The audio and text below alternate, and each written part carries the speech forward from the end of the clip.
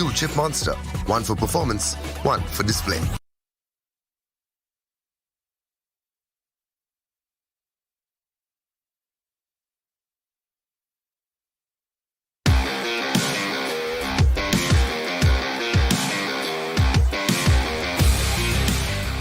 वाला है। देखिए ये सब इसलिए हो रहा है कि किसी ने प्रेडिक्शन नहीं करी कि वेस्टर्न साइड का सर्कल बनेगा एंड दैट इज व्हाई एक-एक करके टीम्स आ रही हैं और third party, fourth party, fifth party में उसको तब्दील करा जा रहा है। सीबी की बात की जाए, प्लेयर्स गवाते आपको साइबैक्स नजर आ जाएंगे इतनी शानदार पोजीशन होने के बाद, but what just happened there?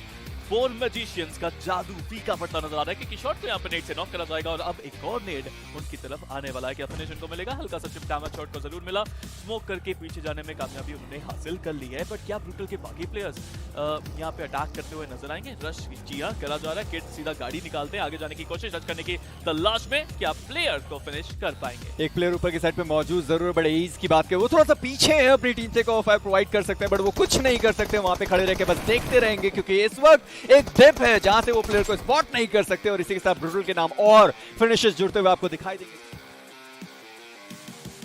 देखिए यहाँ पे और भी काफी सुरक्षित है क्योंकि उनके पास एक कंपाउंड का एडवांटेज है और कोई भी मेरे ख्याल से अभी रश नहीं करने वाला उस कंपाउंड के अंदर। सभी के सभी प्लेयर्स बस एक ही चीज की तलाश में कि किस तरह से वो होल्ड कर पाए। बट अभी के लिए AEC बहुत तेज से रुके हुए थे वहां पे और ब्रूटल के खिलाड़ियों को बैक टू बैक नॉक करते हुए आपको नजर आ जाएंगे। बट क्या उनको यहाँ पे रिटायरेशन में नॉक करा जाएगा? उससे पहले ओबे के शैडो भी यहाँ पे फाइट में हिस्सा लेते हुए 3 फिनिशेस ये टीम निकाल चुकी है और अभी के लिए डेमिगॉड को भी स्पॉट कर चुका है। And here you go, team number 15 यानी कि टीम ब्लिजार्ड अब बैकफुट पे जा चुकी है, जोन के बाहर भी फंस चुके हैं और बैक टू बैक नॉक्स भी उनके प्लेयर्स होते हुए अभी भी शैडो को बचना पड़ेगा। शॉट उनके ऊपर भी आया नहीं की तरफ से लेकिन बच गए हैं प्रोन होके।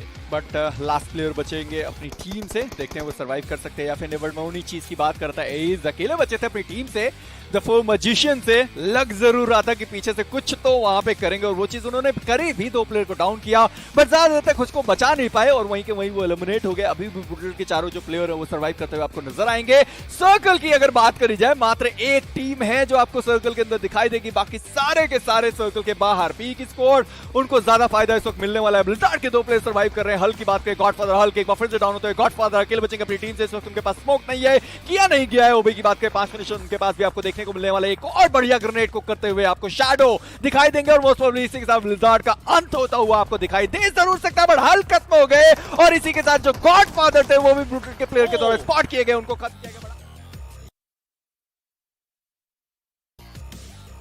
व्हीकल ऑलरेडी उन्होंने उठा ली है तो आरबी के जो प्लेयर्स हैं वो भी मोस्ट प्रोबेबली जल्दी निकलते हुए नजर आएंगे। ओबी उनको भी पता है कि ये सर्कल बहुत ही ज्यादा इंपॉर्टेंट है और जिस तरीके से ये सर्कल बना है कोई चांस ही नहीं है कि वो ऊपर वाले आइलैंड पे जाए और इसी चीज की मैं बात कर रहा था। सीबी के प्लेयर अगेन उनके लिए मुश्किलें बहुत ज्यादा खड़ी होती हुई। पी की स्क्वाड उनको फिनिशेस चाहिए थे, उनको प्लेसमेंट पॉइंट चाहिए थे, उस पर वो काम कर रहे हैं। पहला नॉक उन्होंने निकाल लिया, सामने से प्लेयर और इस वक्त मौजूद रहेंगे बट सीबी का कुछ इस तरीके का स्प्रे। बट आप डैडी को देखें, वो भी मोस्ट प्रोबेबली फंस चुके हैं। जी हाँ, मैं देखना चाहूंगा उनके पास क्या कोई वेपन है या नहीं। सची कवर देने की कोशिश यहाँ पे जरूर करते नजर आए बट इतना बेहतर कवर यहाँ पे मिल चुका है कि अब शायद साइबैक्स ऑफिशियल को पता ही नहीं है उनके अपोनेंट की पोजीशन। गाड़ी लेके बचाने की कोशिश करते हुए बहुत गलत मूव यहाँ पे उनकी तरफ से आता हुआ शशि के सामने चले गए, ओपन में से डीपी का शिकार होते हुए। और साइबैक्स I have to say maybe they are losing it right now.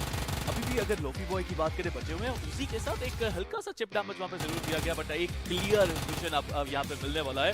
Lofi boy की मुश्किलें बढ़ चुकी हैं और क्या वहां पे वो सर्वाइवल दिखा पाएंगे? अभी के लिए उनके ऊपर सबसे पहला प्रेशर जो आएगा वो डैडी डाल लेते हुए शायद नजर आ सकते हैं और डैडी अगर रश करते हैं उनके ऊपर तो शायद वो वहीं पे खत्म कर दिए जाएंगे। जा भी रहे वो आगे जा भी रहे, अभी थोड़ा सा उनको और आगे जाना पड़ेगा। बड़े आसानी से मुझे लगता है कि प्लेयर्स को वो स्पॉट कर सकते हैं। उनके जो प्लेयर्स हैं वो भी बता जरूर रहे होंगे कि यहाँ पे ये प्लेयर है, यहाँ पे ये प्लेयर है। डैडी को आप देखें थोड़ा सा ऊपर आए जरूर हैं बट इसी के साथ रेंजर तो देखिए से खत्म हो जाएंगे शशि के द्वारा। शशि ने 2 फिनिशेस यहाँ पे निकाल लिए। लॉफी बॉय अभी भी अंदर मौजूद हैं, एक अच्छा ग्रेनेड खत्म होते हुए नजर आएंगे। जो इनका आखिरी प्लेयर है उसको भी आप देखें कि वो भगते हुए दिखाई दे रहे हैं। सीबी की स्क्वाड ये करने की वो क्या कोशिश कर रहे हैं आप देखें, इतना ज्यादा ओपन में वो आपको दिखाई देंगे। चलिए इसी के साथ डैडी शेन को डाउन करते हुए नजर आएंगे। लॉफी अकेले बचे हुए और इसी के साथ मुझे लगता है सीबी का जो सफर था iQOO battlegrounds mobile India series में बस यहीं तक था। जी हाँ, बट अभी खत्म नहीं हुआ है। जब तक खत्म नहीं होता तब तक कुछ नहीं कह सकते मेजी, क्योंकि लॉफी बॉय अभी तक है, एक प्लेयर को नॉक कर चुके हैं और अभी भी उनके पास एक क्लच करने का मौका बन सकता है। डैमेज देने की कोशिश लॉफी बॉय की तरफ से, जंप शॉट आएगा यहाँ पे डेडी की तरफ से एंड मुश्किल में फंसती हुई टीम साइबैक्स ऑफिशियल पहली टीम बनती हुई जो यहाँ से एलिमिनेट हो जाएगी। तीन आउटलॉज छठा पायदान और 2 फिनिशेस। मुझे लगता है इतना उनके लिए काफी होना चाहिए। पिछला मैच भी उनके लिए बढ़िया था। ब्रूटल की स्क्वाड अभी तक हमने उनको देखा नहीं था, बट आप देखें 8 टोटल फिनिशेस अभी अली की स्क्वाड थी। एक बेहतरीन ग्रेनेड लाइन का, तीनों प्लेयर इसी के साथ खत्म 1v3 विद अ ग्रेनेड। बिल्कुल स्पार्टा यहाँ पे रश करने की कोशिश करते हैं। एक बहुत बड़ा बोल्ड मूव था उनकी तरफ से, सीधा यहाँ पे अपोनेंट के कंपाउंड के बाहर जाके रुक जाते हैं। और जो हिस्सा यहाँ पे हासिल कर रखा है एचसीएल ने वो बहुत शानदार है।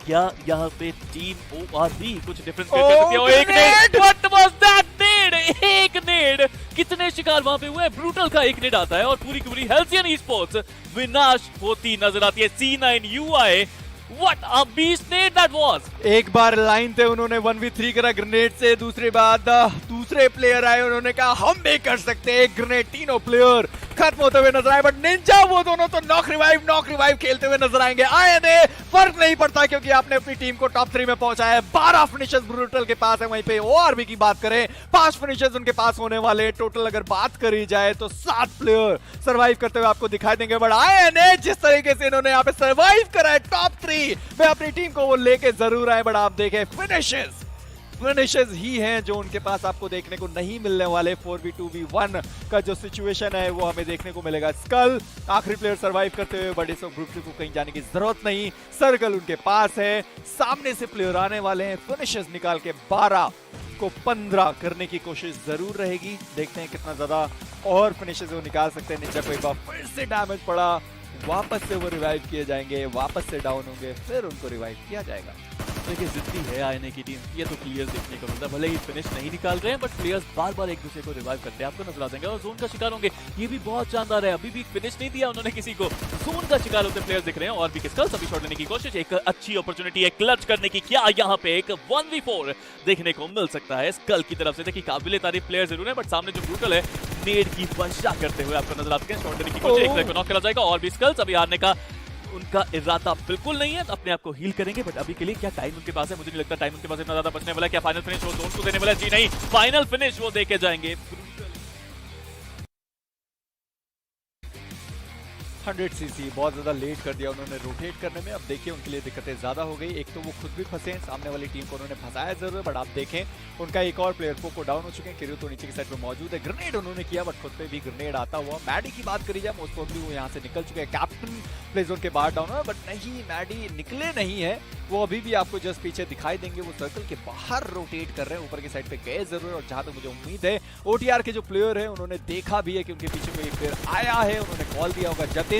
इसी बीच खत्म हो गए। मुझे लगता है अभी भी 16 की 16 टीमें यहाँ पे सर्वाइव करती हुई नजर आएगी। बट नहीं, एक बढ़िया स्प्रे आता हुआ मैडी का, एक प्लेयर को उन्होंने डाउन किया। सामने की साइड पे एक और प्लेयर मौजूद रहेंगे, उनको भी यहाँ पे डाउन किया गया। एक अच्छा स्प्रे आता हुआ मैडी के द्वारा, बैक टू बैक 2 नॉक्स उन्होंने निकाले जरूर। बट क्रीतो अब इनको अपना काम करना पड़ेगा। एक अच्छा ग्रेनेड और वहां पे जो हेडीज हैं उनको यहाँ पे पूरी तरीके से खत्म किया जाएगा। और ओटीआर की जो स्क्वाड है सबसे पहली स्क्वाड बन सकती है जो एलिमिनेट होगी, क्योंकि ग्रेनेड आप देखें बहुत ज्यादा करीब बट थोड़ा सा शॉर्ट रह गया। बट बग्गी आती हुई आपको दिखाई देगी। मैडी उन्होंने बग्गी निकाली जरूर थी बट हेडीज वो भी यहाँ पे डाउन होते हुए। एक आखिरी प्लेयर ओटीआर के इस वक्त सर्वाइव। अब यहाँ पर जो टीम हमें देखने को मिल जाएंगे स्पेक और टीम, अगर हम बात करें क्रेजी गैंग, तो इनकी डिसाइडर फाइट देखने को मिलेगी। 1v2 का सिचुएशन होने वाला है। चलिए इसी के साथ एक पहला प्लेयर डाउन किया गया। सेनर की बात करें वो भी डाउन हो जाएंगे पेगासस के द्वारा। बट एक और प्लेयर बचेगा, सेना लीडर लाइव। बाकी प्लेयर बचेंगे अनफेयर अपनी टीम से। 1v1 का सिचुएशन बट अंदर घुसने का मौका तक उनको दिया नहीं गया। इसी के साथ क्रेजी गैंग की जो स्क्वाड थी वो एलिमिनेट हो चुकी है। आईएनएक्स की जो स्क्वाड थी वो भी 5वें पायदान पे यहाँ पे एलिमिनेट हो गए। शाकवे वो गाड़ी ब्लास्ट हुई, वो खत्म हो गए। लेकिन वहां पर टीम लेवा गैंग को जरूर से पता है इनकी पोजीशनिंग भी ओपन में अगर जाएंगे तो मुश्किल अपने आपको पाएंगे। बीच वाले यहाँ पे टीम 100 सीसी की जो फाइट है वो फाइनल इनिशिएट हो चुकी है। क्लियर जो इनका वो डाउन जरूर हुआ है, लेकिन इवल सूर्या ने एक बढ़िया ट्रेड यहाँ पर लिया है। मैडी ने यहाँ पे स्पॉट जरूर से किया। एक खिलाड़ी को क्या नॉक निकालने में कामयाबी उनको मिल पाएगी, कवर में नहीं थे बट स्टिल वहां पर नॉक जो है वो मैडी नहीं निकाल पाए। ये कितना महंगा पड़ेगा ये तो फिलहाल वक्त ही बताएगा। किरीटो की अगर मीनवाइल बात करें वो क्लोजिंग करने के लिए जाएंगे। सूर्या वहां पे काफी ज्यादा एक्सपोज थे, थोड़ा सा उनके ऊपर स्प्रे आएगा लेकिन गोस्ट को भी यहाँ पर डाउन किया जाएगा। और अब मकावेली जो है वो यहाँ पर हमें मौजूद नजर आएंगे। मैडी बहुत ज्यादा ओपन में आया तो उनको स्पॉट करके डाउन किया गया। एक 1v2 में कन्वर्ट हो चुका है सिनेरियो। टीम 100 सीसी अभी के लिए ड्राइविंग सीट पर जरूर से देखने को मिलेंगे, लेकिन सूर्या काफी ज्यादा एक्सपोज है, उनका एक बेहतरीन स्प्रे आएगा और डाउन किया जाएगा। 4 फिनिशेस टीम 100 सीसी के पास और एलिमिनेशन टीम डेथ लेवल। बात करें उनको हल्का सा भी जोन के अंदर जाना है। अभी के लिए मैं कहूंगा कि टीम O7 थोड़ा मुश्किल में आ सकते हैं, लेकिन उन्होंने शैलेश को स्पॉट करके डाउन जरूर से किया और वहां पर फिनिश जो है वो जरूर से कैपिटलाइज करने के लिए जाएंगे। तो अब मुश्किलें यहाँ पर थोड़ी बढ़ सकती है टीम क्रोनोस की, लेकिन मैं कहूंगा कि टीम सेक्शन 302 जो है वो अभी काफी ज्यादा खुश होंगे इस फाइट से, क्योंकि अब उनको यहाँ पर वक्त मिल चुका है कि वो सर्कल के अंदर आए, अपने आप को अच्छे तरीके से पोजीशन करें, और जितनी देर तक ये O7 एंड क्रोनोस की फाइट चलेगी उतना ही ज्यादा बेहतर रहेगा। ग्रेनेड यहाँ पर सेक्शन 302 की तरफ से भी किए जा रहे हैं, वो भी कह रहे हैं कि हम क्यों यहाँ पर शांत रहें, बट अगेन मुझे ऐसा लगता है मेजी टॉप 2 में सेक्शन 302 जरूर से आ सकते हैं। बहुत आसानी से मुझे लगता है विनम्र चिकन डिनर भी निकाल जरूर सकते हैं अगर वो थमे से रहे। आप देखें इसी के साथ उन्होंने शुरुआत कर दी, डिमाइस को उन्होंने डाउन किया और मोस्ट प्रोबेबली एक अच्छा ग्रेनेड, ओह वो जो फिनिश था वो फिनिक्स ने जरूर चुरा लिया। भी इसकी बात करें, चलिए एक और ग्रेनेड करते हुए आप देखें जतिन को उन्होंने डाउन कर दिया, बट कैप्टन की बात करी जाए, एक रिटर्न फायर आता हुआ कैप्टन डाउन होंगे, 20 आखिरी प्लेयर बचेंगे अपनी टीम से। और इसी चीज की मैं बात कर रहा था, अगर सेक्शन 302 वहां पे एक बार के लिए रुकी होती तो शायद उनके पास मौका बन सकता था, बट अब मौका नहीं बनने वाला। बट आप देखें 07 जिनके पास बने चिकन डिनर आ रहा था, दोनों प्लेयर उनके डाउन हो गए, एक फिनिश हो चुका है, एक अच्छा ग्रेनेड वहां पे गया जरूर है कैप्टन का, दोनों प्लेयर वहां पे डाउन हो सकते हैं, जतिन जो पहले से डाउन हो चुके हैं फिनिश हो सकते हैं, बट नहीं, पेड़ के जस्ट सामने वो ग्रेनेड फटा, थोड़ा सा दूर और गया होता तो दोनों प्लेयर जोर जो वहां पे रिवाइव कर रहे हैं उनको भी फिनिश किया जा सकता था। 07 मुश्किलें ज्यादा बड़ा, भी सेक्शन 302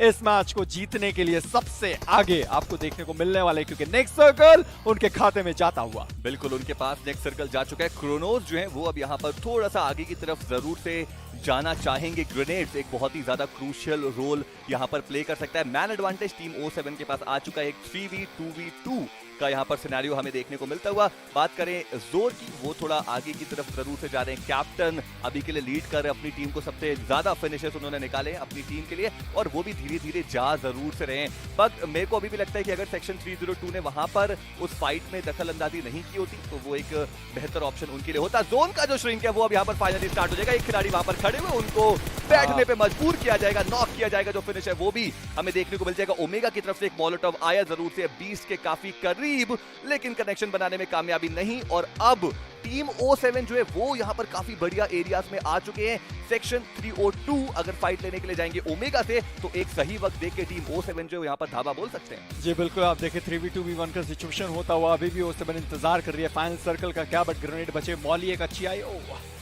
शॉर्ट मॉली, थोड़ा सा और 20 इंतजार कर सकते थे, थोड़ा सा और प्रोजेक्टाइल का इस्तेमाल कर सकते हैं, बड़ा ओमेगा वो स्पॉटेड है और इसी के साथ ओमेगा खत्म होते हुए और अब 3v2 का यहाँ पे सिचुएशन होता हुआ, और मुझे लगता है कि अभी भी मौका है कि सेक्शन 302 जो पिछले मैच में चूक गई थी विनम्र चिकन डिनर से, इस मैच में वो निकाल के जाए। बट 07 उनका भी पिछला मैच उतना अच्छा नहीं था, इस मैच में उन्होंने कोशिश करी, कामयाबी हासिल करी, 5 फिनिशेस, सेकंड पायदान, और अब विनर चिकन डिनर के बहुत ज्यादा करीब, बट मात्र 2 सेकेंड और फाइनल सर्कल चलने वाला है। मुझे लगता है आज के दिन का ये पहला मुकाबला जहां पे हमने फाइनल सर्कल भी जाते हुए देखा है इस वक्त। बिल्कुल, टीम सब देखते हैं क्या करते हैं। टीम O7 जो है उनके पास हाइट का एडवांटेज नहीं है, तो वहां पर अगर मैं कहूं सेक्शन 302 है उनके पास एक बढ़िया एडवांटेज रहने वाला है। एक खिलाड़ी को वहां पर नॉक किया गया और अब कैप्टन जो है वो 1v1 के लिए जा चुके हैं। जोर फाइनल जो हम बात करें जोन की तो पूरी तरीके से एक नदन शिफ्ट हमें देखने को मिलता है। वो व्हीकल के साथ क्या कुछ ले जाएंगे? जी हाँ, यहाँ पर तो देखिए मैच शुरू होते ही एक्शन हमें देखने को मिल रहा है। वेल, साइपर फॉल्स के पहले खिलाड़ी आते ही शिकार होते आपको नजर आ जाएंगे, एंड मेरे ख्याल से ये बहुत खराब शुरुआत इनकी हुई है। But look at the number of team जो यहाँ पे एक साथ आगे बढ़ने की कोशिश कर रहे हैं। बहुत सारी टीम्स है जो कार क्लैशेस का मेरे ख्याल से एक हिस्सा बन सकते हैं, बट कुछ टीम्स है जो अवॉइड भी इस चीज को करना चाहेंगे। यश की बात की जाए, बीलैक के आई थिंक वो थोड़ा सा बैकफुट पे जरूर है, तब में अटैक करने की कोशिश करते हुए क्या यहाँ पे कुछ मैजिक करके दिखा पाएंगे, स्कैलर के साथ फेंकने की कोशिश, फ्री फायर दोनों टीम्स की तरफ से यहाँ पे दोनों प्लेयर्स की तरफ से यहाँ पे देखने को आपको मिल जाएंगे। बट प्लेयर अब अंदर जाएंगे, शॉटगन के साथ अटैक करने की कोशिश, एंड फाइनली क्या नॉक निकाला, तन्वे को यहाँ पे नॉक कर दिया जाता है, एक और प्लेयर को यहाँ पे नॉक करते हैं। Solo man showing his class once again. Yash ना उनके पास हेलमेट है ना उनके पास वेस्ट कोई ढंग की है, बट फिर भी अपने वेपन M16 के साथ वो यहाँ पे मैजिक करते दिखा जाएंगे। दोबारा से फ्रंट शॉट लेने की कोशिश, बट इस बार नॉट लगी for the third time, and इसी के साथ उनको नॉक करके फिनिश कर दिया जाएगा। बट साथ ही साथ कहना पड़ेगा कि जो मैच की शुरुआत हुई है वो लाजवाब तरीके से हुई है। बिल्कुल, B-Lack यश यहाँ पर क्या बेहतरीन खेले, M16 उनके पास मौजूद थी और उसके बाद 2 खिलाड़ियों को उन्होंने डाउन किया काफी बेहतरीन तरीके से। टीम साइबरपोल्स 9 चलिए एक फिनिश इनके पास जरूर से आया, लेकिन अब आ चुके हैं टीम B-Lack के बाकी के खिलाड़ी भी बदला लेने के लिए। और टीम साइबरपोल्स की बात करें, बहुत ज्यादा मुश्किल में अपने आप को पा सकते हैं। जैक की बात करें, वो थोड़ा पीछे जरूर से रहने वाले। जब एक खिलाड़ी 4 खिलाड़ियों पे भारी पड़ा तो बाकी के जब खिलाड़ी आएंगे तो वो देखने में बड़ा मजा जरूर से आने वाला है। शॉटगन्स अभी हमें इनके पास देखने को मिलती हुई, एक SLR जो है वो यहाँ पर हमें एक्शन में आती हुई नजर आएगी, लेकिन आप देखिए जो हेल्थ है वो ज्यादा हमें देखने को नहीं मिल रही है। ग्रेनेड जाएगा क्या, यहाँ पर खिलाड़ी नॉक हो सकते हैं। अगर वेल कुक्ड होता तो जरूर से वहां पर नॉक आता दिखाई देता है। एक खिलाड़ी को डाउन किया, लेकिन खुद भी यहाँ पर डाउन हो जाएंगे। स्कार ओपी जो है वो भी यहाँ पर आ जाएंगे इस फाइट को ज्वाइन करने के लिए। वाइपर यहाँ पर एक बार फिर से क्या सेवियर का रोल अदा कर पाएंगे, वो एक देखने वाली बात जरूर से रहती है। जी हाँ, यहाँ पे अलग ही गेम प्ले यहाँ पे चल रहा है। B-Lack जो थोड़ा सा मेरे ख्याल से यहाँ पे सेफ खेल सकती थी, थोड़ा पैसिव खेल सकती थी, नहीं उन्होंने यहाँ पे अटैक करना सही समझा और अटैक का फायदा क्या मिलेगा, नहीं मिलेगा। एक प्लेयर को नॉक करते हुए वाइपर दोबारा से यहाँ पे सेवियर बनने की कोशिश। B-Lack के स्कार भी नीचे आने की कोशिश करे जहां पर उनके पास थी, बट उनको भी नॉक कर दिया जाएगा। क्या वाइपर आज एक सुपरस्टार बन के जाने वाले हैं इस राउंड 2 के दिन तीसरे से, वो देखने वाली बात होगी। B-Lack के जग 2 ओपी आ तो चुके हैं, बट ये 1v1 की फाइट, ये सब कुछ डिपेंड करता है। ये पूरा टूर्नामेंट शायद एक फाइट के ऊपर डिपेंड करता है इन दोनों टीमों का। बिल्कुल, वाइपर यहाँ पर अभी के लिए तैयार जरूर से हैं। जैक की अगर हम बात करें तो वो भी शायद रिवाइव ही एग्जीक्यूट करने वाले हैं। कातिल को वहां पर रिवाइवल मिल जाएगा। टीम B-Lack बॉयज एक चीज की दाद देनी पड़ेगी कि अभी भी फाइट में इन्वॉल्व होने के लिए जाने, रिट्रीव नहीं कर रहे इस फाइट से। इसी के साथ जैक की बात करें, उन्होंने रिवाइवल दे दिया है। वाइपर भी यहाँ पर रिवाइव दे देंगे एक बार फिर से। यहाँ पर 2v1 का सिनेरियो कन्वर्ट होगा, बिकॉज वाइपर एक बार फिर से सेवियर के रोल अदा करने पे मजबूर हमें देखने को मिलेंगे। स्कार जो कि नॉकआउट, उनका फिनिश यहाँ पर सिक्योर कर दिया जाएगा easy. Viper once again being the solo man standing. बात करें जैक 2 ओपी की, वो ऊपर की तरफ मौजूद है। वाइपर उनको चेज करते हुए नजर आ रहे। कॉन्फिडेंस इस खिलाड़ी का बहुत ही ज्यादा बेहतरीन। यहाँ पे फाइनली उनको स्पॉट किया जाएगा, डाउन किया जाएगा। पहली टीम जो यहाँ से एलिमिनेट होती हुई वो बनेगी टीम साइबरपोल 9। टीम B-Lack बॉयज अभी भी सर्वाइव करते हुए 4 फिनिशेस, लेकिन 2 खिलाड़ी अपने खो चुके हैं। इसको मैं बिल्कुल, और मेरे ख्याल से थोड़ा फंस के भी चुके हैं। देखते हैं कि क्या निकलने में इससे कामयाबी उनको मिलेगी। सूर्य यहाँ पर मौजूद वीकर लेकर के जोन के अंदर जाना चाहेंगे। वॉर गॉड के बब्बू फिलहाल यहाँ पर अभी एक और फिनिश को एग्जीक्यूट कर देंगे। टीम पैनिक को थोड़ा पैनिक करना पड़ सकता है, बट वहीं बात करें टीम 0 डिग्री की, अभी भी चारों खिलाड़ी इनके सर्वाइव कर रहे हैं। अच्छे फिनिशेस है, जोन के काफी करीब है। मेरे ख्याल से ज्यादा मुश्किल उनको होगी नहीं जोन के अंदर जाने में, अगर कुछ अच्छे स्मोक्स वगैरह इनके पास मौजूद है। एक व्हीकल का कवर वहां पर बनाया जा जरूर सकता है, बट टीम इन्फ्यूज को आप देखिए कि करके वहां पे खिलाड़ी डाउन है। सूर्या यहाँ पे क्रॉसहेयर पे आ चुके हैं, बट थोड़ा देर उन्होंने स्प्रे दिया, but still he'll be able to take 1 down. और अब यहाँ पे जो गॉड स्टार हैं उनकी मुश्किलें बढ़ाई जा सकती, क्योंकि फर्स्ट चुके, लेकिन मिस्टिक को भी स्पॉट करके डाउन कर दिया। वॉर गॉड स्टार यहाँ पर बेहतरीन गेम प्ले दिखाते हुए क्या फिनिश सिक्योर कर पाएंगे। मीनवाइल वो भी आगे कर पाएंगे, उसको भी स्पॉट किया यहाँ से जा सकता है। लोअर रिज वाला एरिया उनके पास मौजूद है। अब अमन के कंधों पर एक बड़ी जिम्मेदारी, बिकॉज जो बाकी की खिलाड़ी है टीम वॉर गॉड के, वो भी एक्शन में आते हुए। जी हाँ, बहुत ज्यादा बैकवर्ड पे यहाँ पे जा चुकी है टीम 0 डिग्री। अगर बात की जाए, जैसा कि मैंने कहा था, जोन के अंदर जाना उनके लिए काफी एक बड़ी चैलेंज बन सकती है, और हुआ वैसा। यहाँ पे वॉर गॉड के स्टार अब गाड़ी से कुचलते नजर आ जाएंगे यहाँ पे 0 डिग्री के प्लेयर्स को। मिस्टिक की भी यहाँ पे फिनिश सिक्योर करेंगे। एक अच्छा आपको 1v2 देखने को मिला उनकी तरफ से।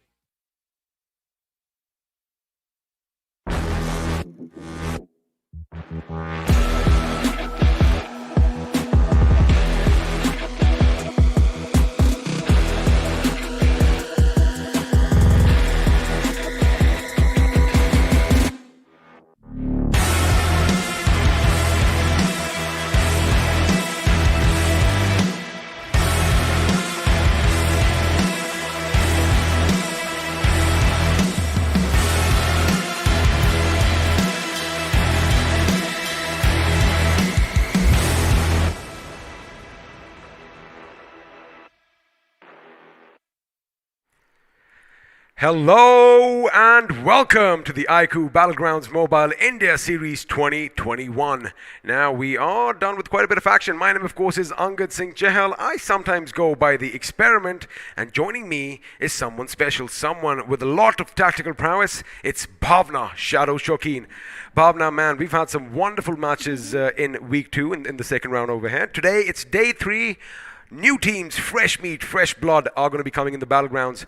What can we expect from them? A a slow start. I want a happy, slow start, and then in the end, the aggression comes in. That's the best way to end the day. Well, I guess she wants a slow start because, of Yeah. course, it is the time of Christmas, Yuletide, and everyone's festival going to be time. nice and happy. But sooner or later, there is going to be a lot of red all around your screens, and it's not going to be Santa and his sleighs all around. It's going to be that hot and crisp blood that's going to be falling on the grounds below. But now, before we get in any of the action, remember, you got to keep one thing in mind. This is a stage where all these unknowns, all these diamonds in the rough can reach legendary status. And well, when you talk about legends, how can you miss out the iQOO 7 legend, which, well, let me tell you one thing, is quite a beast. If you get your hands on one of these bad boys, you are pretty much set. But don't take my word for it. Let's actually have a listen from the official smartphone sponsors of BGIS 2021.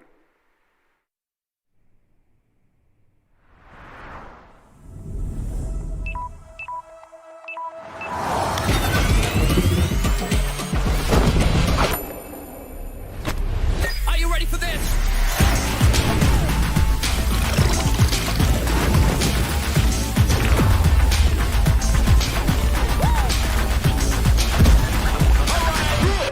Check this out.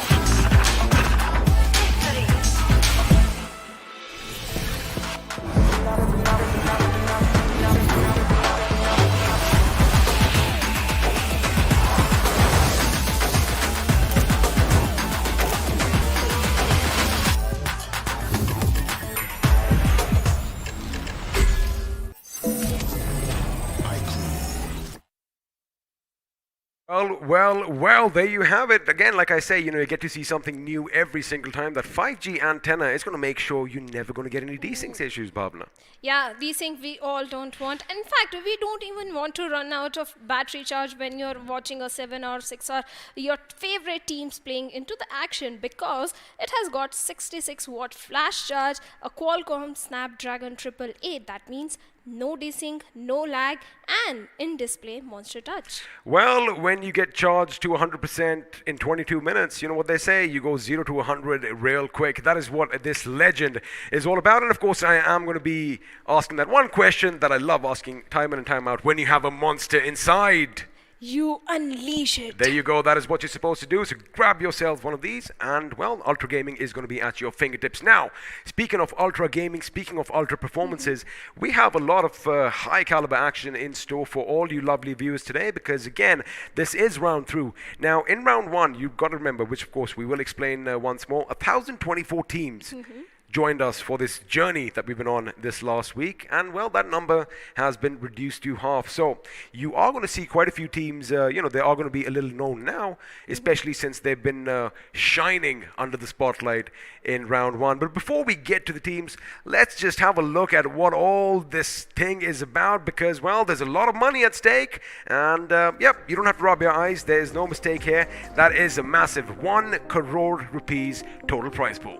Well, 1 crore, a big prize money, and the first place is going to get 50 lakh rupees, second place will get 25 lakhs, third place is going to get 10 lakh rupees, and it keeps on reducing. In 16th place is also getting something that is 10,000 Indian rupees, but MVP individually can get 1 lakh Indian rupees, the Lone Ranger 50,000, the Rampage Freak 50,000, and most finishes by a squad is also getting 50,000 rupees, and the Redeemer is also getting 50,000 rupees. Well, if you think statistically, most finishes by a squad are usually the ones that are winning already, right? Yeah. Because they're going to be racking up those finish points. So if you get that first place prize, and then on top of that you get more money, maybe you get the MVP prize pool, maybe you get the team prize pool again. Like I said, a lot of money to go around. But of course, let's have a look and see how all this money is going to be divided, because well, we mentioned it earlier, you do need to rack up those points to climb higher and higher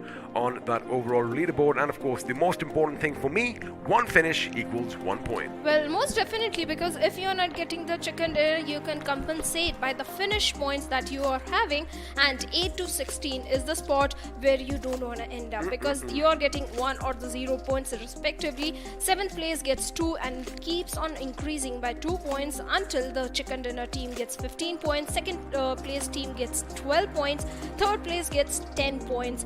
But it doesn't matter if you end up at third place, just get few more finish points, and you are already way above the team getting a chicken dinner. And in fact, that is something that we did see in a couple of games that did take place yesterday, you know, where despite winning the chicken dinner, in the overall standings after the game is done and dusted with, they were falling behind a few teams, which of course, as you mentioned, they racked up all those finish points. But now we've also seen the complete opposite end of that spectrum, because a couple of teams managed to get those 10, even 12 placement points without a single finish to their name. In fact, the opposite of that has also happened. Team having you go. finish points. We've seen it all. Yeah, team having 6 or 8 finish points, but not having many placement points to back them up. You better have a balance between the both. You don't want to end up on exactly one side. Have a balance. But let's have a look at the calendar, the schedule. We are already at the end of the round 2, that is day number 4. But after 2-day break, we are heading towards round number 3, that is going to be from 27th to 30th December. And after that, like XP, you say, We'll see them in the next year. yeah, a year break. That's long. It is. Oh, a year's break, Hello? because, you know, after 30th of December, you know, we're going to see you all next year. But of course, talking of next year, the action is going to commence from the 2nd of January. But that's going to be 2022. So you better mark your calendars, because, well, as soon as the quarterfinals are dealt with, the semifinals are going to be underway from the 7th to the 10th, after which we are going to have a couple of days off to make sure everyone is relaxed, everyone is charged up, just like the iQOO 7 legend, because, well, that is when a champion is going to be crowned the kings or queens of India all throughout the 13th to the 16th of January. So what you got to do is you got to make sure you mark your calendars and, well, keep your evenings free, because the action is going to be non-stop. And speaking of action, let's actually have a look and see how all the teams got to this stage, as we have the format coming up on our screens. Well, in-game qualifiers are already over. Round 1 is already over.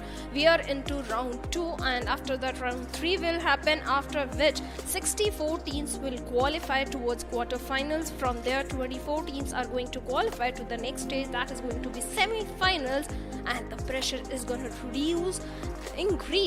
the pressure is going to increase. The teams are going to reduce to 16 teams, which will head towards the grand finals. And in the grand finals, the 4-day battle, we are going to get our one single champion team.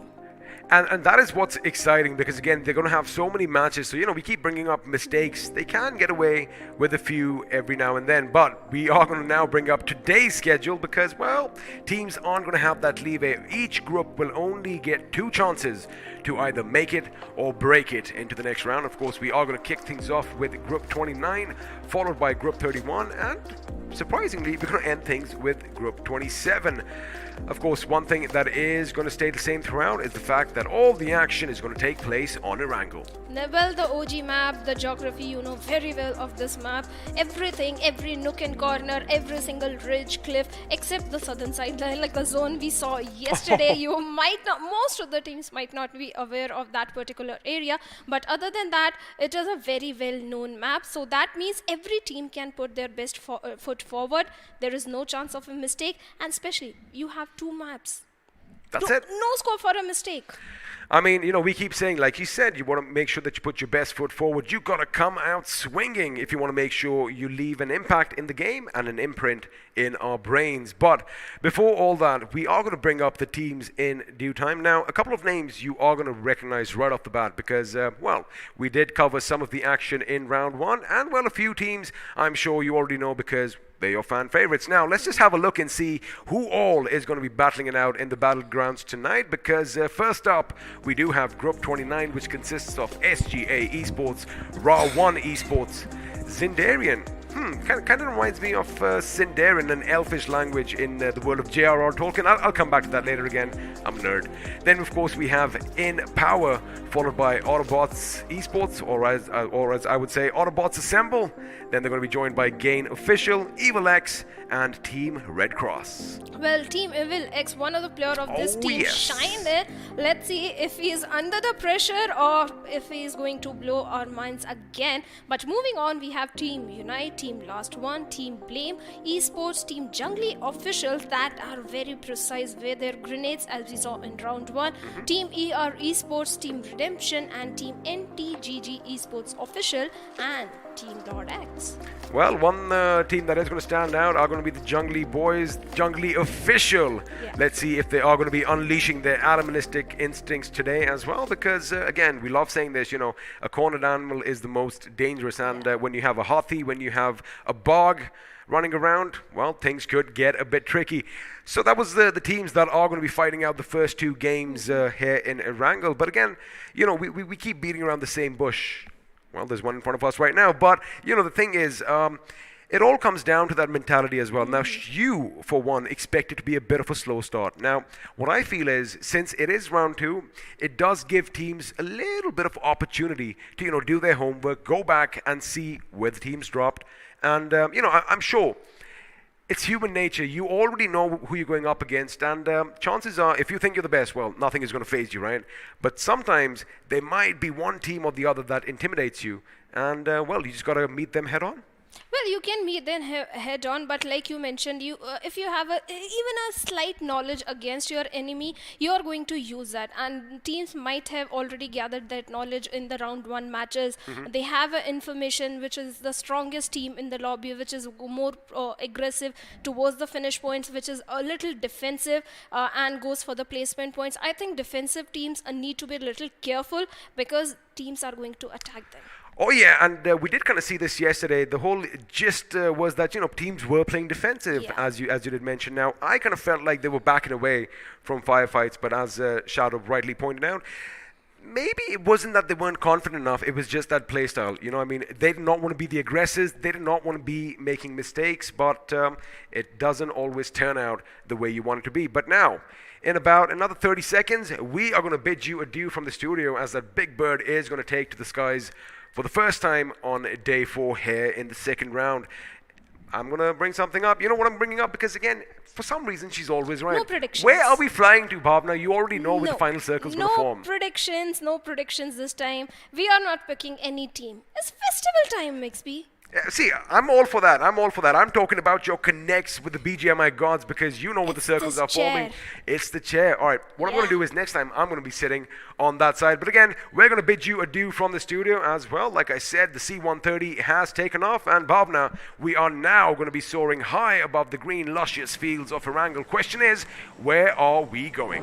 Well, I can already cheat and tell you guys where we are heading. We are heading all the way from towards military base island, towards shooting range, the area we all love. We have seen quite a few final circles towards that side of the area, also towards the Georgopol bridge area and shooting range as well. I would love to see that, but this is festival time. Let's have a easy circle, the initial easy circle, but let's not have a southern circle. We are tired of it. We saw so many southern circles. We don't want any of it, but teams like dropping in towards the southern side. A team is already going towards military base, towards Rupna area, and looks like some of the team might be going towards the western side also, because team Lord X has dropped in.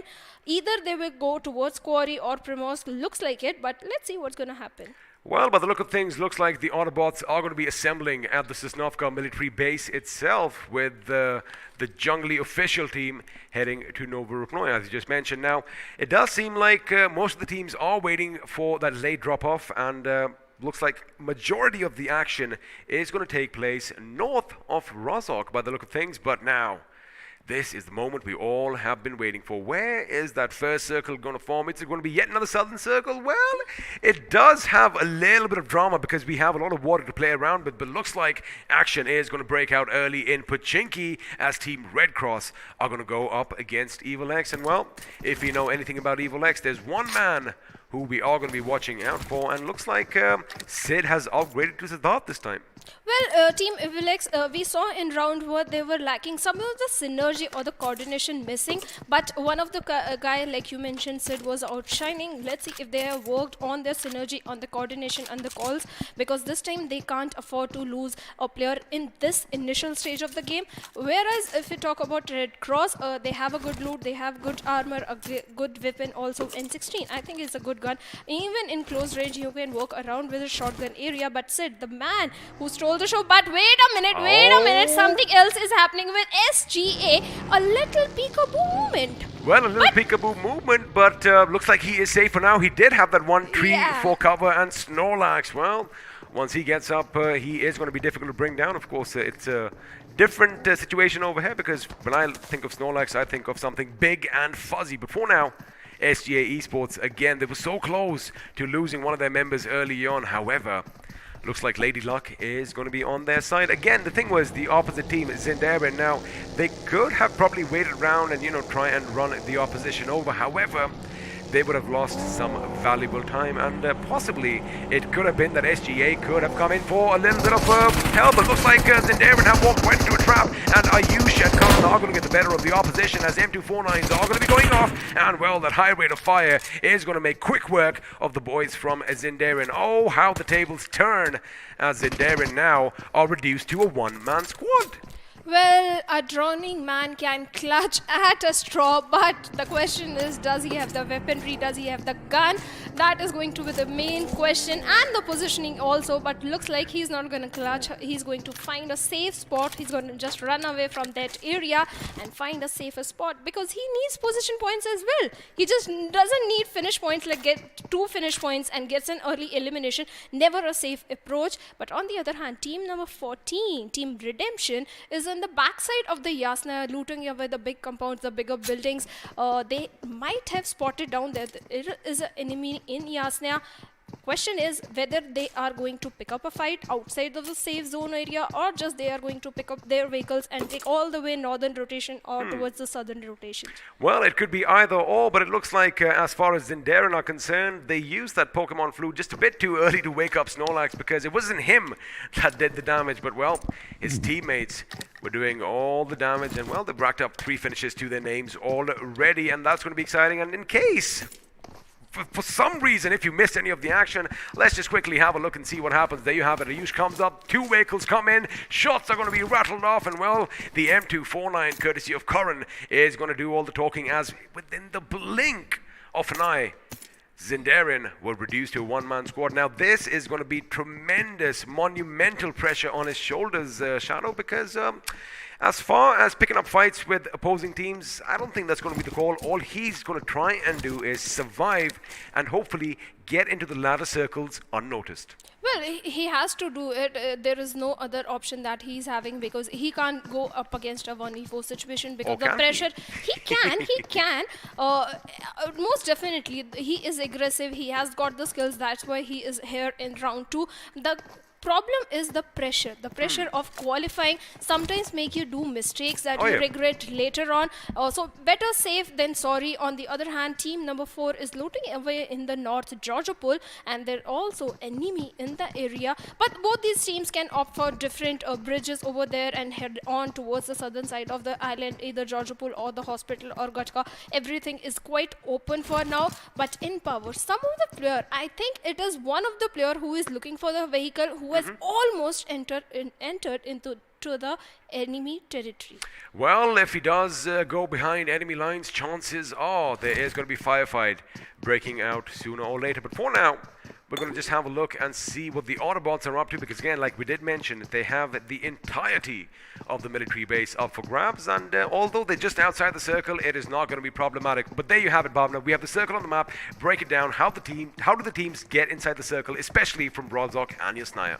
Well, this time, contrary, eastern side is quite empty. Most of the teams are towards the northern Pochinki side. is empty. Yeah, Pochinki is empty. Even the shelter or the farm area is quite empty for now. For the team dropped in, Ravan especially, can easily enter inside the circle. They are not going to meet any of the resistance. Although in the Lumberyard area, there is a team present, that is Lord X. But sooner or later, they are going to make their rotation, because this is not a position to hold on. But they have definitely spotted down few of the players of Team Ravan, but they are not going to give away the intel that they are present over here. You know, especially with all that chopped wood lying around, one could confuse it for the lumberyard, but it seems like we are just north of the ferry pair, another location that looks pretty similar, so one can get confused. And yeah, you're right, looks like Team Red Cross just drove on by, and Lord X have a choice to make. Do they A, hold on to this little fortified position because, well, you see they are bunkered in well, they do have those sandbags for protection as well, or do they go out and go in for the fight? You got to keep one thing in mind. They got to learn from the mistakes yesterday.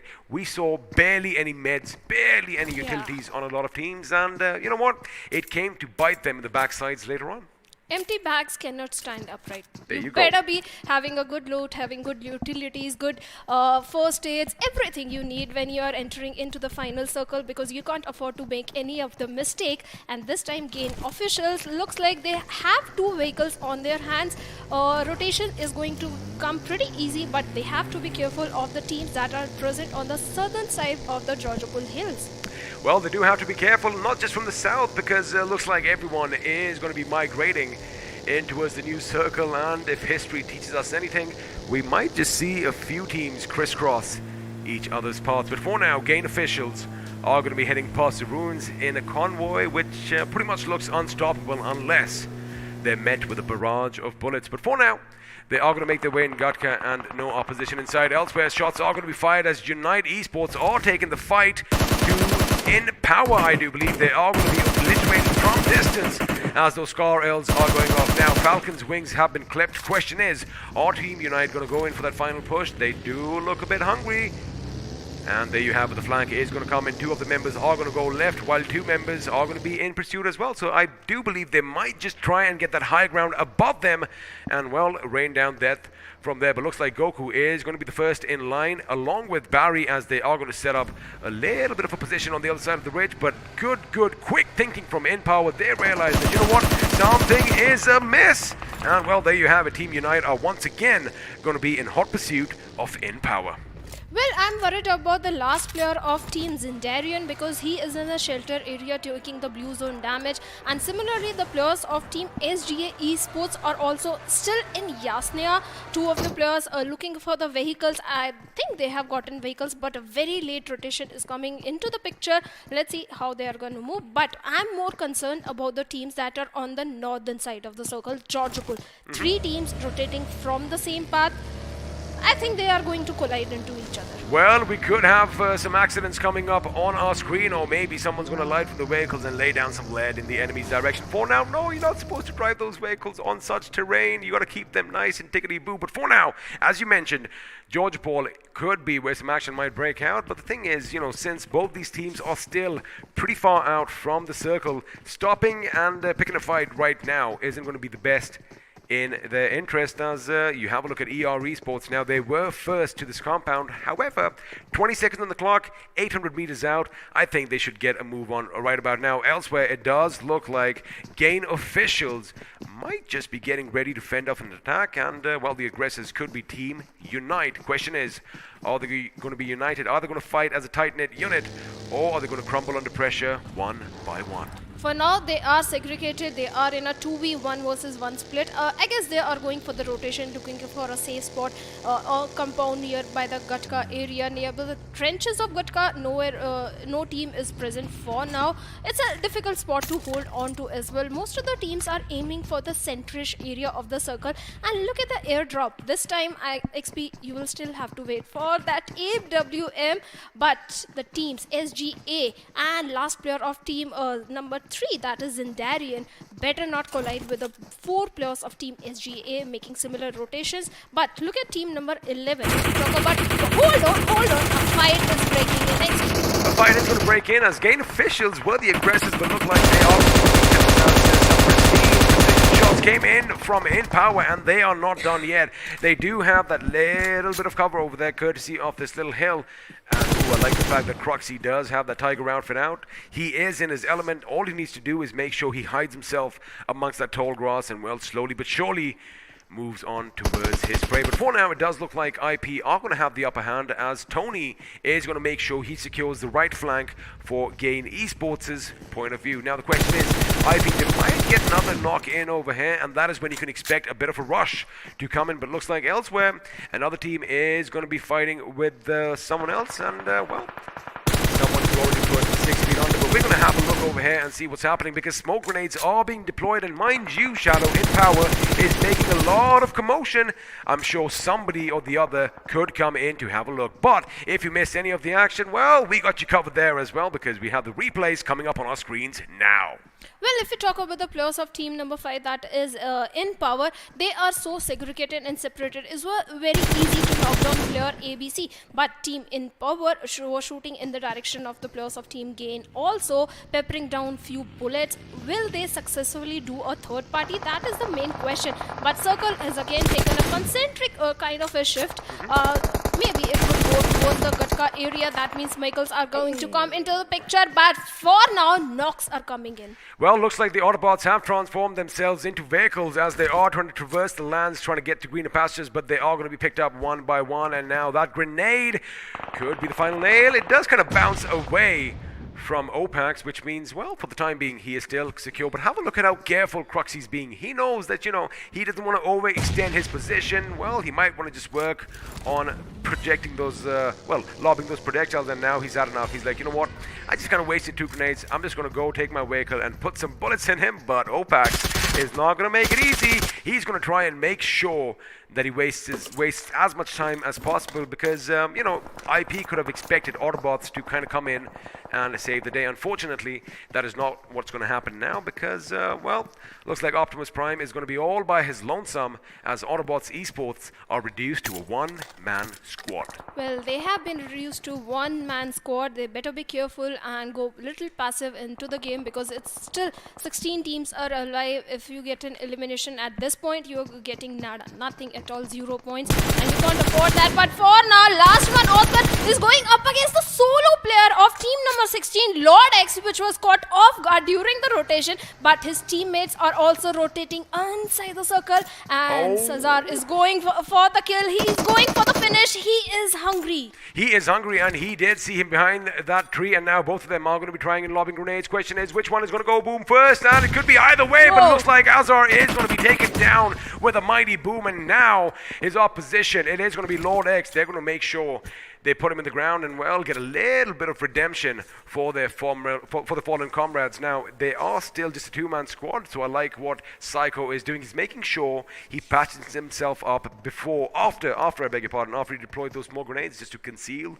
his position. But now, they do have that one finish to their name, which means, well, they can be a bit optimistic if they hold that higher ground and keep all the enemies at bay, because for now, Lord X can move further inland without any opposition nearby. But of course, the Grenadier title is going to go to Psycho, the madman himself.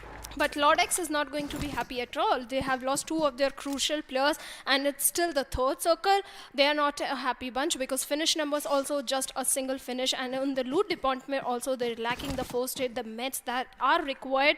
And now for further into the game, the only way to get the meds is taking up a fight, looting the crates. Let's see if they can pull off a 2v4 clutch moments. On the other hand, Gain Official are trying to spot down some of the enemy. They are in the centrish zone of the circle, and zone is also favoring them. On the other hand, in the team which is in a good position is Team Redemption. If they take a little eastern side of northeastern side rotation, they are in a very good spot, but they have to be careful of the Team ER, who might follow the same path of rotation. Well, talking about the circle favoring certain teams, Blame 9 Esports are going to be a happy bunch, because looks like the gods above are going to be shining down upon them, because an airdrop has just floated near them. Question is, which big bad gun is going to be in that? I hope it's an AWM, man. I definitely hope we hear that little boom coming in sooner or later, intimidating the opposition. But for now, we are going to have to use the weapons that are readily available all over the map, as Gain Official are finding themselves in thick and thin of the action, with, of course, ER Esports at one end and Blame 9 at the other. Now, the thing about Blame 9 is they are going to be content with their compound, so I don't see them moving out, picking fights this early, unless someone, of course, has eyed their compound and, well, wants it all for themselves. Well, considering Team Blame's position, there is a little hilly area also nearby them. They can get so much of the intel if they try and hold on to it. But here, Ninja YT has been taken down. Call it a caster's curse. We were talking about Team ER. Now they are getting punished. Let's see if a raise is coming in. But look at Team Unite holding on to a shack area, a single grenade that is all required to eliminate the 3 players. But Team Evil is also in a lot of trouble, walking in the wrong direction, XP. Well, but the thing about Evil X is they love taking those fights. Now, as Shoto is going to make sure he patches himself up. A little bit of help is coming in, but grenades are going to go off, and one goes off, and Volcano Gaming almost erupted himself. But he is still lucky to be on his 2 feet, but now a plethora of grenades are going to come in, and if they are going to be pristine, if they're going to be precise, it could spell trouble for Evil X. I do believe they have lost another member, which means, well, Volcanic Gaming is going to have to back off just a little bit. In fact, he makes sure he patches himself up in the nick of time. I do expect a bit of a push coming in from Raven Esports, because again, they're making so much noise, it looks like the last ones from behind could spell trouble. Question is, are they going to go in for the kill, or are Evil X going to get out of this scot-free?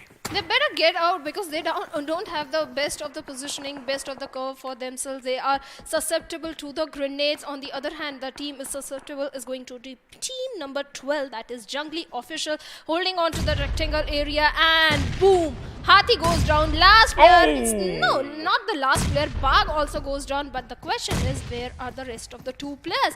They are a little far away, and right now they are also closing in and not in the best of the position. Well, it's all on the Jaguar and the Tiger itself, as Baz and Cher are going to have to go up against Iconic and the boys, because grenades are still going to be going off, but they're only going to do so much as, well, they weren't too accurate. It looks like the Jungly boys are going to make the getaway. The question is, could they do that, because they are going to be exposed to all this gunfire? There you have it. Baz is going to be taken down, which now means the king, the lion, is left alone, as Shoto is going to be taken down elsewhere.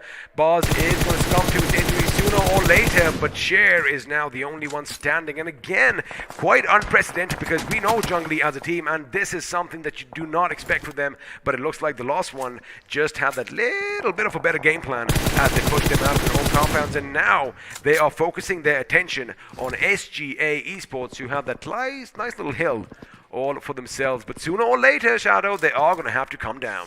Well, they have to come down. For Team Jungly, I have only one thing to say. Don't show it back to your enemies. When you are playing a battle royal, they are definitely going to shoot you and you're going to fall down. But for now, Hitler is in a very good spot. He can go on to the finishes, for the finishes onto the third of Team Red Cross. And looks like Red Cross is falling down.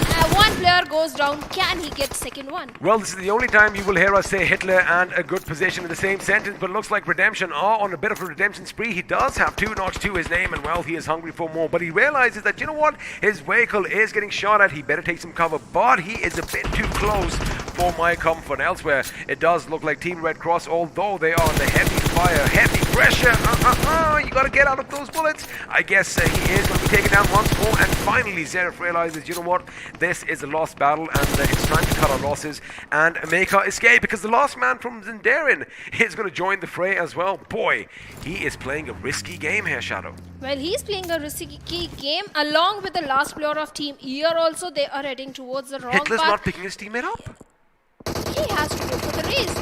You can't fight with your teammate inside the game, but Team Unite is firing bullets in so many directions, picking up so many fights. And a drive-by we can see in the finish feed as well, but Mohit OP, look at the amount of smoke deployed. He has a good cover, he has a good positioning, but for how long? On the other hand, team number 6 is not at all in a good position. Not in a good position, as you mentioned. We did have drive-bys and we did have vehicles go over skulls, and you did have the little crunching sound. But for now, it's going to be Gain Official lobbing in grenades and smokes, trying to conceal their position elsewhere from the ground above. SGA Esports are going to give MTGG Esports Official a run for their money. They're going to try and make sure that they still remain kings of the hills, as now they do have the eastern aspect of the map all to themselves. Before now, Snorlax, I think he spotted someone. He definitely heard something, and he knows someone is behind that tree. And now Lord, the grenade has been lobbed. He bites himself to get up. In fact, he takes a tremendous amount of damage, but now the bullets are going to do the talking, as that UMP is going to be let loose. An entire magazine was taken, but with that, Lord X are going to be eliminated in the 13th position with just that one finish. Elsewhere, SGA once again in a little bit of a skirmish with MTGG, but we're going to focus elsewhere as Hitler, the last man standing for his team, goes up against the enemy, and wait a second, massive grenades coming in. Could this be it? Tony is going to cook it. He throws it. Unite is in a world of trouble, but that is going to be a bit too long. Now he finally spots the enemy. What was Team Unite doing? They should have seen Tony coming in. Unfortunately, Tony was a bit too quick on the trigger, and well, with that, redemption. No redemption here for them as they are out in the 11th position, but have a look at that. 8 teams remaining. That means everyone is toppling over like dominoes, one after the other. But Team SG is still in a very good spot because it's the only single team that is right in the dead smack center of the circle, but they are in a split situation. Kings of the Hill. Yeah, King of the Hills, but they are in a 2v1 versus 1 split. But on the other hand, western side of the circle, so many fights are happening. Team Ravan, Buggy, no healings. He didn't heal himself. Well, I guess I would have rather tried to, slide my way on the ground rather than sit on the back of the buggy on such a little sliver of HP, because looks like Vanko could spot the enemy as Maddie does. There you have it, Karthik for the win, brought down in an instant, and I'm pretty sure Maddie's also thinking, wait a second, that was a bit too easy. Unfortunately, it's going to be problematic, but now SGA Esports, they're going to be hit hard by the last ones, and now Vanko is a bit separated from his teammates. Is that going to be problematic because Iconic has gone down, but now Ayush gets taken down from Gain elsewhere as MTGG are going to join the party as well, but Maddie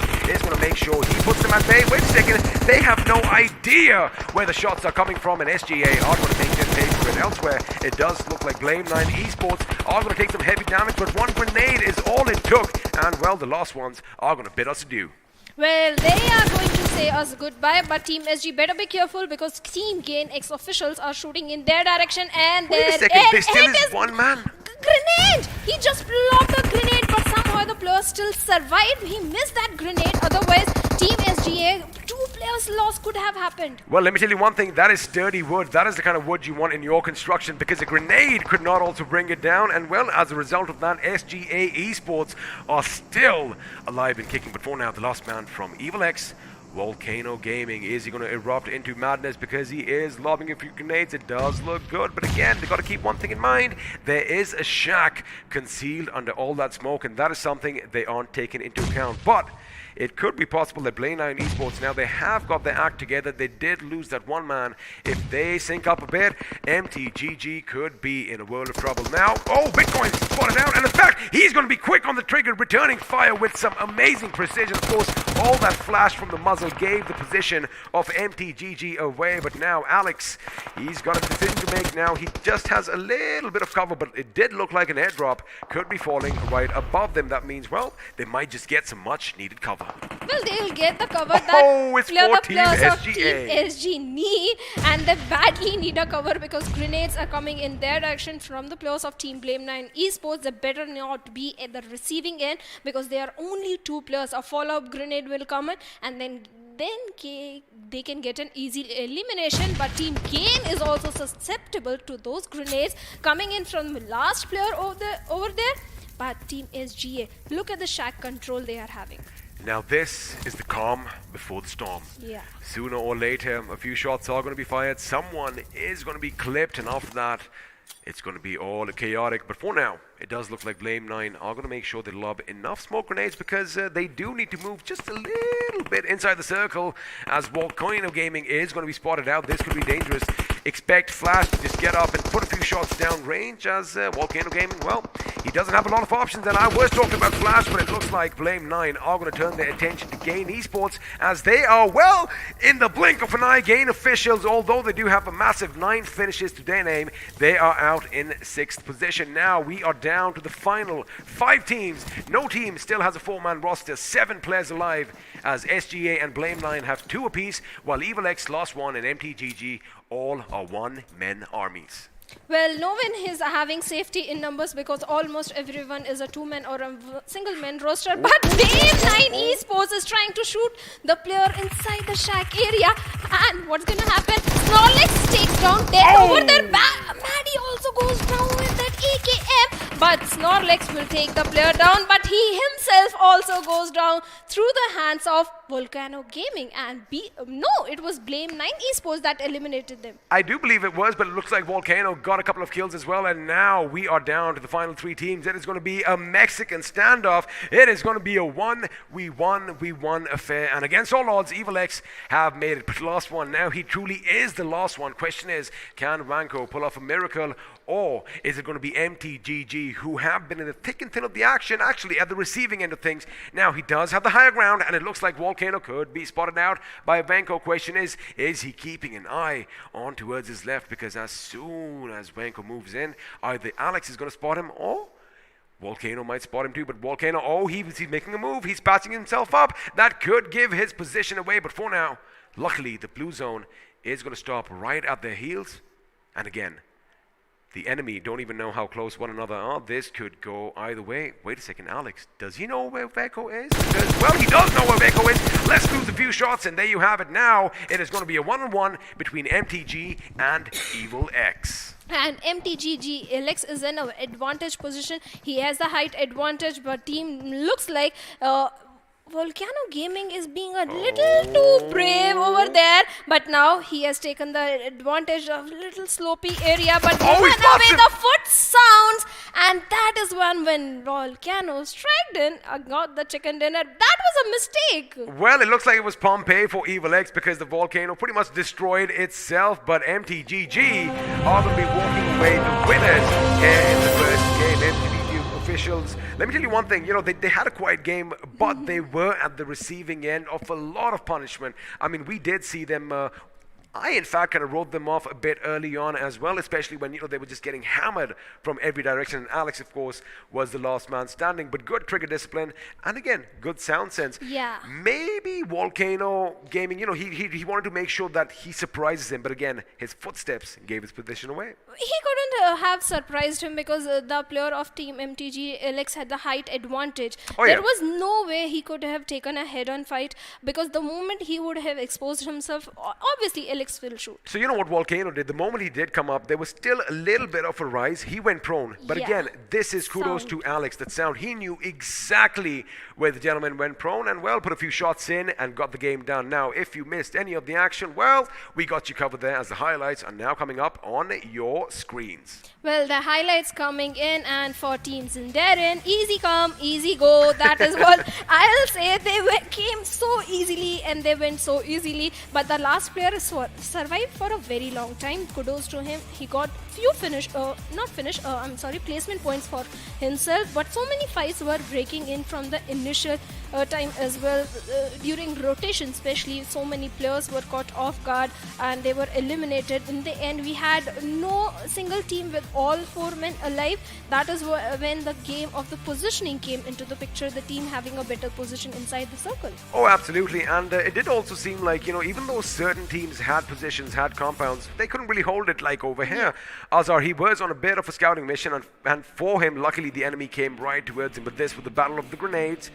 And again, it was the quickest nade one in the situation. But you know what's going to happen now? Although MTGG did win the game, and well, we did see an amazing game coming in from Volcano Gaming as well, there was a team which was pretty quiet up until the very end. And when all others are blaming you, you got to keep your head tightly firm on your shoulders. And one man from Blame 9 Esports went, dare I say, ballistic. He was on a rampage, tearing oppositions through and through. And I do believe, well, he racked up quite a few finishes. We're going to have to wait and find out exactly what the number was. Well, for Team Blame, I'll say discretion is the best part of Valor. The way they went all brave towards the players of Team SGA over there, that was a big mistake. They should have stayed silent, because that's when all the third parties started happening, and that's when they started getting the eliminations. And player 13, Team 13, last player, that's okay. Team SGA, on the other hand, had an advantage position. Before that, they were in a disadvantaged position in the center, but later on, circle shifted towards them. But Team Blame kind of ruined that game. I mean, this little shack was pretty much made of titanium by the look of things, because every single second we just saw grenades being flung at it. Well, nothing happen over there. There you have it, Blame 9 Esports. I mean, they take the fight right to the enemy's face, and Bitcoin over here as well with some amazing reflexes. Although he was the first to get shot at, he makes sure he knocks the opponent down and puts him 6 feet under. But boy, oh boy, I would not have expected Volcano Gaming to survive for as long as he did, but that is exactly what he did, and well, he racked up quite a few finishes for himself as well. And have a look at this little push coming in. SGA again holding their own. Blame 9 going around the south, but it was SGA who came out on top in that little exchange. Well, both the teams got eliminated, both paid the price of that little rush coming in. But this is the moment Alex is having a little advantage. He knew the position of Volcano Gaming because of the footstones, like you mentioned. But it's just like 3-point difference. I think 15 and 12, yeah, 3-point difference. But every single point matters, but a very good performance considering Volcano was the last man standing and Alex also. You know, 3 points, yes, as far as placement points go, but then again, that one extra finish point is what makes all the difference. Now, we've done a bit of math in our heads, I'm sure you have as well. Let's have a look and see how all the teams did as we have a look at the point standing. And of course, winner chicken dinner is going to go MTGG's way. Not a high fragging affair, and I think this is the first time that I've seen the total points not cross that 20 mark. Well, they haven't crossed the 20-point mark because MTGG Alex was the only one surviving. He couldn't take too many fates head on. But on the other hand, Evilex also same story. Volcano Gaming was the last player, 6 finish points. A good performance, good outing. But SGA, a very good performance was expected. A better performance than that was expected considering their positioning. 9 finish points, still a very good performance, a very good starting in match number 1.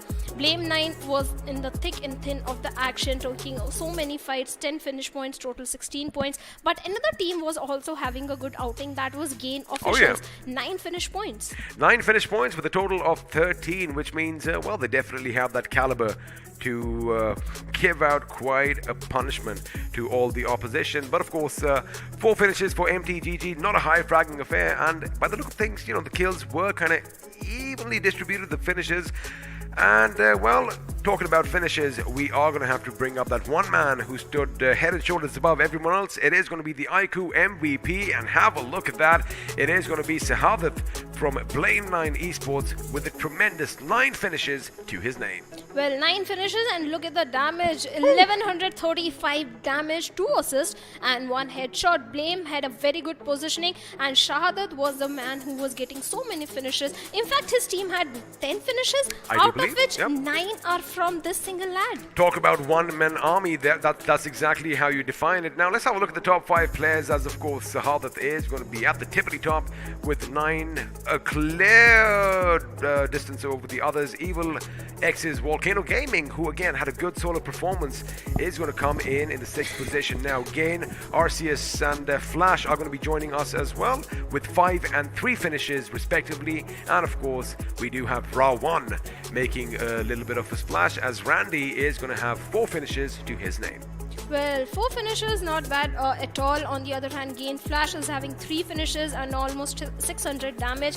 That means this time every team was having a bit of piece of cake for themselves. That means a slow start, not a very flashy play coming in, but we'll see that in the finish damage ratio. But before that, have a look at the match summary, that how many grenade finishes are coming in XP. Well, the fact that 98 grenades were used, I'm going to expect it to be in double digits, but looks like it fell short by just 1, as 9 of those grenades ended up finishing the opponents. Well, knock finish ratio is also quite perfect this time. 59 knocks, 59. Yeah, exactly. That is exactly what we want. But this time airdrop looted is just 1 airdrop. I think this was the last airdrop that kind of fell into their house over there. On the other hand, this time not too many rescues, not too many grenades, but yes, grenade finishes are quite high. They are quite high, and now we were talking about ratios. Let's just quickly switch over and have a look at how the finishes matched up against the damage, as we are going to have the finish and damage performance chart on our screens. And unexpected, a couple of teams, in fact 4 teams, were dishing out the majority of the damage in this round. And as far as finishes themselves go, pretty evenly distributed among 3 or 4 teams. Yeah, finishes are pretty evenly distributed. Yes, the damage chart is quite very high. Bar is very high for few teams, but damage doesn't give you points, my friend. The finish points are gonna Imagine if give it you. did. Yeah, exactly. Imagine. A point for every 1,000 points Just of damage. fire few shots in enemy, come inside the cover, heal yourself. But then it becomes a heal battle. It becomes quite a different battle, and just looking at this chart on our screens, you can easily guess which teams are going to make it to the top 4. But if you didn't, let's have a look. Of course, thanks to that chicken dinner, MTGG are going to be at the #1 spot with 4 finishes to their name. Well, 4 finishes, Evil X 6 finishes, a good outing, good performance. SGA Sports 9 finishes, Blame 9, 10 finishes. Let's see if SGA, Blame and Evil can keep up the same momentum. And MTGG, if you do this kind of a performance with a single guy, a much better performance is expected in match number 2. Well, if they can do that with one man, as you rightly said, imagine what they can do with 4. But again, it's all about those opportunities. It's all about, those moments that make it or break it. You can't really script this, right? Sometimes there are some players and some teams that if they do reduce their numbers, as the games go by, they'll crumble under the pressure. But then some out there, they thrive in all that chaos. And again, just to remind you, that is what legends are made of. And I know that I do this a bit too often, but speaking of legends, again, I have this bad boy in my hands, which is something that you want to get because there is a monster inside. And well,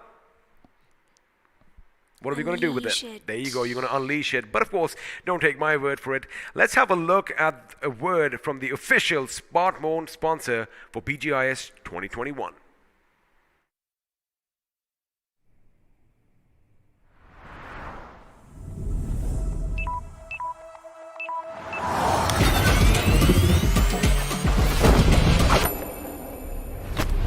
Are you ready for this?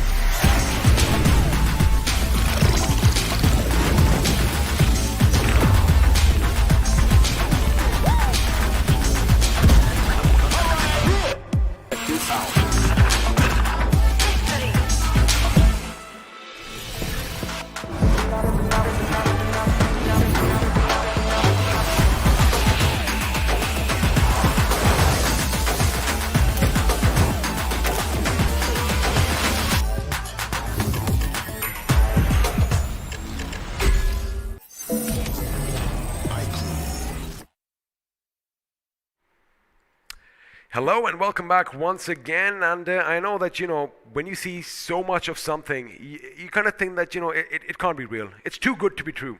But again, this monster in my hand, it is for real. And all you have to do is make sure you go and grab yourselves one. Now, Shadow, game number 1, done and dusted with.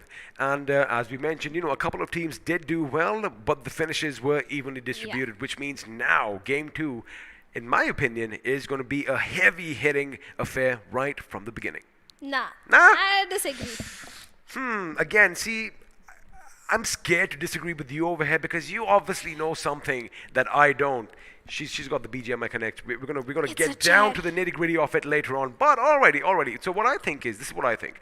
I think the teams, especially that didn't do too well, but did get quite a few finishes, not placement points, just finishes, they might try and take things a bit slower because, they might want to give placement points precedence. However, one part of my brain says they're just going to go even more aggressive because if they end the game with 2 or 3 placement points but 8 to 9 finish points, they can do a lot more damage. I think everyone is going to go easy.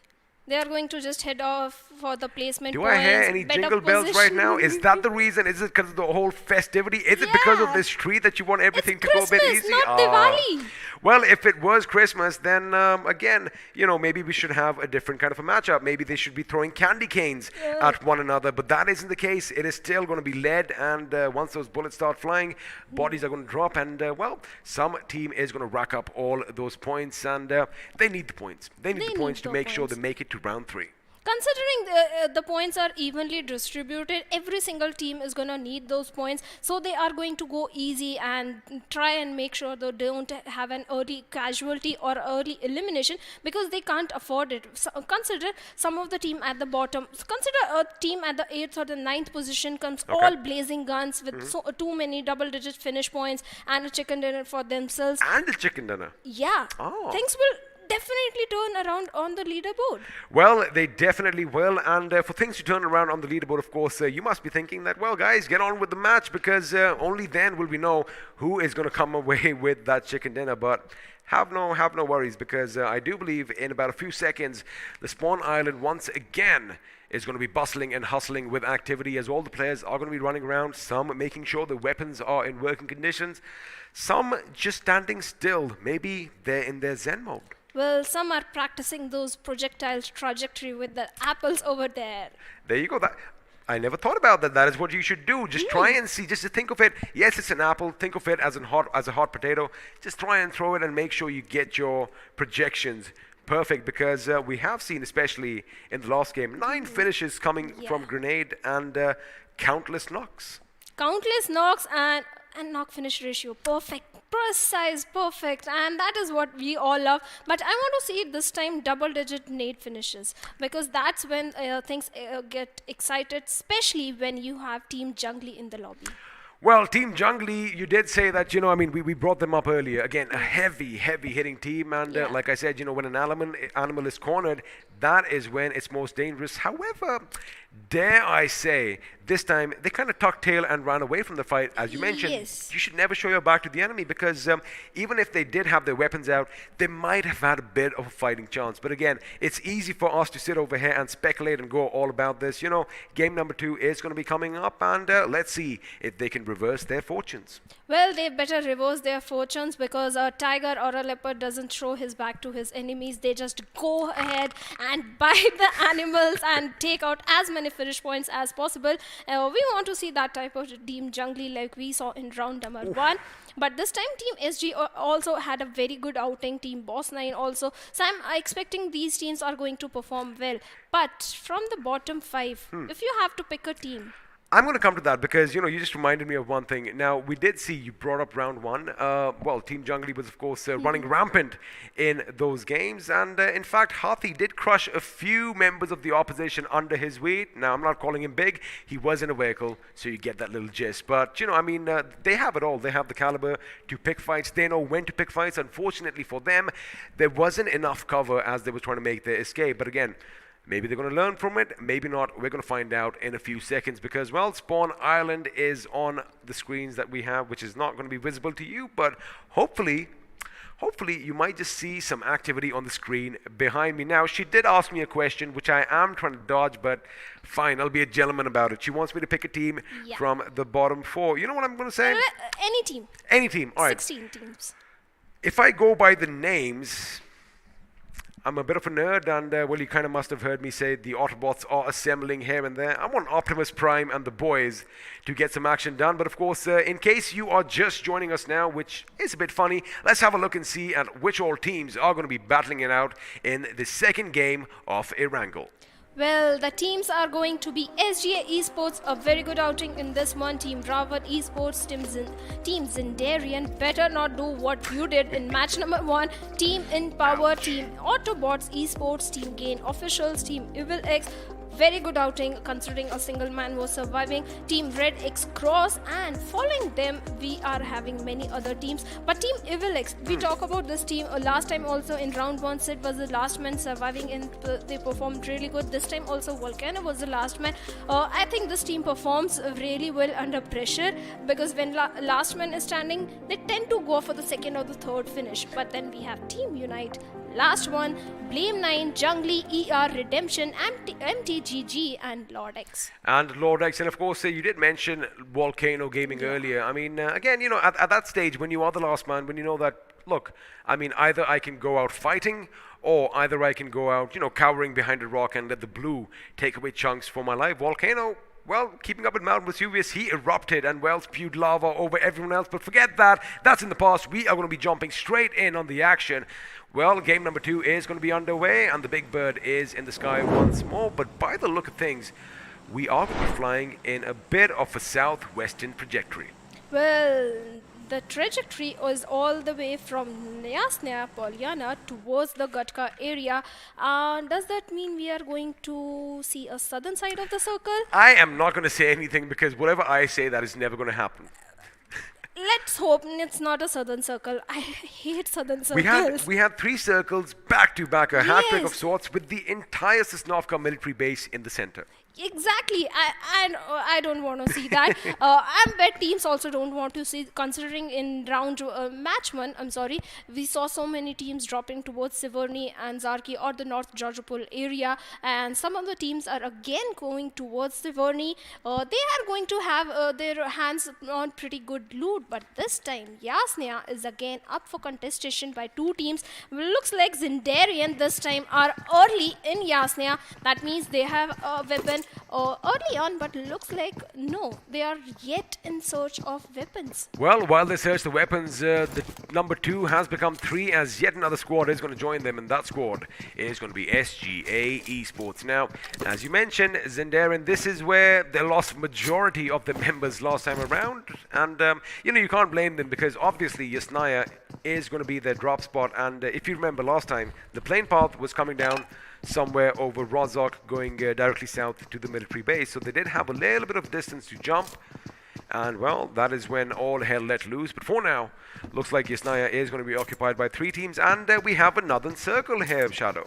I'm very happy. I'm very, very happy that we don't have to see military base again. But the team in Siverny is also happy. I think they are more happy than me, because they don't have to make any rotation for now till the, I think, second circle, I guess. They are going to go quite happy, but someone is not happy, as finish feed is already running. I think it's the player for Autobots Esport that has been knocked down towards somewhere near the southern side of the circle, southern side of the Pochinki, and I believe it was Lord X people who knocked him down. Well, it looks like the Decepticons have unleashed some hell, but it's going to be Lord X's heartbeat, who, well, is going to make sure his opponent's heart is not beating any longer, as OPEX is going to be brought down, and first pick is going to come in for Lord X. Now, the Autobots, well, they have lost 1 member early on. Let's see if it's going to be a detrimental effect on them later on, because it does look like Octa is going to be driving with his teammate over. But again, they need to make sure they get a compound, they get some weapons, they get some loot, because getting your life snuffed out without anything in your hands is just going to be a bit more, well, adding insult to injury. Well, we all tend to do that. We all add insult to the injury when we are playing we a love battle. We most definitely love it. But it's a friendly banter. It's a friendly banter. We can all afford to have that. But this time, there are too many drop location changes as well. Last time Team Autobots went towards the military base island, but this time also they are heading towards, but now they are 1-man short, and Yasnia this time is highly contested, as 3 teams are already present, and Pochinki this time we have only 1 single team, that is going to be Red X Cross, going to be quite happy, but they better be careful of the team Lord X, because they are somewhere in the southern side. You know, the funny thing is, if Autobot Esports did want to go to military base, I'm going to hold my thought, because looks like Blame 9 Esports Bitcoin could be in its trouble, but the enemy just reveals his card a bit too soon, and now the AKM is going to rattle off his cage. Is going to be put down in an instant. Hat cage just held on a little bit longer. I'm pretty sure Bitcoin would have been caught off guard, but it is going to be the other way around, and now Blame 9 Esports again off to an early start as far as the finishes go. Now this action, of course, is going to be taking place just on the eastern aspects of Rozhok. Question is, where was the rest of the opposition's team? Because ER Esports, they did lose that 1 man. What was he doing there all by his lonesome? Well, he was taking a ride in the vehicle There or you go. something. But if we talk about Team ER, they are also somewhere in the Georgopol area, on the hospital area.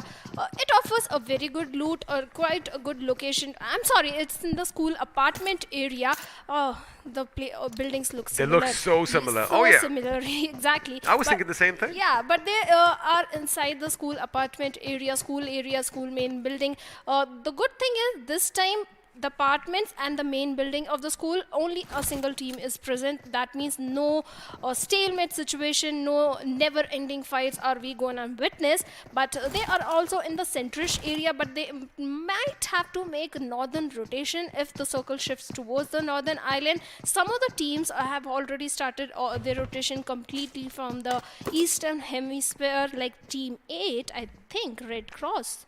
Well, as Red Cross are going to be coming in slowly and steadily, we're going to have a look and see what's happening elsewhere, because once again, Yasnaya is going to be alive with some action. Now, 3 teams, I do believe Zindarin have an idea that, In Power is nearby, and vice versa, because all the teams except maybe SGA, they are posting up, they are getting ready for a bit of a firefight to break out. Now, the thing is, they are on either side of that longer and winding road, so it looks like we might have a little bit of a truce. Of course, we might see some long-distance engagements coming in, but all that's going to do right now is just deplete the enemy's armor and his utilities, because even though we do get a knock, I don't see a push coming in as of now.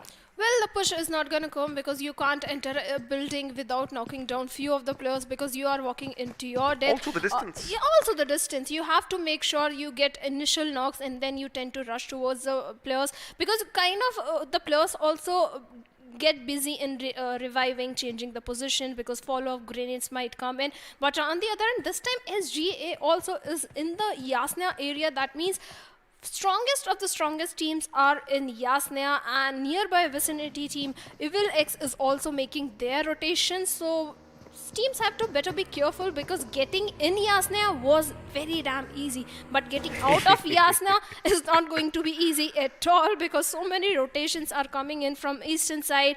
On Rozok also there is a cluster, and team Evil X is almost surrounding the whole Yasna area, and it's not at all easy. On the western side we have 2 teams, on the southern side we have team. I think we can paint this picture a bit better if production could help us out and, well, bring the map up on our screens, because we did see initially Yasnaya did have 3 teams in the city, but now a lot of other teams are going to be coming in from the north, from the south, and, well, that 3 has become 6 almost, which means, well, I like it because it calls for urban warfare. Well, urban finish, urban fires, we all love, because it all comes down to how many grenades you have in your hands, because we all love this grenade coming in, knocking down 1 player, 2 player, follow-up grenades are coming in. But that we'll have time for that, because teams are playing little safe, because it's an initial 4 circle, and teams like ER, who have already lost their initial player, will play around the safe areas, will go by the zone, and the rotations are already coming in.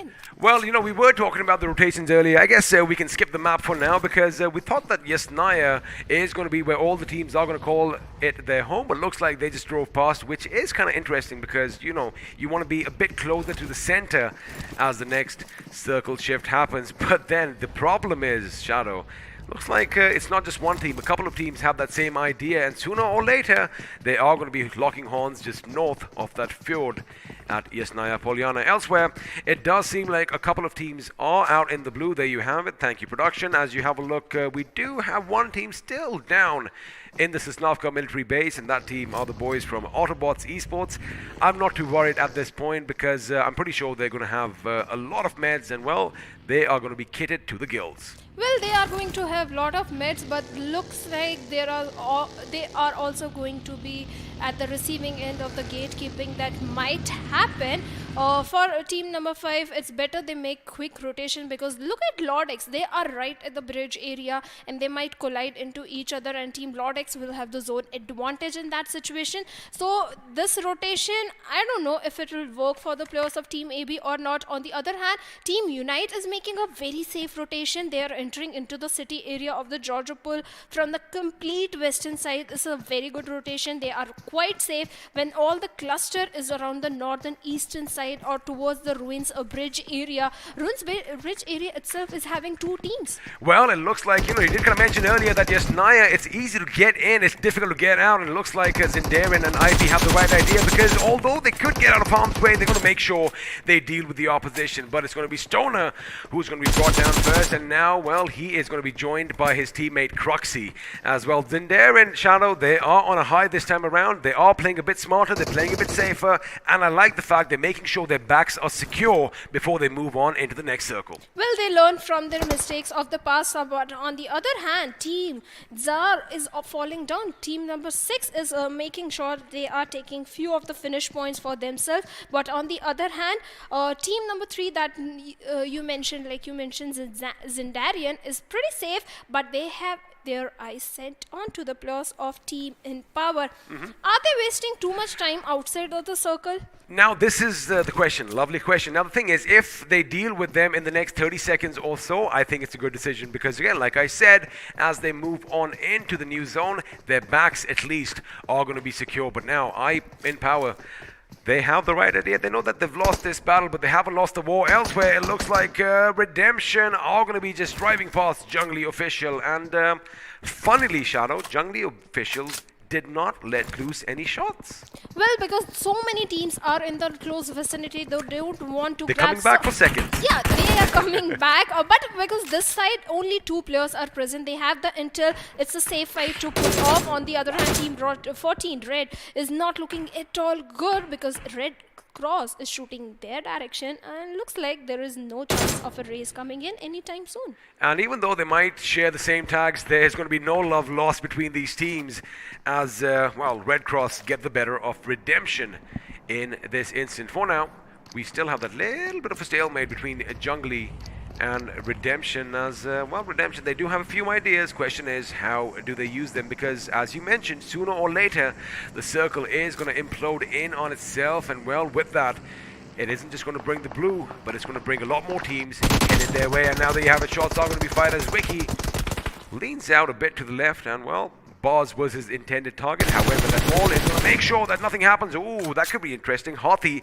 just destroyed that door, which means, well, he's got to be careful when he moves around inside that tower.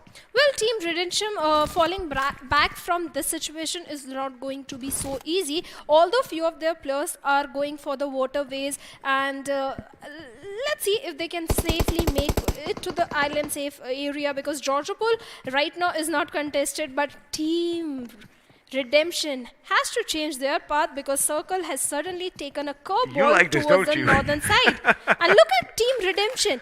But their path is clear. They can move from the Georgiopol. Their path is completely clear. They are going to have a very safe rotation inside the circle if they choose Georgiopol path. Well, MTGG aren't going to really have any problems coming in, but looks like this crash site, Shadow, could be a great site sooner or later, because it looks like a lot of teams are going to be heading their way. Now, Raven Esports, they realize that there are already a couple of teams fighting over here, and there you have it. Team Unite are going to let loose with their weapons. But unfortunately for them, Raven Esports are just going to be driving by. And wait a second, we have a bit of bumper car situation happening over there, as one of the members from Raven just collided with Team Red Cross. Well, they collided, and let's see if they can find a knock onto a player. And looks like Zeref is in the mood to pick up a fight, but the other team, ER, is not in the mood. They want safety. They want safety in the position points, in the position on the map also. But on the other side, Team ER is quite separated. They're trying for the northern shorelines. They are trying to hold on to that area so that their backs are completely safe. But Team IP, they are picking up few knocks, but I'll say both the teams, Zendarian and Team IP, they are putting cart before the horse, wasting away so much time in the blue zone area. They are both doomed to death. Well, in that situation, I love the fact that you did bring that up, because that is what you're supposed to do. Now, we did kind of mention Zendarian. We're going to make sure that In Power are going to be eliminated, and there you have it. Although they did lose one man in that quest, Zendarian are going to come out on top, as In Power are going to bid us adieu. And, well, they're going to be joining a last one as the first few teams to exit from this this game of Erangel now. SGA Esports are going to be making their move, but the thing is, all the real estate around them has been taken up, so they are going to have to force their way in, and it looks like Evil X could be the intended target, but they realize, you know what, Evil X are going to be dug in just a bit too much alongside those cliffs, and they are going to make sure they move elsewhere, which, in my opinion, is the right move. Well, it is the right move, but Team Red Cross are I want some action! teams don't want. Look at the number of teams. 14 teams are still present, 50 players still alive, and we are in the third circle. That means teams are opting for a better positioning. They are trying to survive till the final circle, but Team Blame players are falling down as a vehicle explosion is happening, and they have already lost, I believe, one of the player. But on the other hand, SG is going up against Aravan Esports. Well, that is a massive grenade. Unfortunately, it is going to be on the other side of that bunker, and now Snorlax has a decision to make. Is he going to live and fight over here because iQOO is nearby as well? Or could they go in for a little bit of a blockade? But it looks like they are going to come out coughing into the first one. WOB comes in as well. He does get the knock and taken down instead. Before now, Randy goes down as well. iQOO gets the last man standing, frantically firing mercilessly through the smoke. And there you have it with the last bullet in his magazine. He finally gets the job done, gets the squad wipe, gets the finishes to his name. And well, SGA are going to live on to fight another day. Well, they are going to live, but they have to make sure their backs are safe, because on the northern side they have another threat, that is Team ER. But we'll come to that. Team Red Cross and Team Lord. Sahani is in a bit of trouble. Although he is deploying smokes, but he can't protect himself from the coming grenades. Let's hope he doesn't reveal his position, but he did that mistake and he paid the price, and with that Team Lord X has been eliminated at 13th position. Team Red Cross, Zeref has been knocked down, but he'll come back into the game. But look at Team Unite, Team Gain. They are making similar rotations from the southern eastern side. They are going to collide into each other. Better they take the little western side of the rotation, and Team Blame is exactly doing that. That means they are in an advantage situation. On the other side, on the top northern side, Team ER and Team Redemption are also in a good position. Well, they are in a good position, but they are going to have to move in just a little bit to make sure they are in the next circle. But it looks like you did mention Blame should have kept on moving west. I do believe they might have spotted the members from Gain officials down below. And, well, when you see someone give their backs to you, you want to put a few shots downrange, and that is exactly what must have been the case. But just moments ago, we did see the iQOO MVP from last game lose his life. That was snuffed out, but of course it was a massive gain for Gain officials, as they're going to make sure they get another finish point to their name. Now, as the circle is going to be shifting further inland, ER Esports are going to make the move, and mind you, we did have a look at the map. They do have the north pretty much all to themselves. Unfortunately, there is one team that could be a thorn in the side, and that team, well, they are evil. And we've seen them do things in the past. I'm, of course, talking about Evil X. Single-handedly getting a chicken dinner, not chicken dinner, second position they can do. Wonder what can they do with all the players intact and in a good position as well. But Team SG is also in a good spot, good position, because they also have a northern western side of the control. And Team Unite, they have the little cliffs, terrains to play around with. But this bunker fight happening, and Team 2, they are so I'll say joined at the hip. They paid the price. iQOO did not let go of that trigger. He just kept squeezing it. He held all that recoil rattling through his shoulders all the way down to his feet, but he made sure he put each and every single bullet in the opposition. And in fact, it came down to the last bullet, and well, a squad wipe did ensure after that. But for now, it does look like Blame 9 Esports, although they did lose Mr. Fantastic just moments ago, they are going to be going up against Gain, and Gain officials, they know exactly where Mr. Death is. Question is he going to be sent down to the fiery depths of hell because a Molotov was flung in his direction? But for now, the UMP from Bitcoin comes in action. Unfortunately, it's not going to be enough, as Arceus is going to get the better of him.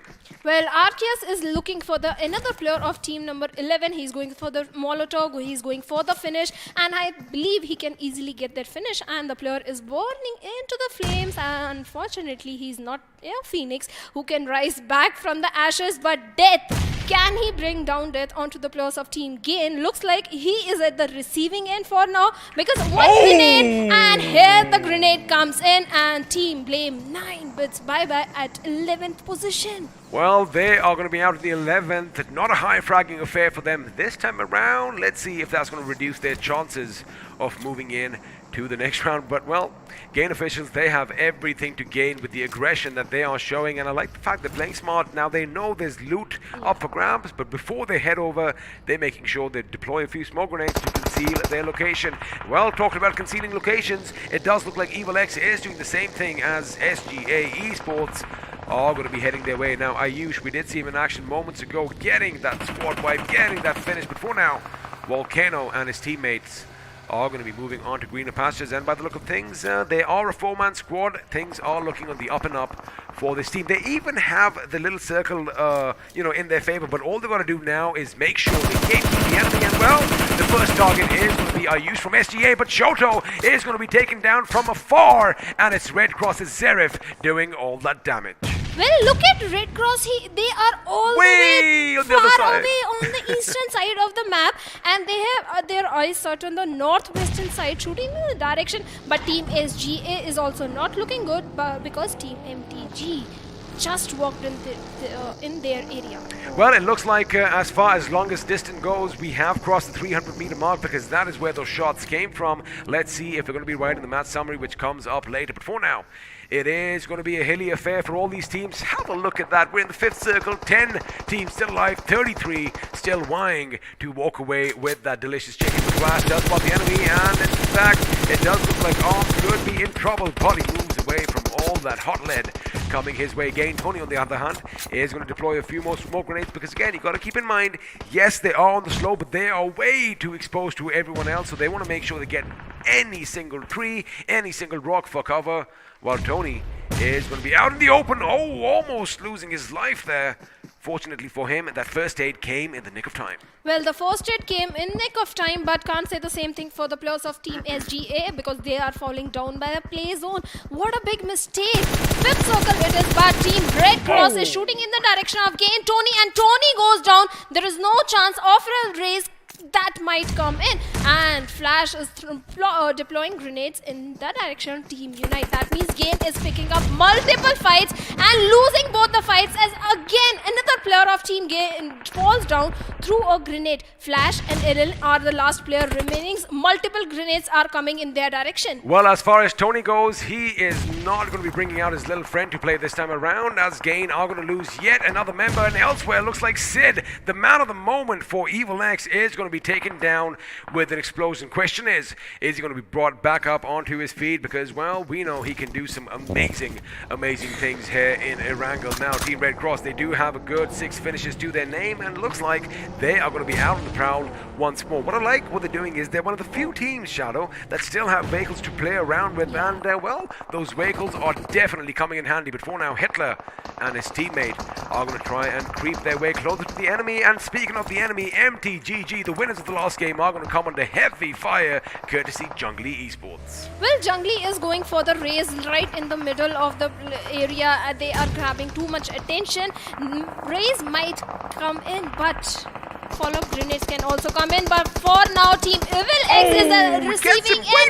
And in a matter of few seconds, team has been eliminated. Evil X gets eliminated by Team Red Cross. Team Red Cross is going all aggressive. And Team number 5 is also at the receiving end. This is a very dangerous revive that is coming in. And both the teams are going for the raise. Oh my goodness, only one tree separates both these teams, and looks like they are going to be 2 members apiece when they get up. The thing is, the smoke is going to fizzle out any second now. There you have it. They know the enemy is nearby. They are going to swing around the trunk. Question is, who is going to pull that trigger first and who goes down elsewhere? Redemption are going to make sure they take the fight to Team Unite. Team Unite are looking good. It looks like the Autobots were at the receiving end of things as they lose that little merry-go-around that little tree. And, well, it does look like Red Cross are going to come out on top. The question is for how much longer, because Team Unite, United and the 4-man squad are going to be rattling off shots in their direction. Lucky for them, they have that smoke and tree for cover. Well, they have the smoke, they have the tree, but they better be careful of the grenades. Team Yes, Unite ma'am. is looking okay in the situation considering they are at the southern side. But what is happening? Gain, Ellen going all aggressive. Team Red Cross has been eliminated. Rampage, Gain Cullen was on a rampage. But another grenade comes in. Hitler goes down. Jungly Shade finally pitches in and he eliminates the whole squad. In the blink of an eye, everyone is toppling over like dominoes. 4 teams left from 10 in about a matter of 10 seconds. 11 players still alive as Jungly are still going to be in this game. Team Unite, however, have the advantage. Bolt action on display for you over here as Kalan is finally going to be taken down, which means now Gain officials, they are only going to be survived by one man. And well, let's see if the Flash is quick enough because he is going to have to outrun that blue, which is doing a tremendous amount of damage. I do see him administering a first aid. Question is, how many does he have in his bag? Well, Team Unite had the number advantage. Team Jungly also 3 players. Team MTGG also 3 players. The question here is who is having the height or the better positioning. Definitely not MTGG, but they have the zone onto themselves. That itself is a very big advantage, and they have the grenades also. Team Unite, perfect on 98 shots comes in. Share is goes down. He was at the receiving end.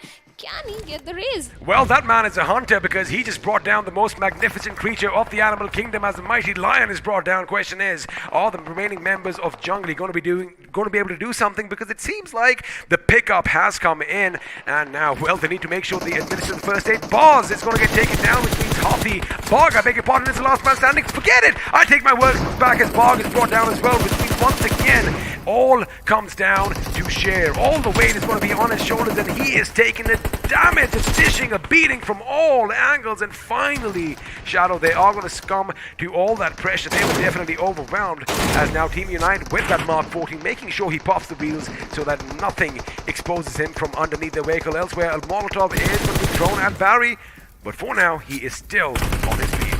Well, the way MTGG is pinned down beside that stone area, they don't have much space to play with. But on the other hand, Team Unite is in a very good position. The way they are spread out, covering multiple angles, height advantage is also coming into the picture. But the solo player of Team Gain officials can ruin the game of any of the team, because both the teams are right now have attention of each other. They don't have any idea that there is a solo player also into the picture. Grenades are coming in from MTGG. Hidden is deploying grenades. Can he find the perfect knock? But no, he misses the shot. But no, M4160 will do the job as Barry goes down. Well, at the end, Goku is going to go Super Saiyan as he does whip out that M4, and well, this does a lot of damage. He's not done yet. He spots Goku from the other team. I love it. This is going to be a match of the Super Saiyans. And wait a second, we've had pans being thrown at the enemy. Unfortunately, Mohit does give his position away. Goku is going to try and make him safety, but it's going to be Unite Goku who puts his namesake down on his bloody knees. I wonder where Vegeta is in all of this action, but for now, it does look like Unite, they have the upper hand. There you have it, fresh armor coming in as well, meaning he can tank a lot of the shots. And from the other end, one of them has a Grotza, one of them has a Mark 14. Team Unite, they are going to be united in weaponry and armor alike, and now they are going to focus all their attention to that one team standing in their way.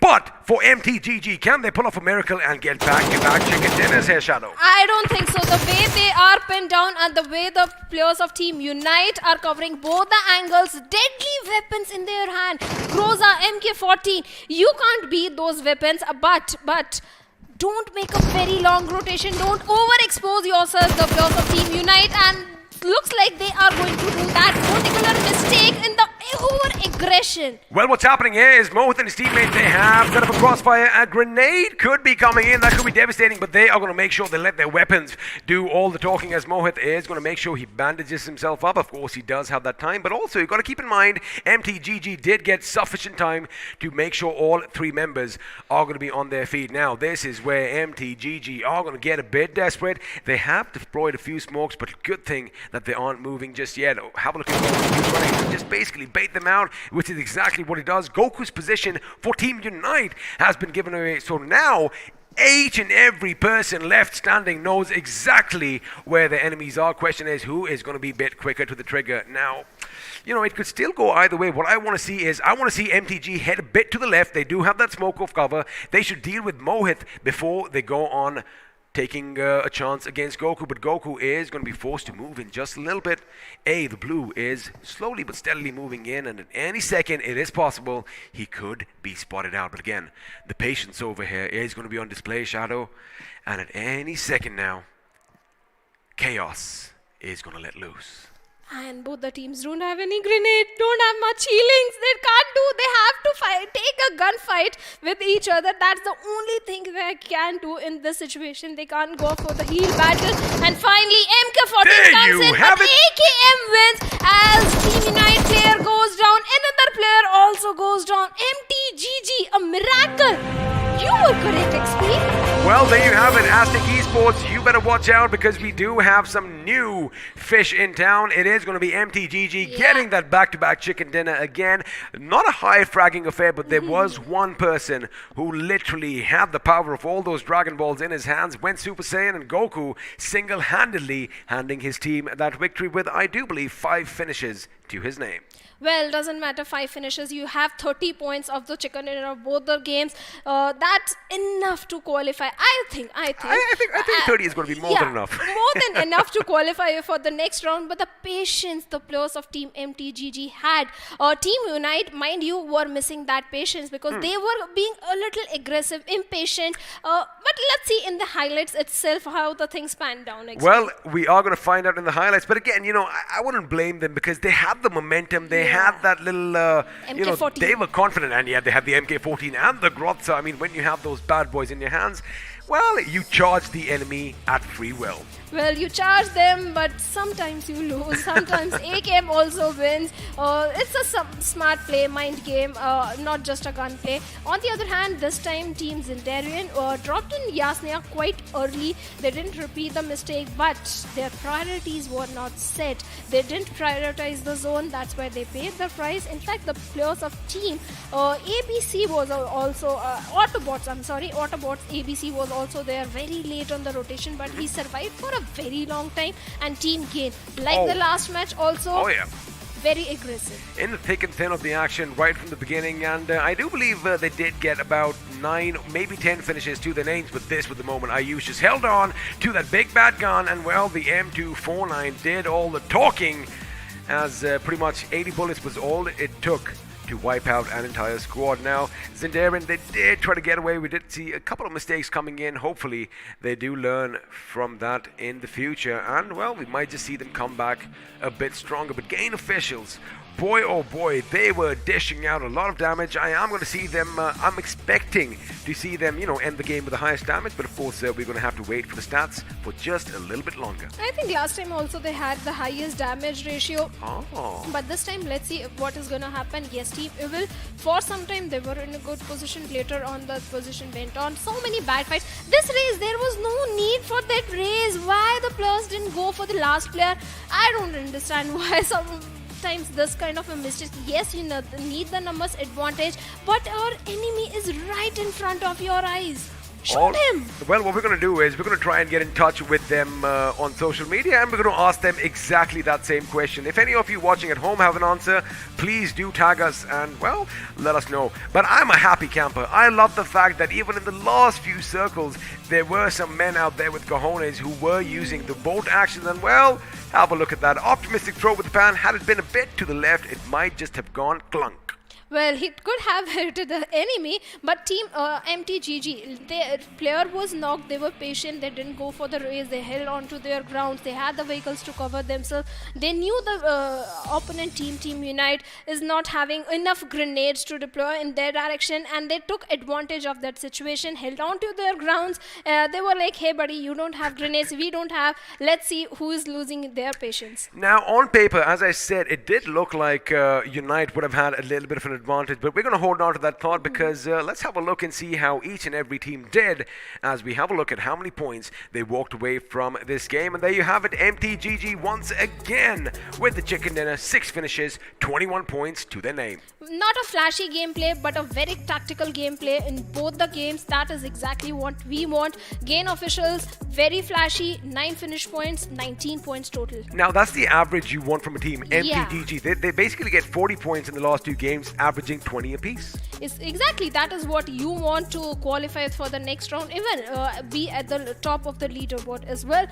Team Unite 5 finish points, total 17 points. Team Red Cross again very aggressive team, but early elimination costing them 11 finish points, total 15 points. But this time this side of the eastern side, I'm sorry, all the list finish points are quite evenly distributed, 2, 4, 1 and 0. Not a very shiny gameplay, but Jungly official this time they have placement points to back them up. They do have placement points to back them up, but again, the question on everybody's minds is going to be, is it going to be enough to see them through to the next round? Of course, well, we all are in this together because we are going to have to wait and find out at some point of time.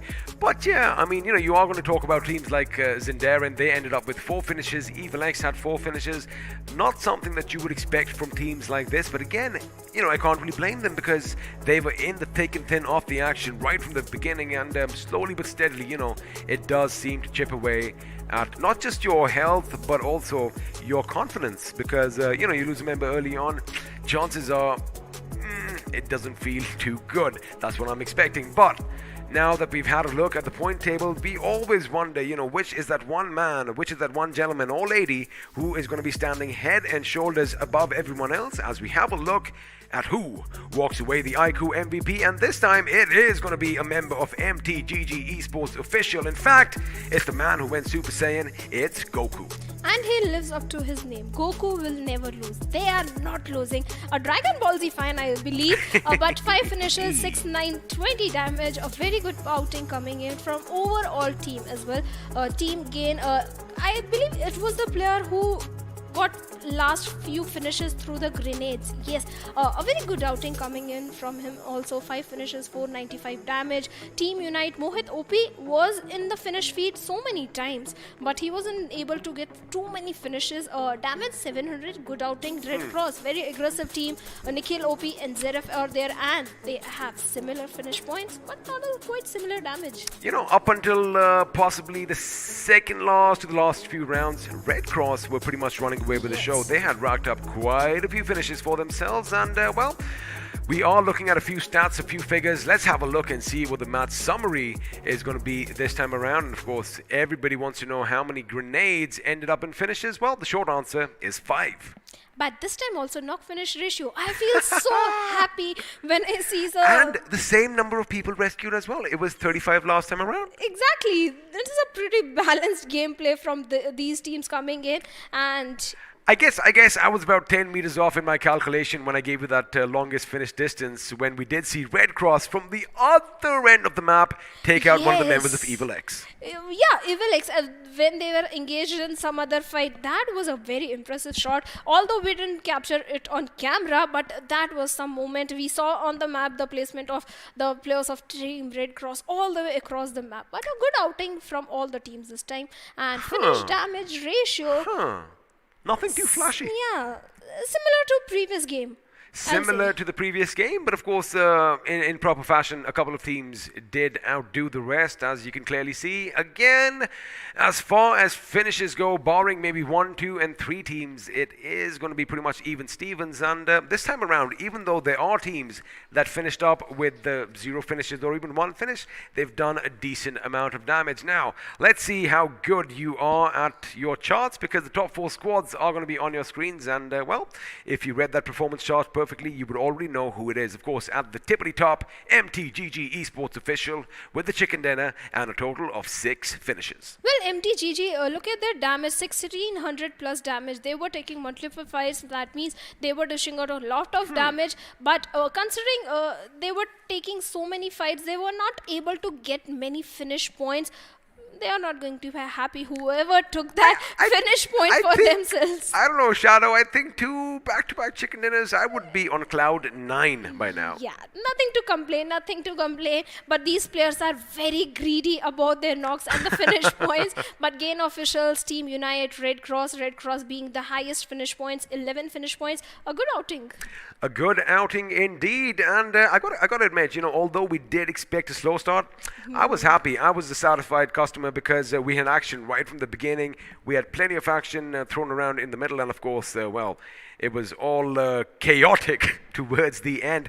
But in all this chaos, this is where, legends are made of. This is where all these unknowns become knowns. And, well, we are going to be chanting their names in the foreseeable future. But for now, I guess we're going to take a quick little break. I'm The Experiment. She's Shadow. We're going to see you on the other side of this little break. All you got to do is make sure you stay right where you are.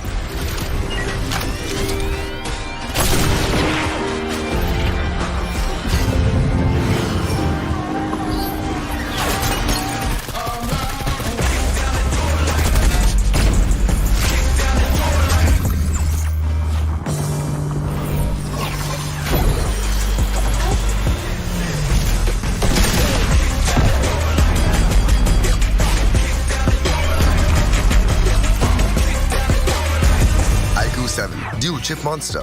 One for performance, one for display.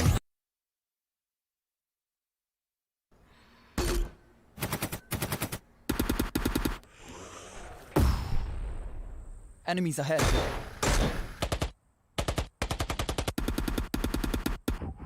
No more non-stop gaming. Introducing Battlegrounds Mobile India with OTP control, 3-hour limit, and other gaming tricks. Battlegrounds Mobile India. Game responsibly.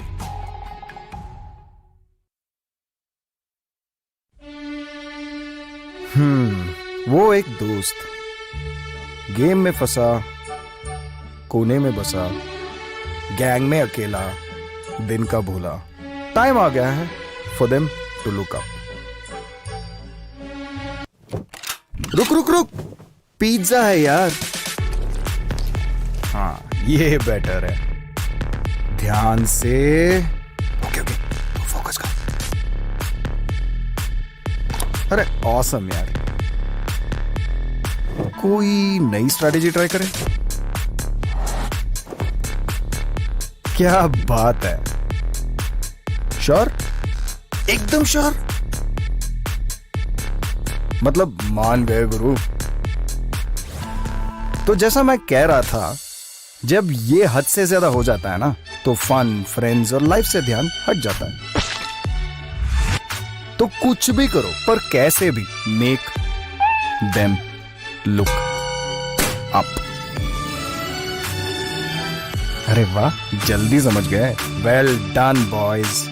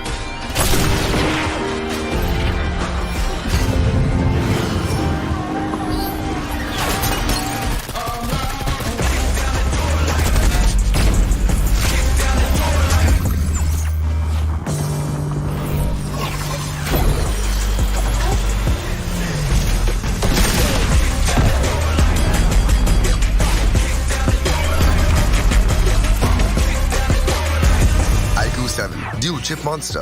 One for performance, one for display.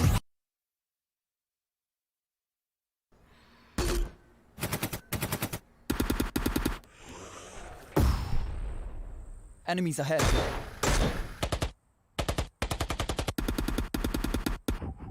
No more non-stop gaming. Introducing Battlegrounds Mobile India with OTP control, 3-hour limit, and other gaming tricks. Battlegrounds Mobile India. Game responsibly.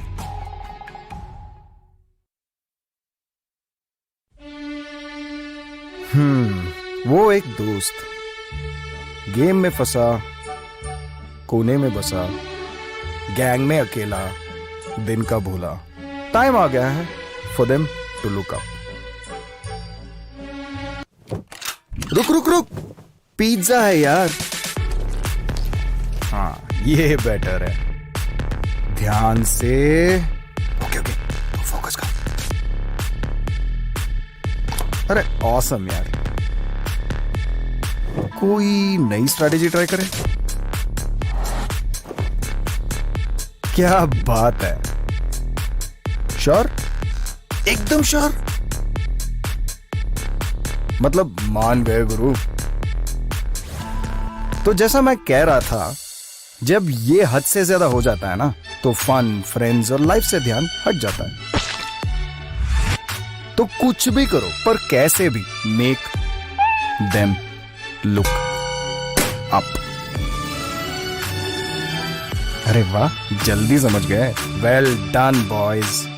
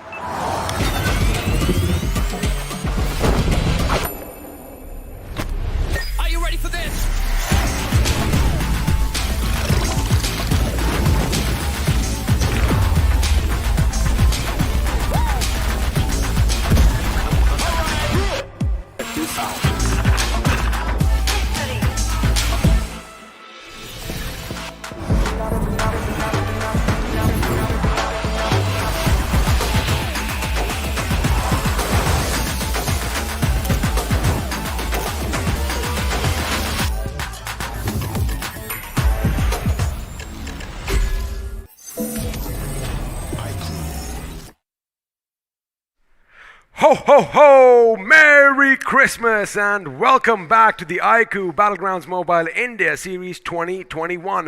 My name, of course, is Angad, the Experiment Chehal. Joining me is the mischievous devil himself. But today, it looks like Floki and I, we've got that little festive spirit in. Oh yeah, absolutely. Well, Merry Christmas to everyone in the chat. We hope you have a lovely evening. But before we actually get on to the good parts of the evening, we still got a couple of games to go. So, we're going to be entertaining you guys first, and then you can go out with your friends, have the night off. But until then, we've got 4 really action-packed matches still waiting for you, so let's talk a little bit more about that. Until then, you are stuck here with us, and, well, we just love having you over here. Again, it's lovely that, it is the festive spirit. iQOO lets us do what we want to do. And, before we jump in on the action, let's have a look and see at which teams are going to be battling it out, because there is a bit of a shuffle in the groups. Oh yeah, absolutely. We're going to be starting off with 2 OP official from Group 31. We've got Spaceman official as well. A lot of official teams over here.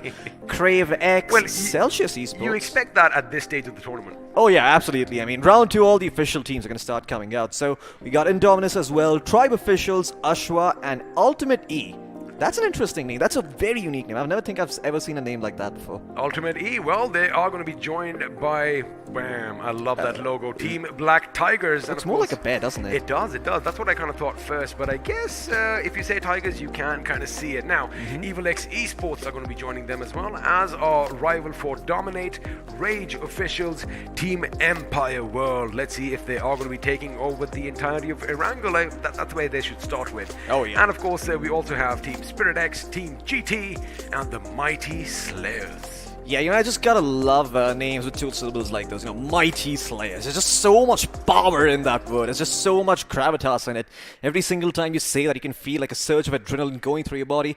Much like the iQOO Legend 7, when you hold it and there's a monster inside and you're gaming, and all of a sudden, before you know it, you've got 16 finishes, and Team Mayawi is in your DMs asking you if you're open for a contract. Oh, is that what happened with you just because of this little bad boy in your hands? I wish. He wishes. But again, for all of you who actually have a bit of skill out there, anyway, just coming back to that, who have a bit of skill, well, you want to make sure, you're going to make sure that you get yourself one of these bad boys, because if you want to go down as a legend, well, what better than the Legend 7 itself? Absolutely. One of the best phones out there. It's got the Qualcomm Snapdragon 888, like we've mentioned earlier. Just making sure you have a very seamless gaming experience. Yes, it does, XP. I do remember all those numbers in my face, but for now, let's just quickly have a look at, we've had a look at the teams, right? We know that it is going to be fresh meat, as I love calling it, and I just want to keep looking at myself in the camera over there, because I kind of like this hat right now. Oh yeah, absolutely. You look ravishing. I mean, 10 out of 10. You make a profile on any dating app like that instantly. All right swipes. Alrighty, we're going to put that to the test later on, but for now... Make sure you use the iQOO Legend 7, though. It's got the better camera. Oh, there you go. Plus, it has the ultra-stable mode, yeah. 48 megapixels. I think I'm going to look a bit slimmer as well, but, coming down to brass tacks, it is going to be a fresh infusion of teams coming in, and you were on the sidelines watching the matches earlier. Not a slow start. It wasn't a quiet affair, but we did have action throughout the game. Yeah. But somehow, up until the end, a lot of teams managed to survive with their numbers intact, which was a bit chaotic. Absolutely, certainly. I mean, it seems that a lot of these teams are taking those long-range fights, right? They get themselves a couple of these knocks, maybe a couple of times you get a finishes over here, but a lot of teams just making it with 3- and 4-man rosters towards the end there. But, like we've always talked about, in the late game, it's all about the man advantage, and if you simply have 4 players and the other team has 3, and you've got decent positioning, well, chances are you are going to come out on top, and that's what we saw a lot of. But, hey, the question remains, I mean, where is the circle going to go today towards the end? Yesterday it wasn't very kind. We saw it go towards Sosnovka. 3 times. 3 in a row. I think we saw it 4 times, didn't we? Oh, I wasn't there for that other game, but 4 times with possibly. you and Shadow as well. So, this time around, we have been a bit lucky because the first circle did form somewhere around Primorsk and the underlying areas, and well, last game we went a bit on a trek up north. Now, I want to see something similar. I want to see something end at Stolberg because, again, it's a massive mountain, right? Oh, yeah. It has so many possibilities. You have all these different segments, or something that kind of reminds me of terrace farming, because you have those little plateaus as you keep going up, and, well, people can use them to fight battles uphill or even downhill. Absolutely. Stolberg is one of those places that gives you a lot of high ground, but the issue with Stolberg is not the place itself, but the surrounding geography, right? Let's say you've got the high ground. Where are you actually going to look towards? What area is there nearby that you can actually gatekeep and be like, we're going to prevent this team from moving into... Well, that's where all those... Where are we going to gatekeep them? All those vehicles are going to come in handy because you are going to see some makeshift fortifications out there in the fields, and sooner or later they are reduced to just a burning pile of rubber and metal. But it does provide some much-needed cover, which, again, you can't really find because, a tree trunk is only going to be yay thick. Sooner or later, somebody is just going to get a little bit of an angle, as we saw yesterday in a couple of games, and, put you 6 feet under. Yeah, I think we also saw a team even dropping a molly down towards there behind a tree to secure a finish after they knocked someone out. So, clearly lots of options when you're sitting behind a tree still. You blow up a Jeep, like you mentioned earlier, all of a sudden you've got this very, very thick car that's giving you a bunch of protection. And towards late game, that can be very important, right? So, yeah, well, let's see who preserves their vehicles towards the end. That is also a very big thing to think about. But, yeah, I have to say, I am kind of happy that we're moving away from those central circles, getting to see those shooting range finishes, because I'm always down for those, you know, anywhere that isn't right next to Pochinki. Well, we were expecting action in Pochinki because, you know, two teams did drop in Pochinki, and the moment they realized, uh-oh, we're not alone here, both went their separate ways, and Pochinki once again became a ghost town. Hopefully this time around it is not going to be the case, because it does seem like all the players are ready. In fact, once again, Spawn Island suddenly has a lot of people running around over it. Absolutely, and soon enough we should be jumping into the game, but my question is, you saw those early games, you know, you've seen that there's been a consistent stream of action. Is there anything in particular, do you think, that these teams perhaps need to focus a bit more on going into the next one that they might have been slacking on previously? Well, the thing is now, since it is going to be a fresh batch of teams, so, you know, I mean, we do know a few names. I mean, we did cover a couple of them in round one, so we have an idea as to how they're going to operate. But again, Floki, they just have 2 games, right? So everyone is going to basically come out swinging with plan A. However, you got to have contingencies in place as well, because you know, you got to be versatile, you got to be able to adapt on the fly, and that's where plan B and C sometimes come in handy. But again, it's just easier said than done. Absolutely. I mean, you know, so many times you've seen these teams, it's not really the map that screws them over, it's really just the pressure getting to them, you know, when they start getting inside their own heads, questioning every decision they make, right? Because once you're at that stage, the spotlight is on you, or you at least think that the spotlight is on you, and you think that every mistake you make is being broadcasted out to the world, and everyone knows just how bad you are, and that negative spiral continues. I mean, just getting out of that as a player just takes a couple of qualifiers, and then you start actually putting up your A games. For the teams who are still new to this, probably going to be having a harder time. Just adding to his point, now, if you want to make sure that your favorite teams don't really feel all that negativity, show some love. Be good to one another. Yeah, there might Hearts be in the people. chat. There might be people, you know. There you go, hearts in the chat. There might be people, you know, basically following other teams. But again, everyone is entitled to his or her opinion. And, well, you guys are entitled to some BGMI action because... Caster, start the game! There you go. Casters, stop talk, start match, which is exactly what we're going to do. So we'll see you on the other side. There we go. So we should be having a look at the flight path soon enough. And guess what? I already have a bit of an eye on it. As you can see, if you can figure out just by looking at the map itself, we're going to be starting off from Stolberg, a place that we wanted to see a little bit of action. We're going to be starting off from the hilly terrains of that particular part and then ending all the way towards Sosnovka. So this is going to be a bit more eastern favored flight path, perhaps opting for a bit of a western circle coming in. I mean, that's the logic that usually follows, but we'll see if that is actually going to be the case. Now, Nova Ripnoy is going to be relevant, a drop location that many a times teams do tend to avoid, but this time around, if there's someone who's looking to go there, well, they could be going there. And speaking of Stolberg, well, looks like one team is already dropping there. Well, one team is already dropping, and looks like it could be Stolberg, or maybe they just might drift off to Kameshki. Again, the first time we're going to see a team drop down at Kameshki, so hopefully we do send a camera crew that way to basically see what's happening on the Eastern Front. But for now, it does seem like a majority of the teams in proper fashion are going to be dropping somewhere around the middle. The shelter should be occupied. A couple of teams should be going towards Milta. And by the look of things, we might just have a little bit of a tango in Pochinki. Well, one can only hope to see. I mean, I really am down to see some Pochinki action early on, you know, just establish who's the alpha and who isn't. You know, and then there's a Sigma male coming in and third-parting and just, you know, taking both of them by storm, being like, yeah, thanks for starting the fight. I'm just going to clean up and pretend I did all the hard work. And there is the Western Circle that we talked about. Once again, this looks oddly familiar, doesn't it?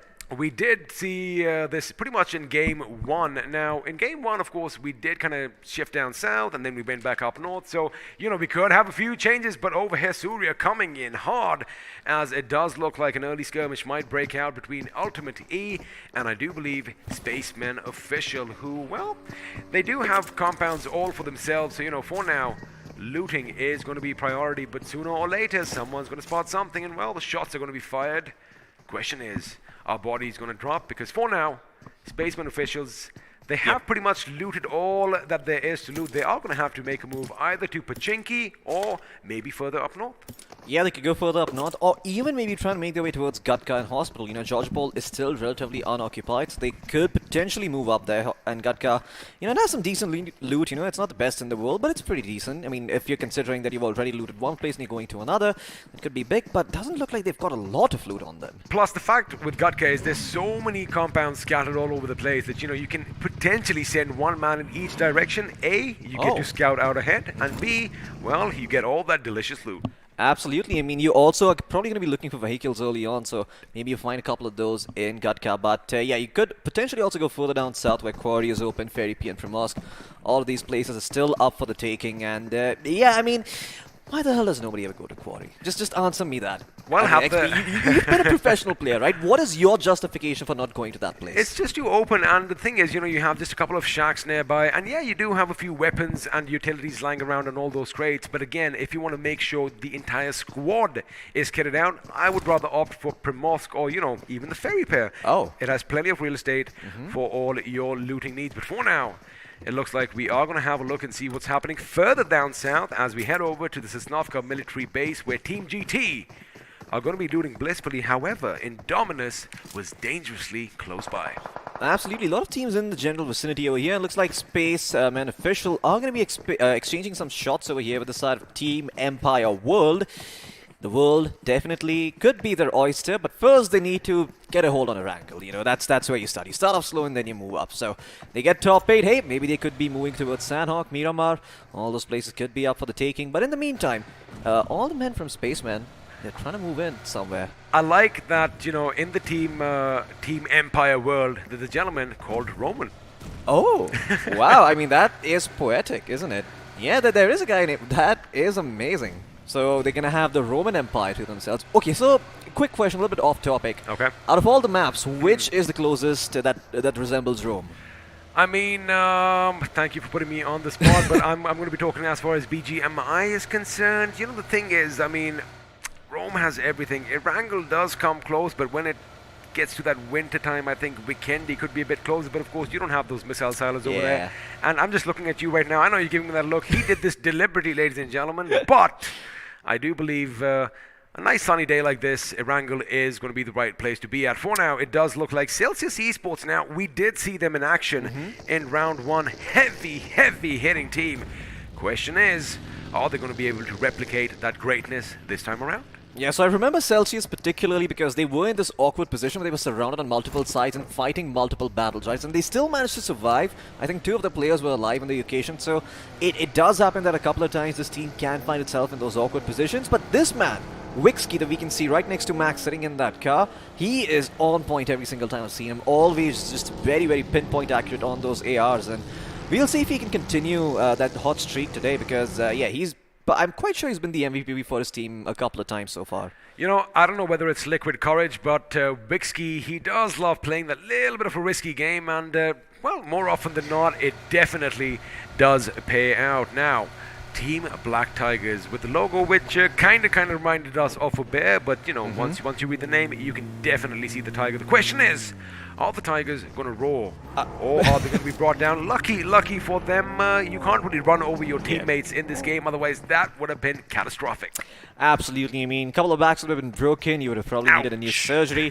Maybe drive up towards hospitals, find some medical supplies there. But yeah, in the meantime, you're going to be looking at a bunch of these teams trying to move into the circle from the eastern side. And like we talked about, there is a lot of teams in that general area. The density is sort of high. So could be seeing some fights breaking out over there. Pachinki, while it's got a fair amount of space, it's not that big.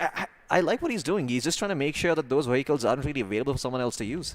Well, I mean, if you can't use them, like you said, make sure nobody else gets them. Now, oh, yeah. It would be a bit selfish mentality, but of course it makes sense over here because you don't want to leave anything behind, especially since there's another team coming in your wake. So, you want to make sure, well, they have a tough time off it, and running through all these open fields in Erangel, you could easily be spotted, and then, that little play zone kind of creeps in as well, and we know the play zone is the 17th team here. Oh, it likes snuffing out a few lives for its own. Absolutely. Now, I'm going to address the elephant in the room, right, for the second. Now, I thought Jungly were done with. Oh, okay, let's go. All right. Okay, I mean, well, I guess this means they could be a bit more open, but anyway, I was trying to say that... given the fact that it's been 7 minutes and there's no first blood, I do see this, people might consider this a slightly slow game, but I think it's going to pick the pace up when that second circle shows up, because if you look at the map currently, a good amount of it is still in water, right? So naturally the amount of real estate has been lowered. and considering the general density of the teams as well towards the eastern front, any sort of hard shift, up north or down south, could just means that these teams clash into each other. Well, speaking of which, teams clashing, it looks like Ashwa have found an Indominus member all by his lonesome, as Badmash, the Batman, is going to have to go up against multiple enemies, but of course, the numbers are not going to be in his favor as he is going to be brought down. However, if you have a look, I like this.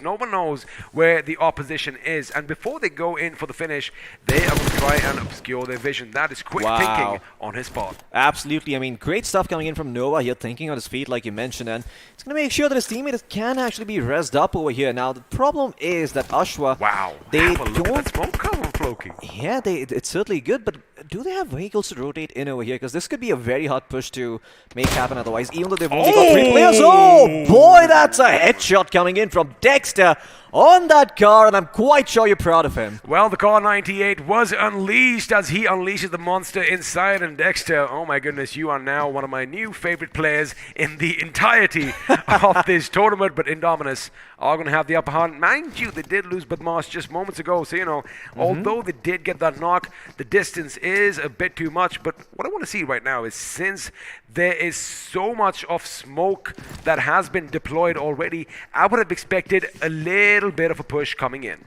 Yeah, absolutely. I mean, well, the circle is going to be shifting soon enough, so that's what we need to be keeping our eyes on. And okay, well, looks like the circle is feeling a little bit merciful today. We will see a shift towards the eastern side, and does look like there is a team in Sosnovka military base. Plus, there's somebody who's already alighted. We could see a little drive-by action, and well, let's have a look and see if the Mighty Slayers are going to be coming from the Sosnovka military base unscathed, because why isn't anything happening? Why aren't they firing? Now, they are taking massive damage from the blue. I wonder what's happening down themselves. They didn't reveal themselves. They haven't fired a single bullet. Imagine if they come up from behind and surprise them later on. Exactly. I mean, it's the first blue zone, right? So they're probably healing themselves back up. They're like, all right, you give us the information. We're not going to bounce. No, we're not stupid. We're going to wait for it.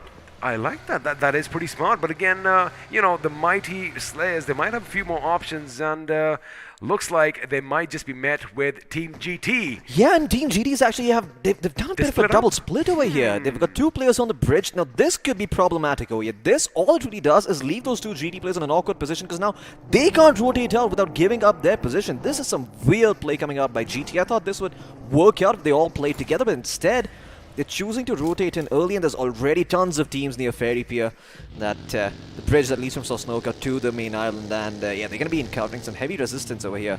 Let's see if they can actually regroup. Okay, I like this. They're going off-road instead. They're not taking the main road. They're trying to make their way from the bridge instead. So let's have a look at the instant replay in the meantime and see that beautiful headshot. XP, I'm sure you're glued to your seat. I am not even going to say a word now. I like how, just have a look at how Nova popped so many smokes, making sure he obscures the enemy's vision. But looks like elsewhere, Rage officials were going to be going off on the enemy as well. And, well, all you Bolt Action fans, you are going to have to wait just a little bit longer, because I'm pretty sure that is going to be one of the shots of the game. And you know what? We might just see a few more coming in from the gentleman. Absolutely. I mean, that was a great headshot coming in from the Car 98 once again. And let's see if he can repeat that same success again. But GT official, I like what they've done over here. Now they've managed to, make their way towards the bridge. They have regrouped of sorts. It does leave them vulnerable to a backstab from Mighty Slayers, but there's some action breaking out soon here. Alrighty, now this is why I just love the production team over here. I did ask for some Bolt action, and you know what they say? Ask and ye shall receive. We might just see that quick scope coming in, but before that, I just want to point something out. Indominus, again, this is the team that we are going to be showcasing sooner or later, and that one man is going to be Dexter. They do have these compounds for themselves, but have a look at the minimap. They have one team on either side, one team due north, one team due south. So if they make a little bit of commotion, well, it could come to bite them in the backsides later on. Elsewhere, looks like Team GT, they have regrouped Floki on the other side of the bridge. Yeah, great stuff coming in from them. Now, it does give the team of Mighty Slayers some more leeway to work with. They can delay the rotation if need be. And they're also going to be a little bit confused as to what the hell just happened, because 2 GT members rotated from behind them. They're like, they didn't fire at us all along. But there's one member still scouting things out, and that's Aman OP. Also, if you have a look at Mighty Slayers, I guess, since they don't have all that information as to what awaits them on that little bridge on the other side, they are taking the aquatic route. And you know what? I don't blame them. If they, in fact, head towards Ferry Pier, A, they get to the main island. B, I do see an airdrop nearby. Oh, they are taking the boat. Okay. And they are going to get some goodies. Absolutely. That's a Oh, live but drop. the circle. Wow. Okay. Well, Christmas came a little bit early for us over here, X, because we're going to be seeing some action breaking out soon, courtesy of that beautiful, beautiful circle. But I'm quite sure you guys want to see what that headshot looked like. So let's just jump into the instant replay and see how he lined up that crosshair with that dome and get that shot. Well, Oh, we're going slow-mo. Here is Dexter. Oh!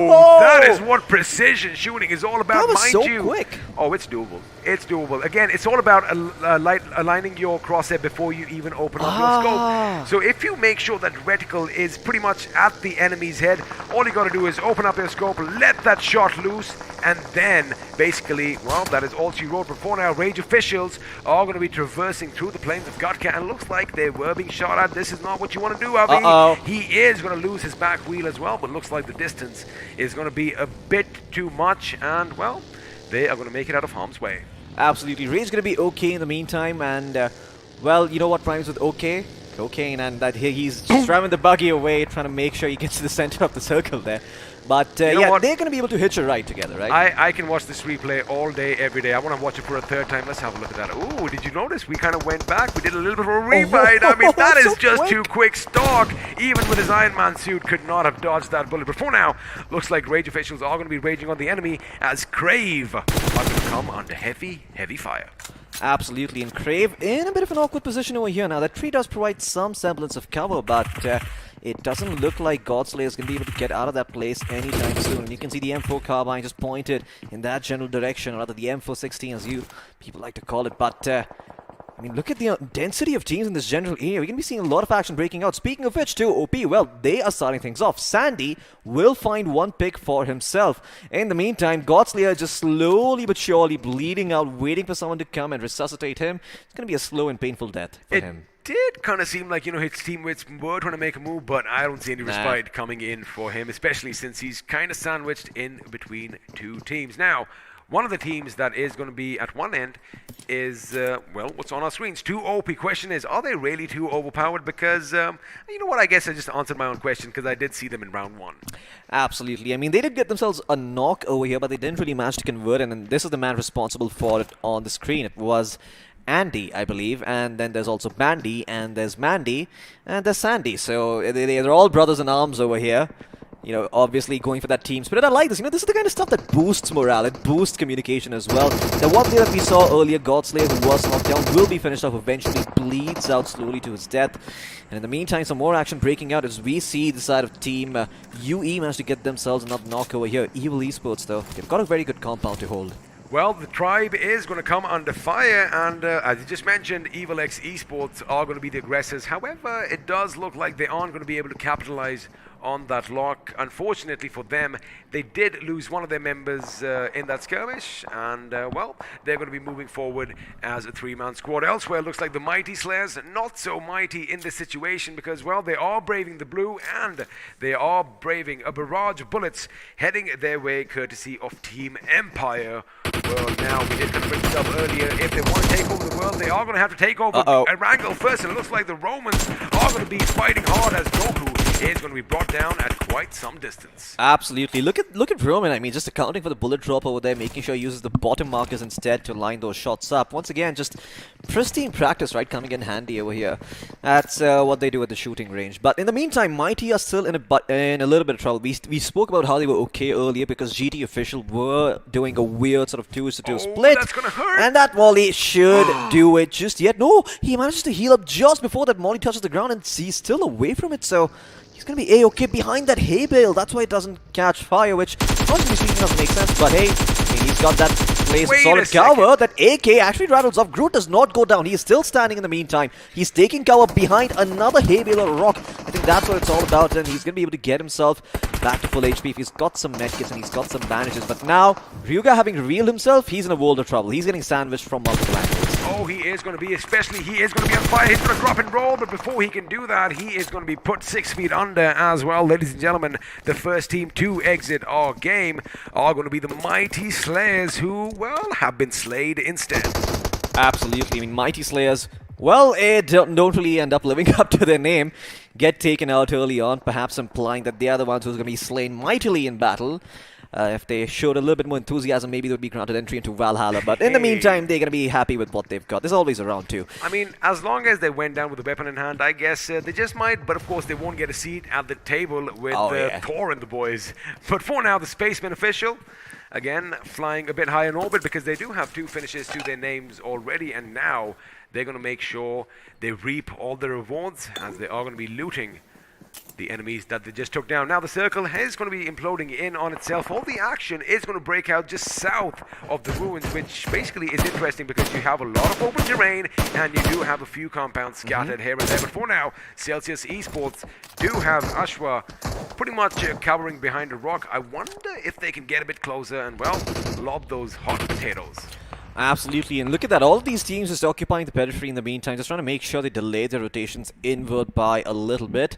And a lot of these teams also starting to lose their members left, right, and center. Over here, it looks like Team Ashwa is going to come under heavy fire. Stark, using the cover of the smoke, is trying to stay alive, but Celsius, they're well spread out and they've got a lot of vision around the general area, so they can hold on and prevent them from getting closer inside the circle now. Also, they're not just spread out, they have that little staggered formation. Now that is where all that experience comes in, because if somebody does, slip through your flanks, someone is going to make sure that, the teammate right in front is going to be covered. Have a look at that now. Dream S is going to make sure that he comes in as well.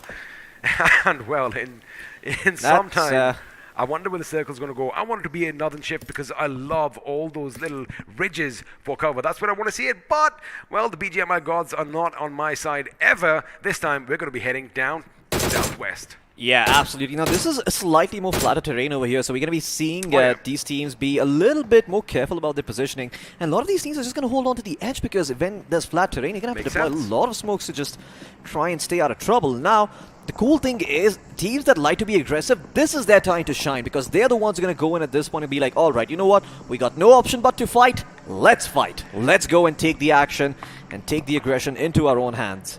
Well, as far as the Empire is concerned, they are out on a bit of a conquest, but it looks like the Storm is going to hit them head-on, as I do believe Storm has been brought down, which means they might have just been reduced to a 3-man squad. Let's see if it's going to be enough for them to make it till the end. And talking of the 3-man squad, I do see another one down and out, and I do believe that is going to be Jarvis, who's going to be taken down, which means now it's only Roman and his teammate who are going to be standing on their feet. Again, their numbers have been depleted, and it looks like the Empire is going to come under fire for now. Rival for Dominate is going to let a few teams go past, as Indominus, well, they just whizzed past at quite some speed, but now they do have that tipper truck for cover, and I do believe we are going to see a firefight break out. In fact, range officials are going to be coming in as well. Dexter is now the last man standing for his team on a sliver of HP. I do believe Hawkeye is alive as well, but man, oh man, the rage monsters are definitely raging, and well, 4 members alight on them, snuff out their lives. And with that, another one bites the dust as 2OP tries to join the action as well.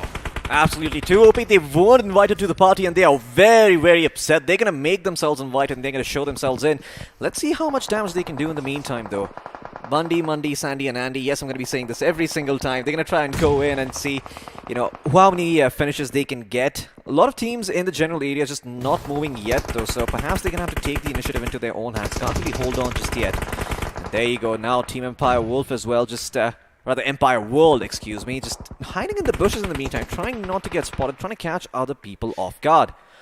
Well, it seems like even though the circle has started closing in, the action is not that visible at the moment, but there you go, that's what we were looking for. Crave managed to take a 1 member from the side of Team Spirit X, and Team Spirit X, that was the final member standing, so they will be eliminated by the Black Tigers. Now, a lot of these teams have lost a couple of players, and Crave X themselves will end up going down as well as Roman spots him out, and there you go, Crave will be shown the exit door. Well, usually when the Romans go to war, they go head-on, but it looks like this time someone is going to be lurking in the shadows, lurking in a bush. A grenade went off really close to him, and, well, he kept his ground. Lucky for him, still alive and kicking. Lucky not. Someone who's not going to be lucky are the boys from Ashwa, who are going to be taken down one by one. They are still out of the blue, taking a lot of damage, and now the Tommy gun is going to do all the talking as Hatiara is going to go gangster all over the opposition. And, well, Team GT are going to get the revives as well. And I do believe in a matter of a few seconds, they shall be a 4-man roster once again. Now, just have a look at your mini-map over there, Floki. It is a kaleidoscope of covers, as we do still have 10 teams trying to be crowned the winners here in Erangel. 31 players still alive as 2 OP come under fire, and well, looks like Mandy is going to bid us adieu. Yeah, Mandy is going to be saying goodbye. Even Sandy ends up going down. We saw a lot of knocks being exchanged by these two teams. Ultimate E doing a lot of work over here, and there you go. I mean, even at that distance, they are getting these picks left, right, and center. And look at Celsius. These guys are supposed to be the one who's supposed to be aggressive. Rixky and Karthik have already put the dust through the smoke.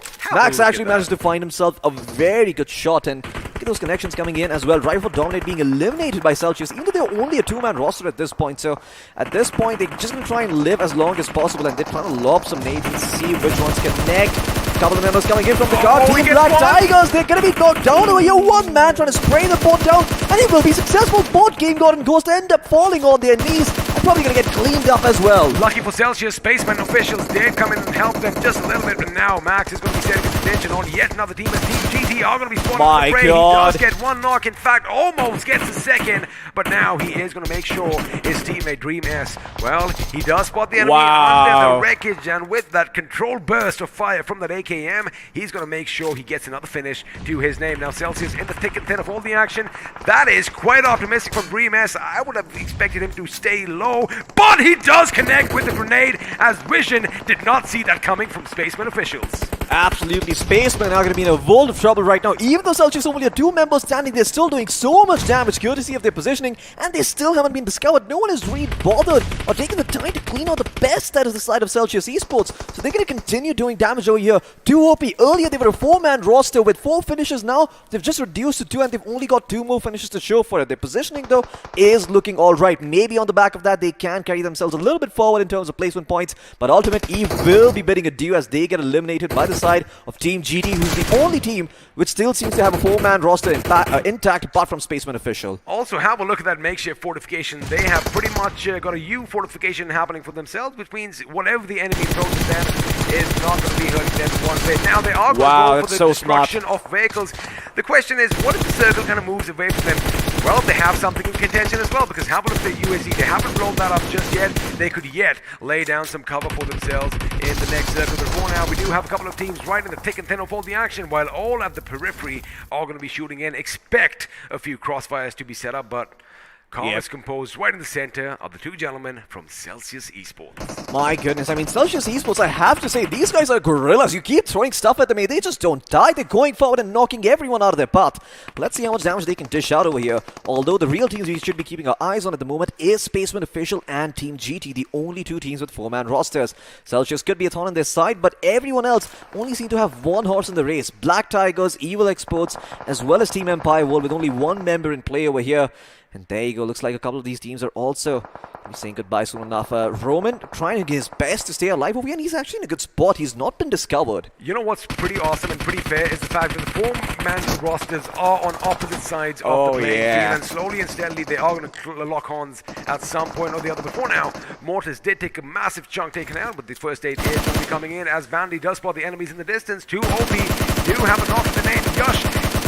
See him getting a little blind with it early on. Oh, that grenade was a bit too close for comfort, as Bandy definitely found out. But against all odds, Andy and Bandy are still going to be on their feet. But the question is, for how much longer? Because Spacemen are going to be deploying everything from suborbit as a couple of grenades come their way. But it's the bullets that do all the talking, and Bandy's going to be taken down. This time, they let their backs be shown to Team GT, and well, they are paying a heavy price with Yush as they try to get closer to the enemy. He's taken down by Mortis, who, well, is going to set some rigor mortis in his opponents at some point. Before now, Novna, the last man standing for Black Tigers. I like that. A quick dash to the bush, and now the crawl begins, but he was spotted from afar, and it's Team GT who are racking up all the finishes. Ahmad OP from that distance with the UMP manages to secure himself a knock. That thing is an AR in his goddamn hands. What a beautiful shot coming out from him. And still GT with 2 members standing there. The only team over here who can clutch this out. 2 OP officials and Spaceman. They're going to have to play this a little bit more cleverly.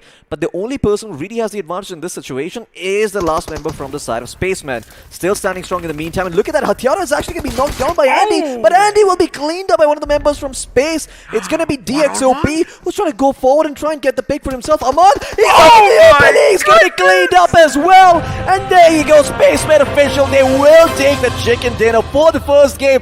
Brains, that's what you need, not just guns. Well, looks like we do have liftoff over here as the spaceman officials, they are going to making sure they clutch their first chicken dinner. Oh, boy. And like you said, they did it in style. They made sure they played smart. But boy, oh boy, GT's Yash over there at the end, I kind of thought that, he might just run away with the entire show. And, well, looks like the Horseman was finally brought down. But what an amazing game over here coming in. Not too flashy, they didn't make too much of noise, but boy, did they hold their ground when everyone else all around them were losing their heads.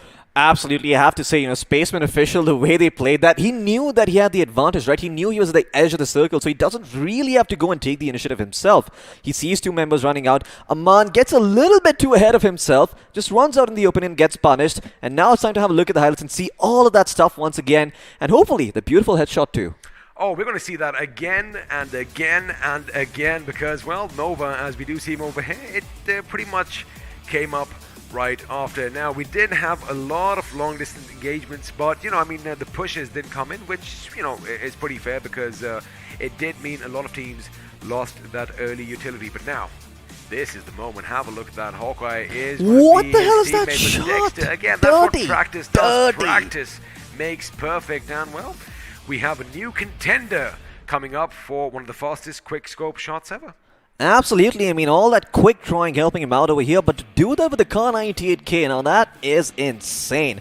Rage officials as well, they had a bit of a solid start over here. They did manage to get themselves a couple of knocks and a couple of finishes, but it doesn't seem like they were able to carry it towards the end over there, only ending up in 8th place. So, yeah, they're probably going to be a little bit disappointed about that, but hey, there's always a second game to do a little bit better. The funny thing is the star sniper from that game was taken down at distance himself, but this was courtesy an AR. So, I guess he is going to be a bit ticked off about that. But this fight over here, Tribes going up against, I do believe it was the Mighty Slayers.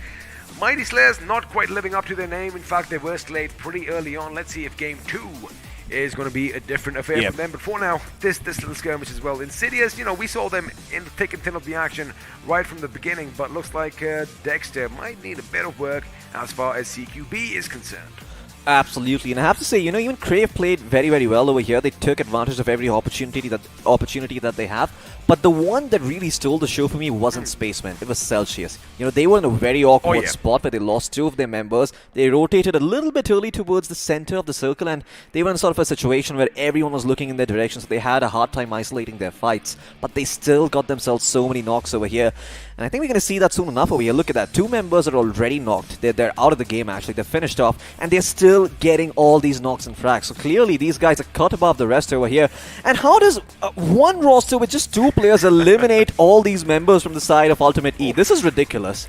Well, it is ridiculous, but that is the beauty of this game. You basically start expecting the unexpected. And, well, that was pretty unexpected, as you did mention. But again, Team GT, they were in a good position as well. They had all 4 members alive, but slowly but steadily, one by one, they kept getting cut down. Yeah, well, you know how the old Chinese proverb goes. Man advantage doesn't mean anything unless you know how to use it. And Celsius, well, even when they're on the back foot, these guys, they don't feel like that at all. They're still taking fights, they're still being aggressive. And sure, at the end of the day, they don't end up in the position that they want, but they still fought super hard and managed to get themselves to a better spot. A spot that they probably had no business being in anyway.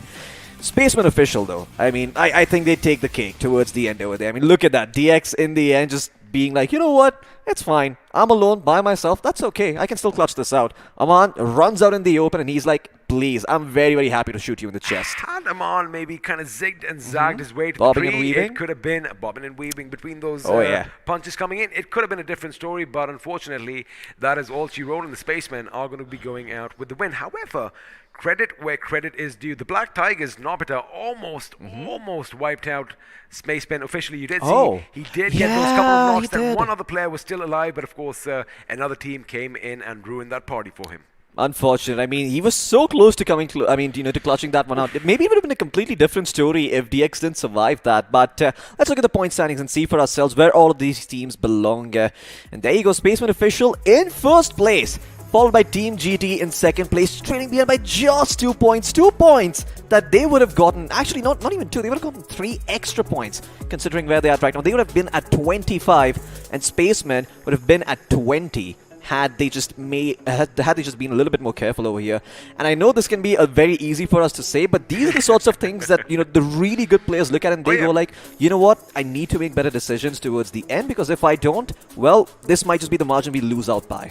And again, you got to keep in mind, yes, for the teams in the top over here, it's a good game, right? Yeah. Again, if they do the same in the next game, chances are they are going to move to the next round. Now, the point that you made, that comes in really handy when you have a lot more matches in hand. But of course, now that we've had a look at all these players, it is going to be difficult picking one aside and crowning him the iQOO MVP. But looks like that's always hard, but it's going to be contra Nick from Team GT. Well, we found ourselves one despite it being so hard, right? I mean, I thought one of the members from Spaceman or maybe Celsius was going to get that, considering the way they played it out, but clearly contra Nick OP, justifying the OP in his name, as he indeed gets himself the MVP with 4 finishes, 850 damage, 2 headshots, something I'm quite sure you're going to be proud of, Maybe you can take him under your wing and teach him the ways of the arm as well in the future. Or maybe Dexter just needs to get a few more finishes, and well, the headshots are just going to keep going up again. I like how we're kind of picking sides here already, but now let's have a look and see which all players are going to be joining contra Nick, as we have the top 5 players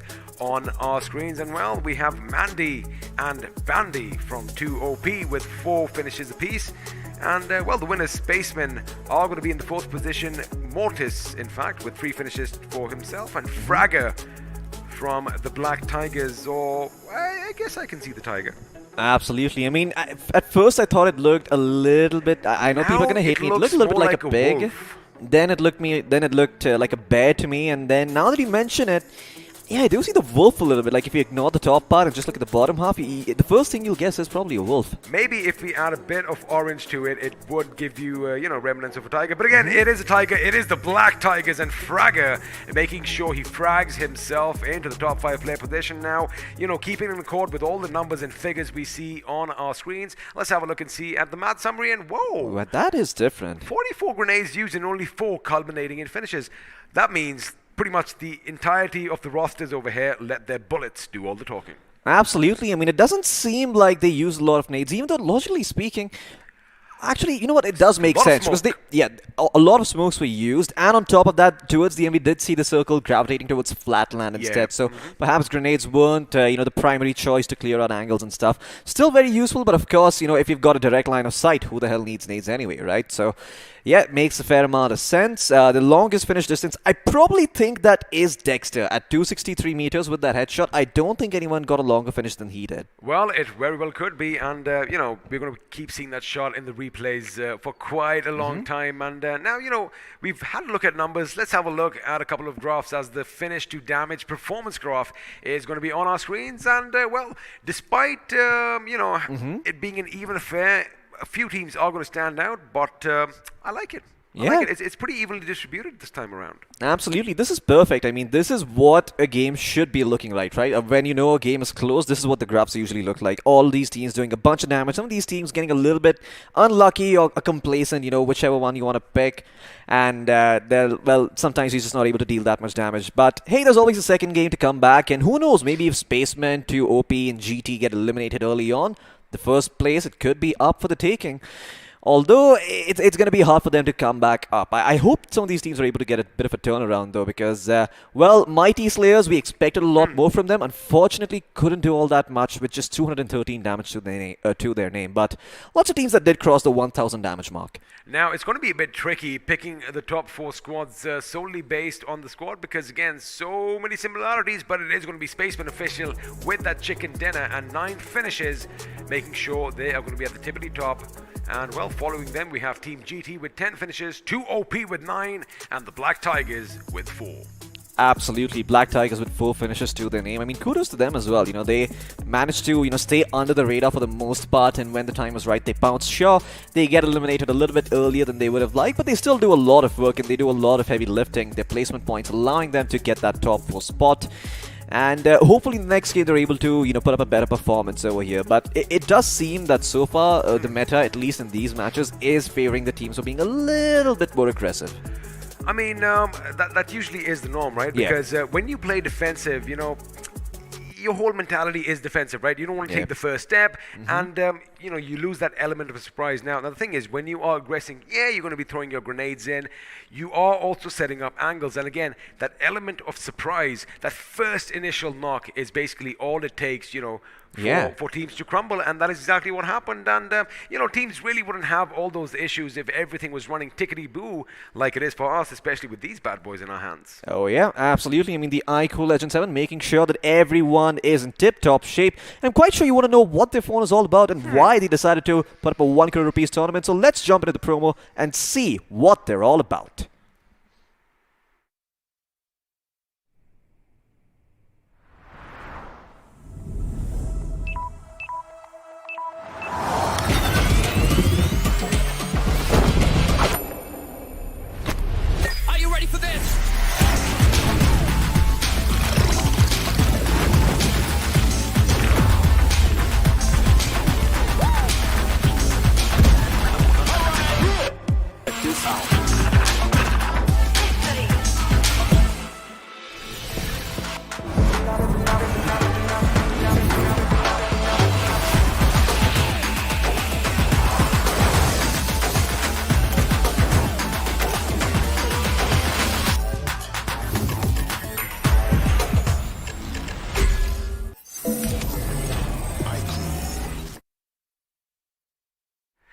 We keep going on and on about the iQOO 7 Legend. I mean, I'm just going to say one last thing. Enough said. Go and grab yourself this phone, because again, you're not going to regret it with all that ultra performance. And now, speaking of ultra performance, looks like the teams in the last game, again, we kind of mentioned it. We were talking about the aggression. We were talking about, well, again, aggression, I mean controlled aggression, because you just can't, go Rambo on everyone and expect to be invincible, because chances are someone is going to take you down. But what are you expecting this time around? So this time around, I'm expecting the aggressive teams to continue being aggressive. I think Celsius are probably going to kick it up a notch, because they noticed that, they were a little bit more passive than they would have liked early on. They probably even had some opportunities to be a little bit aggressive.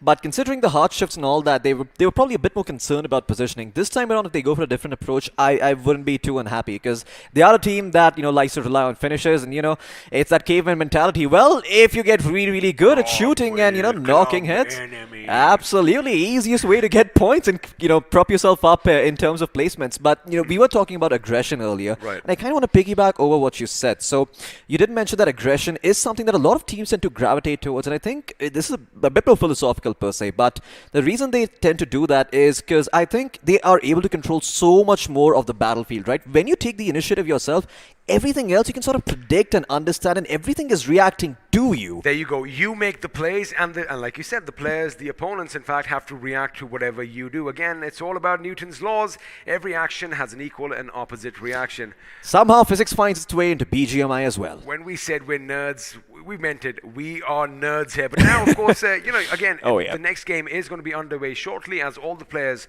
I do see from the corner of my eye are ready in the lobby. And, at the given time, the game is going to begin. Punctuality is something that I love, that, we are making sure that let's be honest here. I mean, we normally live by the Indian Standard Time, which means if you're called to a party at 9, we usually show up around 10. We're trying to change that around over here in esports. Absolutely, and with all these players ready to rumble, I mean, it's only a matter of time before we jump into the spawn island. But before we actually get in there, I also want to talk a little bit more about, what some of these other teams perhaps could do a little bit better, right? So for Mighty Slayer in particular, I believe they had an opportunity to be aggressive as well. It seems that a lot of these teams, they're getting opportunities to be aggressive, but they're playing a little bit timid, and they're a little bit afraid. They're afraid of the fact that they don't have all the information on the world. And this is where I ask you a question as well, because I kind of want to ask you, if you're a player and you want to play aggressively, what is the line in the sand where if you actually reach it, like, all right, you know what, this enables us to be aggressive? First of all, in my opinion, every single member of the team needs to know his role. Right? Someone is going to be a better sharpshooter than you, and that's inevitable. Maybe you're going to be better at CQB than the other person, because back in the day, everyone had a role. I was predominantly the spotter and the guy who takes that first shot, which sets up my teammates to go in for the rush, because I'll be honest with you, if you put a person 10 meters close to me, I'm Yeah. pretty much going to mess things up. It has happened in the past, and it could happen in the future again. So again, know your role, Yep. right? Be versatile. Why we keep yapping on about having different vehicles is that as soon as that first knot comes in, 2 of your members should already be going in and Yep. dealing with that team. And speaking of teams, let's have a look once again who all is going to be battling it out because this is the last chance for Group 31. Absolutely. Group 31 with all these wonderful teams as we saw earlier. 2OP official, Spaceman official taking that top spot. And 2OP, I think, following in third place as well. It's not bad by them. Cravex, Celsius Esports, I believe they finished in the 6th place. Could be wrong though. Indominus, Tribe officials, Ashwa and Ultimate E. All of these teams just putting up a decent performance over here. But somewhere or the other, it's just seen that a couple of these teams are struggling, particularly Tribe. And I hope they're able to put up a better performance this time around. Well, let's see if that is going to be the case because they are joined by a team with Black Tigers, Evil X, Esports, Rival, for Dominate, Rage, Officials, Team Empire World, Team Spirit X, who, were a bit lackluster. Maybe they need a bit more meditation for this round. Team GT had a good outing, and of course the Mighty Slayers, well, they weren't so mighty, but again, we are not writing anyone off. Maybe this is going to be the game that they come in and let slip the dogs of war, as I love saying, and, they might just rack up a few finishes. Maybe they might even go for a few records. Oh yeah, absolutely. And I believe we're about to jump into Spawn Island and see for ourselves what's been happening over there. But another thing I also want to talk about is just the fact that Spaceman officials, despite, once again being the team on top, they have to be a little bit afraid about, who's going to be coming in and dropping into their hot locations and just trying to contest them in general, because many a times you've seen teams falter, right? You get that first place finish in the first round, you're a little bit complacent, and all of a sudden, before you know it, there's... Yeah, that was a bit in sync. I mean, you got the mental thing do we going have on. a mirror somewhere? Nah, it's like a mirror image over here. But again, I mean, that's what it's all about. I mean, you and I, we just get engrossed in the game. Like I said, nerd alert over here. But yeah, I mean, I absolutely agree with you. But I wonder if that's going to change this time around because. Yes, everyone has kind of showcased what they're made of. They've kind of given them a glimpse, as to what we are capable of. But now, like you mentioned, the teams on the bottom half of the table, the pressure is mounting, and it's a do-or-die moment for them. Absolutely. And, well, there's a saying that goes like a corner dog bites back hard. Well, this is time for those corner dogs to start growling and showing their teeth, because if they don't now, they never will. This is the last chance they get to maybe continue in the tournament, reach the grand finals, and get themselves a piece of that 1 crore rupees pie, which is a pretty big pie. I mean, it's pretty massive. It's not pretty massive. It is huge, my friend. But I'll tell you one thing. There could be chances that maybe the team that does win everything at the end, we might just be looking at them right now because, they might have had a slow start. Again, it's all about learning. If you do not learn from your mistakes, then you're doing something wrong. And let me tell you one thing. We all make some mistake or the other, not just in esports, but, in general as well. And, well, like I say, if you fall down, it's all about picking yourself back up again, which a lot of these teams have done. They've had terrible game ones, but game 2, they've come out swinging, and Team Miami, to name one. Absolutely, and I'm hoping that Team Rage officials are also able to put up a better foot this time around, because it seemed that they knew they had the right idea of sorts, but they couldn't just execute it at that level, and unfortunately did not make it to the top 8. But hopefully this time around things can be a little bit different, so let's see you in game, and let's see what they're all about as we jump straight into Erangel and have a look at that beautiful, beautiful flight path. This time around, things are going to be pretty straightforward. Now, if you're someone who's nerded out on the map, you already know that this is going to be bisecting the map in half, just looking at the screen in front of you right now, but there is the map to put things into perspective. Yep, well, anywhere you want to go, you can go.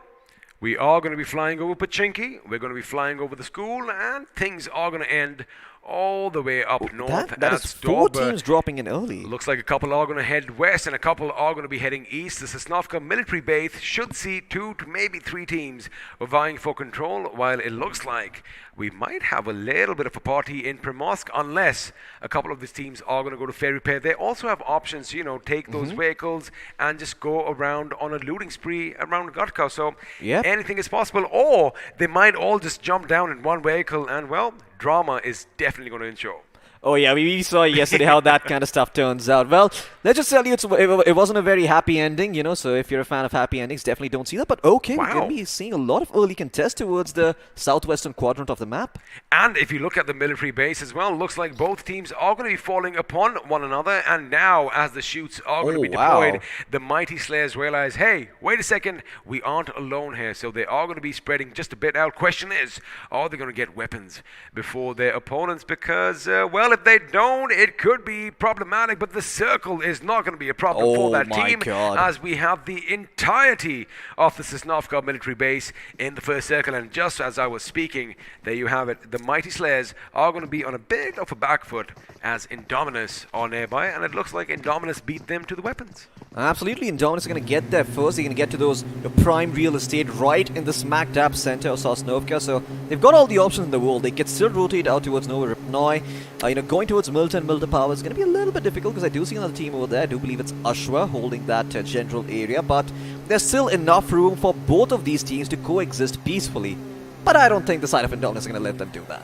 Well, we're going to have to wait and find out, because Indominus, although I kind of would have expected them to head to the military base itself, they are going to be going towards Novo Repnoi. Elsewhere, looks like we are going to have battles break out. This time it is going to be in Severny. In fact, the church is going to be pretty much in the thick and thin of all the action, as Rival for Dominate are going to go up against Tribes Official. Now, we do have shotguns in play. We do have M16s. Question is, do we have the accuracy? Absolutely. I mean, connecting your shots is more important than having the weapons, you know. I mean, you could have the weapon but not do anything at all. Well, speaking of weapons, looks like one person doesn't need them. He only needs a couple of nades, a couple of potatoes, and, well, he's happy with that. Oh, no, Hatiara, well surrounded on all sides. This man, well, if he shoots in any direction, he's going to land a couple of shots, but there's only so much he can do. 4 members ganging up on him. That is what my nightmares look like. And it's Slugger Boy who's going to lay down some slugs in his opponents elsewhere. On the other side, looks like the battle is going to intensify as Aditya, although he has moved just a little bit from where we left him earlier. The enemies are going to be closing in a bit too, well, close for comfort, as Tribe officials are going to set up a little bit Oh, wait a second. I thought, in fact, the knock came through. However, with the burst fire, I think he might have forgotten it's not a fully automatic rifle. Absolutely. I mean, he held it down over there, even possibly connected a few shots, but Groot has to be careful over here. He cannot really get cover from his teammate from the other compound, so it's going to be down to him to try and hold this place. Do they have nades to flush him out? This is a very easy pick if they do, but no. Jonathan is instead going to take matters into his own hands. Go forward over here. Cover is going to be taken, but they've got a shotgun. I do believe I hear one. And they're going to he's going to find that first knock. He's going to get the second knock as well, somehow. Groot is still standing strong. Panda's coming in as well. And there you go. DNR is going to come in for the backup. He's got himself an Uzi. He's got himself an M16. And Tribe Official just turned this battle on its head, leaving Rival for Dominate scratching their heads and potentially ducking for cover, because boy oh boy, they cannot take this fight anymore. Well, the Hunters have become the Hunted, and in a split second, 3 members went down and they crashed pretty hard, which means, well, like you mentioned, only 1 man is still alive for the opponent's. Question is, what is he going to do? Because, well, he has a lot of weight on his shoulders, and, well, Tribe officials, they are definitely going to get the better of Rival for Dominate. Now, again, in the last game, we did see Tribes, you know, in the thick and thin of the action, so we know they can handle themselves in a gunfight, but I can't really say the same for Rival for Dominate. Now, the last man standing, he is not backing away from his fight. He does have options to, you know, deploy a little bit of smoke, or maybe just slide his way to the building, but he knows he is going to be at mercy of the opponents, and Mega Fury is going to have a little bit of fury of his own. He does take 1 down, but he forgot about the right flank, and, well, he is going to be taken down, which means an early exit for a team in this round of Erangel. Yeah, just very unfortunate here for Rival for Dominate. I was expecting them to do a little bit better, but getting caught out so early on, losing one of their players, and then just being squad wiped, not the kind of way they were looking to start these things off. But there's some good news for them. There are other teams as well who are off to a bit of a slow start, so maybe they can, you know, look at them and, perhaps cheer themselves on. But Hawkeye, what's going on over here? Something funny's happening. Remember we saw Indominus leave for Novo. Looks like the mighty Slayers were in their wake. They did not go to the military base. In fact, they are hungry for blood, but looks like Chi-Chi is going to be taken down instead, which means now, once again, the mighty Slayers are going to be at the receiving end of things as they have lost 2 members early on. Maybe all that greed should not have been the right call. They had the entirety of the military base for their taking, but this is what life's about. You got to learn from your mistakes. As elsewhere, we do see Team Black Tigers. Well, they do have a finish to their names, which means Ashwa are going to be 1 man short. Absolutely. You still have to remember that even though the Sosnovka military base is entirely covered, the next circle could completely negate that and move further up north. All of these teams, they're trying to take risks and move towards Sosnovka. If we could quickly just have a look at the bridge that leads from Milta towards Sosnovka, we'd know about that. But you take my word for it that a lot of teams moving in there. And speaking of which, Dave, this is what I was talking about. So many teams in this general vicinity. There you go. I mean, you can see that they're all looking to get inside Sosnovka. But let's have a look at the replay and see just how he managed to pull off that clutch over there. Well, I don't know if the replay is going to be the right call because Team Black Tigers, although they are backing off, it does seem like another team was coming dangerously close. However, they are going to be stopping pretty much at the warehouse in front of us, and Nobara's got to be careful. He might just see a little bit of commotion in the distance, and well, all that commotion is being made by Spaceman officials, the winners of the last game. Absolutely. Spaceman official, not gonna lie, wasn't really accounting for them early on, but they've completely changed my mind now after that first match. Let's see if they're actually able to put up a decent performance this time around as well, because clearly they've got a target on their backs, and as soon as people are able to, look at the HUD and see, oh, someone from Spaceman is knocked down, they're gonna start swelling blood in the water, and like sharks, they're gonna be opportunistic animals, and they're gonna try and go in for the finish. Spacemen, they're being very, very careful, right? They're looking around, they're spread out a little bit well, they're making sure that nobody really comes and catches them off guard, and they're just fine holding on to their position. They're about as central as it gets, so all the world is still open for them, and now we can probably jump into the instant replay and see exactly how these fights are breaking out elsewhere. So there you go, Black Tigers, they did manage to take out 1 member from Ashwa, and then Ashwa, they answered back, and how? Oh my god, he did try swimming, he tried bobbing and weaving, but it seems that he was just a bit too accurate on that AKM, and got himself that frag, and now Ghost turning his attention towards the members, and Spaceman official is getting a fair amount of information for his teams, and Black Tiger at the moment, that's all they really need. Until the circle doesn't force them, they do not need to be aggressive. Interesting rotation coming in from Team GT. Have a look at the bottom left of your screens, ladies and gentlemen. They have taken the aquatic route. In fact, they've got 2 boats. Question is there anything left at Primorsk or the ferry pair for all the other teams that are going to be coming in? Now, Rambo and the boys, looks like they realize, wait a second, we're at Primorsk, but where are all the boats? Well, the answer is the boys from Team GT have skedaddled out with them now. It does seem like another team could be heading up to the bridge, and well, that team is Ultimate E. A lackluster event in the last game. Let's see if they can turn their fortunes around this time. But now, the moment we've been waiting for. Are we going to head north, or is the circle going to stick to the south? Well, the prime real estate has been taken up, and there you go, further down south. Again, that is very, very interesting. So, we were talking about the possibility of a northern finish. That is completely out of the window now. We are going to be seeing a Sosnovka finish, most likely. We could see that, and interestingly, looks like the plight of the mighty Slayers is still not over. Their woes continue to pile up as one after the other. They are going to be attacked by teams, and this time Team Spirit X came a bit close. Funnily, they are going to be moving here, and you know what? I don't blame him. Go for it, Siege, because you have a level 1 helmet and armor, and now you are going to get some goodies. Let's see what you get. You already have the DBS, a Mark 14 inside. Oh, level 3 helmets and the ghillie suit. Well, there you go. I mean, ask and ye shall receive. That seems to be the spirit of Christmas, the time of giving, and boy, does he get everything that he wished for. He did get everything that he wished for. Looks like he was on the nice list, and well, you are not going to see that list anytime soon, you mischievous devil, you. But for now, Ultimate E, they are trying to cross the bridge, and although a couple of their teammates did try and just, ram their vehicles off the bridge, looks like it's a clear day for them ahead, and I wonder if they are going to set up a blockade of their own, because again, the only thing that's missing, we've seen everything, Floki, the only thing that's missing is a good old-fashioned bridge block. Absolutely. I mean, you're going to have the vehicles to do it, though. You're going to really spread out and find all of them. Let's see if they can do so. It is still very much possible. The only team who has 4 vehicles, 4 different vehicles, is Ultimate E at the moment, and they could potentially block out the bridge that leads from Ferry Pier towards Sosnovka, so that could end up getting them a lot of picks, but let's see if that actually happens. Now, they are considering it. They're circling around like sharks at the moment. They haven't really given... well, they're giving it a thought, but it doesn't seem like they've committed to the idea just yet. Well, they aren't committed just yet. They are trying to find the best place for themselves. Again, you know, when you are taking a hilltop, you want to make sure the summit is pretty short, because if it's like a big, massive tabletop mountain, someone else could come in as well. And what's interesting over here is... well, good old-fashioned swimming. There you go, swimming. And the best thing is, you know, we do have a bit of tropical waters. You don't really have to worry about sharks right about now, as Celsius Esports are going to make their way across. Now, the other thing that does catch my eye is we still have a couple of teams still out in the blue, and one such team is Rage Officials. They are going to be coming in from Primosk. We're going to hold on to that thought, because it looks like Ashwa, they have spotted some movement on the bridge, and if 2 OP official do come up, they could be in a world of trouble. Absolutely, you gotta love that single bullet reload coming in. You know, fires 1 reloads. That's a sign of a gamer. Exactly, it's a sign of a gamer. 1 bullet must reload. But yeah, no, this is actually him genuinely being diligent, right? Because he knows that he could be in a situation where that 1 bullet could make a difference. When the zone is so close, you just dot your I's and you cross your T's, and that's it. You don't say anything else.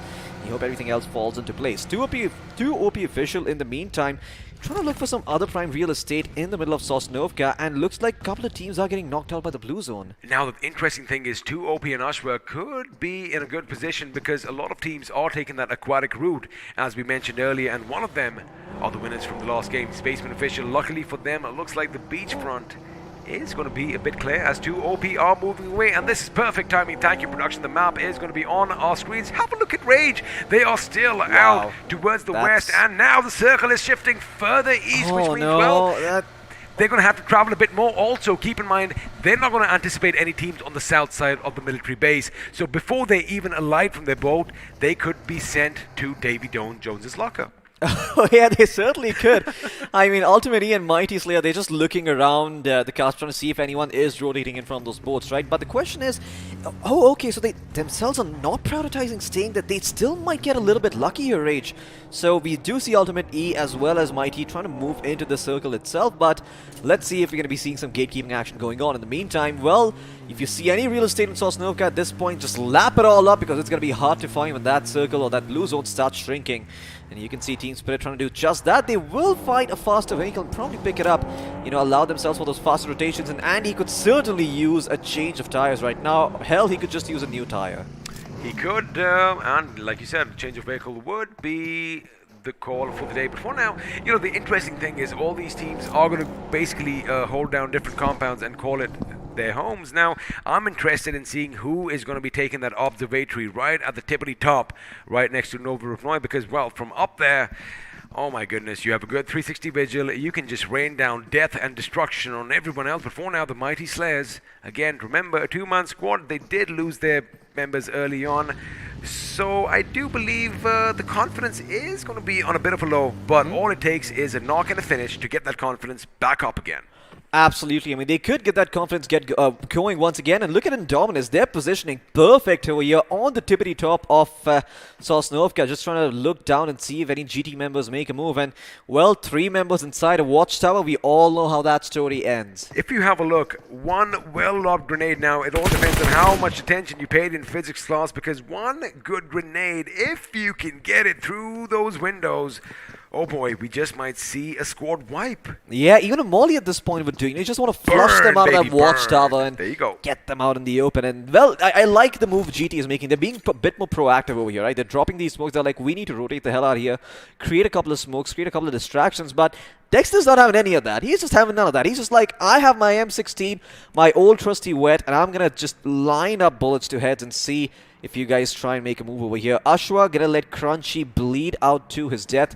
Space Mortar's job, probably going to be getting the credit for that finish. And, well, Spacemen, all 4 members alive. They are inside the circle. This is about as good as it gets, but with 15 teams remaining in the mix, they still need to make sure they stay alive as long as possible. It's going to be one of those situations again when all hell is going to break loose, and we were talking about grenades, but Mosh is going to get one through the window as Yosh is going to be brought down, which means now Team GT are going to be reduced to a 2-man squad. And wait a second, he is going to throw another one. Is it going to be good? This one is going to be outside the building, but have a look at that vehicle. Now that vehicle is going to be instrumental in Team GD's escape. They're going to line everything up perfectly. They're going Both in. teams are getting in, but this is where you get the guns ready. This is when you start shooting indiscriminately, and it looks like they might not make it because sooner or later another magazine and the car could explode. Lucky for them, they went over the rise, and well, Indominus lost their line of sight. Yeah, a couple of players just died to the play zone. In the meantime, that is such a painful experience. And look at that circle hard shifting once again towards the southeastern part of the map. Rage made it. Yeah, Rage made it. They made it with at least 2 or 3 of the players still alive. But a couple of the players did bite the dust. Even the play zone once in on that 1 crore rupee prize pool, trying to be the 17th squad over here, like we always talk about. But let's see who's going to get that supply drop right in the smack dab center. I think that's what we're going to be keeping our eyes peeled out for. Or is anyone going to go for it? That's the bigger question. Crave, it does seem that they have passed that supply drop by. They could have potentially looted it out, but in the meantime, we are seeing a couple of teams rotate in from the western side, a couple of teams rotating in from the northwestern side as well. And there you go, this is the action starting to break out at the moment. Team Mighty Slayers, they try to take a fight up against the side of Tribe officials, and Tribe, with only 2 members still in the vicinity, they could be a little bit hard-pressed, but Mighty Slayers, they've only got 1. It's only Ryuga all by himself. He's trying to prep up a nade over here, seeing if he can potentially take a 1v2 or even a 1v1 if that nade does end up landing, but he is still waiting. Now, in the meantime, look at Ultimate E Esports. They are in a world of trouble. 2 of the players knocked out. They will most certainly be finished off.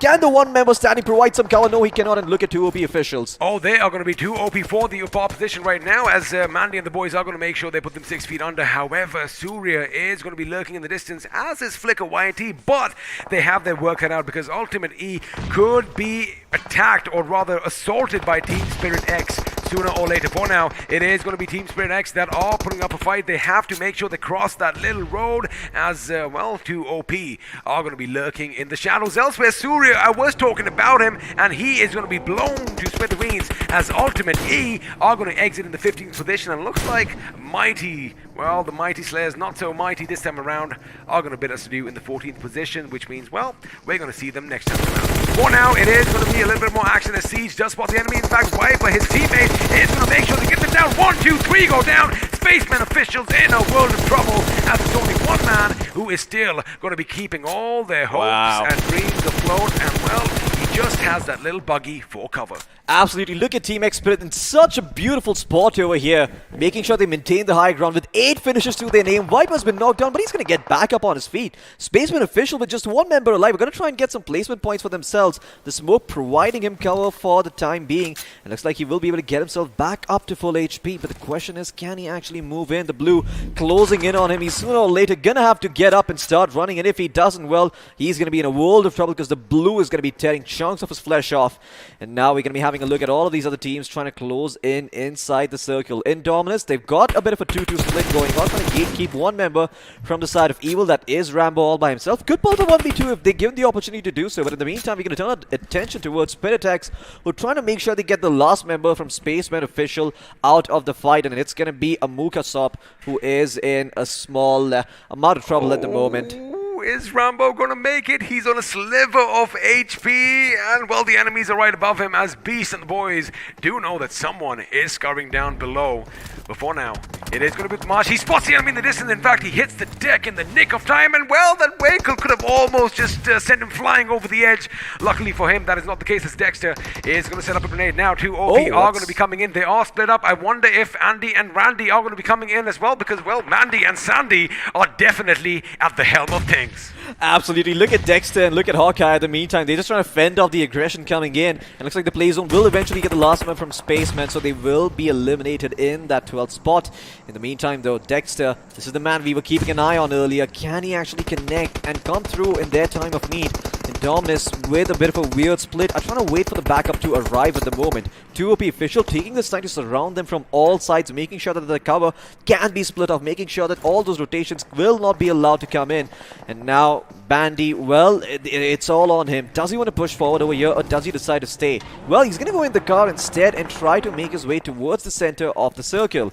And well, we're gonna have a look at Sandy and see if he can connect those shots in the meantime. Okay, Dexter, alright, looks like Indominus don't want to bother this anymore, but guess what? On their flank, there is GT Official waiting for them. This could be a little bit problematic, but Black Tigers also want in on the party. Also, they want in, but looks like it is going to be Ashwa in the fray, as well as Nobita is going to make sure he gives him everything now with that last bullet going out of his magazine. He comes on heavy fire, surviving by a sliver of HP. Question is, can he patch himself up? He just has those bandages, Floki. This is looking a bit too dangerous. How is he surviving grenade after grenade? What is that rock made of? It could be Insidious itself as well. Stark is going to give a little bit of his firepower to the enemy as well. He does fling a grenade. Question is it going to hit again? No, it's not. Nobita, oh my goodness, I want to know his secret here as well. He is going to lay down some shots. Stark, in fact, is taken down by Rage. My goodness, Rage finally stepping up to the pedestal here despite only being a three-man roster. There you go. These guys are finally starting to, show up on the scoreboard. Well, BT could be in a world of trouble over here. No, but that doesn't have Doraemon by his side anymore, so it's going to be all him by himself trying to take out the members of Ashwa. Well, he does connect a few shots towards Nova, but Aman OP in the meantime has bigger fish to fry. Celsius once again the backstab. Max and Karthik, I believe these are the same players from the last game. I could be wrong, though. I do believe Karthik might have been knocked out, but still, a two-man roster for Celsius. They're all too familiar with the situation. Let's see what they can do. Never mind, they're all alive over here at the moment. It does seem that Wixky and Dreams are still pretty much in the fight, and even though they've only got one finish, they've got ample time in the world and ample bodies to put down and get themselves those high number of finishes. Well, looks like the side of Team Spirit X are going to be losing one of their members, leaving only one pony in the race, and the circle about to shift once again. Where is it going to go? Who's it going to favor? It's going to go towards the southeast part of the map. It is going to go to the southeast, but for now, 2 OP official.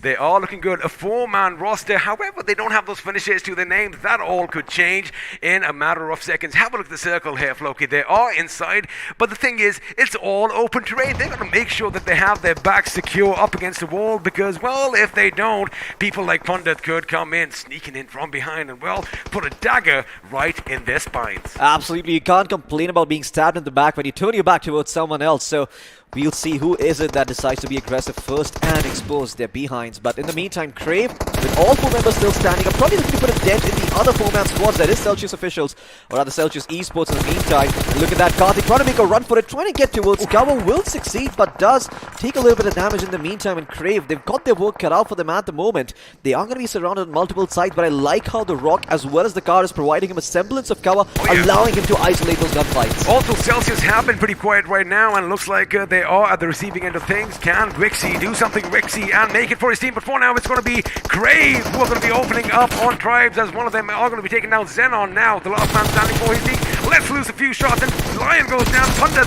is going to come in. Question is that a bit too late? Because, well, Godslayer is going to be on hand, and Crave definitely have that man advantage now. Pundit, he knows where the enemy is. He's going around the rock. Question is he going to get a few knocks? Because he does rattle up a few shots, goes right up top, and now it's going to be a 1-on-2 situation. He's reduced them to half their numbers here. Floki, can he go all the way? He's trying his best. He needs to call the herd over here. There's still 2 members standing strong from the side of Crave, and those grenades coming in, raining that's eliminating those 2 knots, allowing him to focus on maybe getting his teammate back up. They're not going to expect this. They're going to be healing themselves. He's going to have 2 members in the fight over here, and Crave, yeah, that laughing back emoji is probably what they're thinking of right now. Xenon is coming from the flank, but the Crows are spotting out the members from the side of Tribe officials as the battle never ends with these guys taking a war on multiple fronts and winning them all. Well, Pundit has patched himself up. The enemy is coming around the other side. There's another fight breaking out. I wonder which one we're going to be focusing on right now, because it looks like Indominus is taking the fight to Celsius esports now. 2 of the members are going to be brought down, which means Wixky, the man who's a bit too risky, is the last one standing. Question is, can he pull off a miracle here? No, he cannot. He's been spotted. And, well, Dexter, he is now showcasing he's not only good at bolt action, but, well, he is good at CQB as well. Absolutely. Wixky, well, looks like he wasn't a drunken master this time around, was sober to this fight, and that probably was his kryptonite right there. But now 2 OP official trying to chase back the side of Indominus. Look at Indominus, they're actually running away. They're scared of the boys from 2 OP official, and they've got all 4 members still standing, so they should be afraid, rightfully so. These jeeps being blown up, providing them ample of cover to work with. Once again, just making sure that they use their brains a lot more than their simple brawn. And Beast looking to do some damage over here, cooking up a nade. When is he going to let go of it? That is the question. Well, It is a smoke at the moment, so he's still holding on to it, waiting for the perfect opportunity to prop up. And that supply drop in the middle is what everyone is going to be keeping their eyes out on, although 2OP probably have the best sort of access to it. Now, the only thing is, Mandy and Sandy, they've got to make sure they keep an eye out on their left flank, because yes, they do have the game in their favor, but if Insidious does try to make their way in, Indominus, I beg your pardon, if they do try to make their way in the way they are sneaking in behind the flank, if they synchronize their attack, well, it could spell trouble for 2OP. And wait a second, since the circle has shifted, they are giving up that real estate. I wonder if that is going to come to bite them in the backside later on here, Floki. Absolutely, that could be super problematic, but in the meantime, 2OP official, or rather Mandy, he's trying to just sneak around the corner over here, trying to go undetected from the side of Indominus, and Dexter might not actually catch this coming. He does see Andy, and he's too preoccupied with the three members that are front ahead, but oh, okay, looks like he does recognize that Mandy is coming close. He spots him out and cleans him up. Dexter, once again, the man with the snake eye, sees it all. Despite Mandy slithering through the grass, he will be able to spot him out, and now 2OP could be in a world of trouble. Two of the players being knocked down, that grenade finding Sandy, and now with only two members standing, the skirmishes are going to start to come in. Dexter, smelling blood in the water, will be able to find one, looking for more over here as Andy and Bandy provide some cover, but Dexter taking fire from multiple shots over here. Crave, Godsley is going to be able to put a bullet straight into his head and knock him down.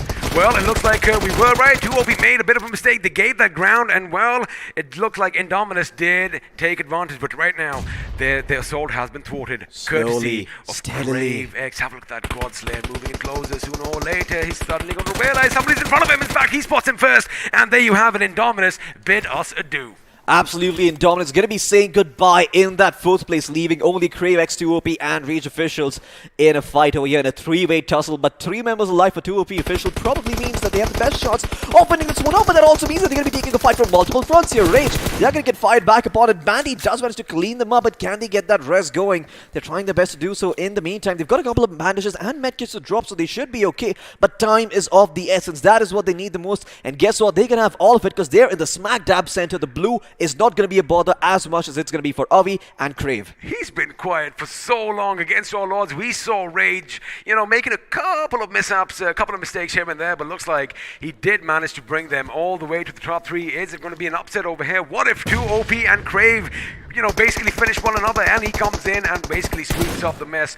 Well, we're going to have to wait and find out because, well, although 2OP did give up the ground, it looks like they have recovered well, and for now, it's all on Crave. They've got to take the Absolutely. I mean, Crave, they have to take the initiative over here because the blue zone will take the initiative for them if they don't force them to move inside. And guess what? Bandy will be able to find one, and Crave will be biting the dust here as they get eliminated, leaving only one member from Rage alive. And Rage, well, he's going to try his best. He's going to be able to get himself one big. There's still two players remaining, but the trade comes through, and 2OP official, they will do it. Well, it seems like ho! Christmas has come early for this team, and well, speaking of Christmas, we are gonna get in the excitement. My stomach just suddenly grew a minute, and well, I wonder if all of you have been naughty or you've been nice, because it looks like 2OP definitely have been very nice. Absolutely. 2OP official. Christmas. Well, I'm quite sure they're going to be getting everything that they wish for, Santa. You're probably going to be listening to their wishes. Yeah, I mean, all those milk and cookies starting to get to you now.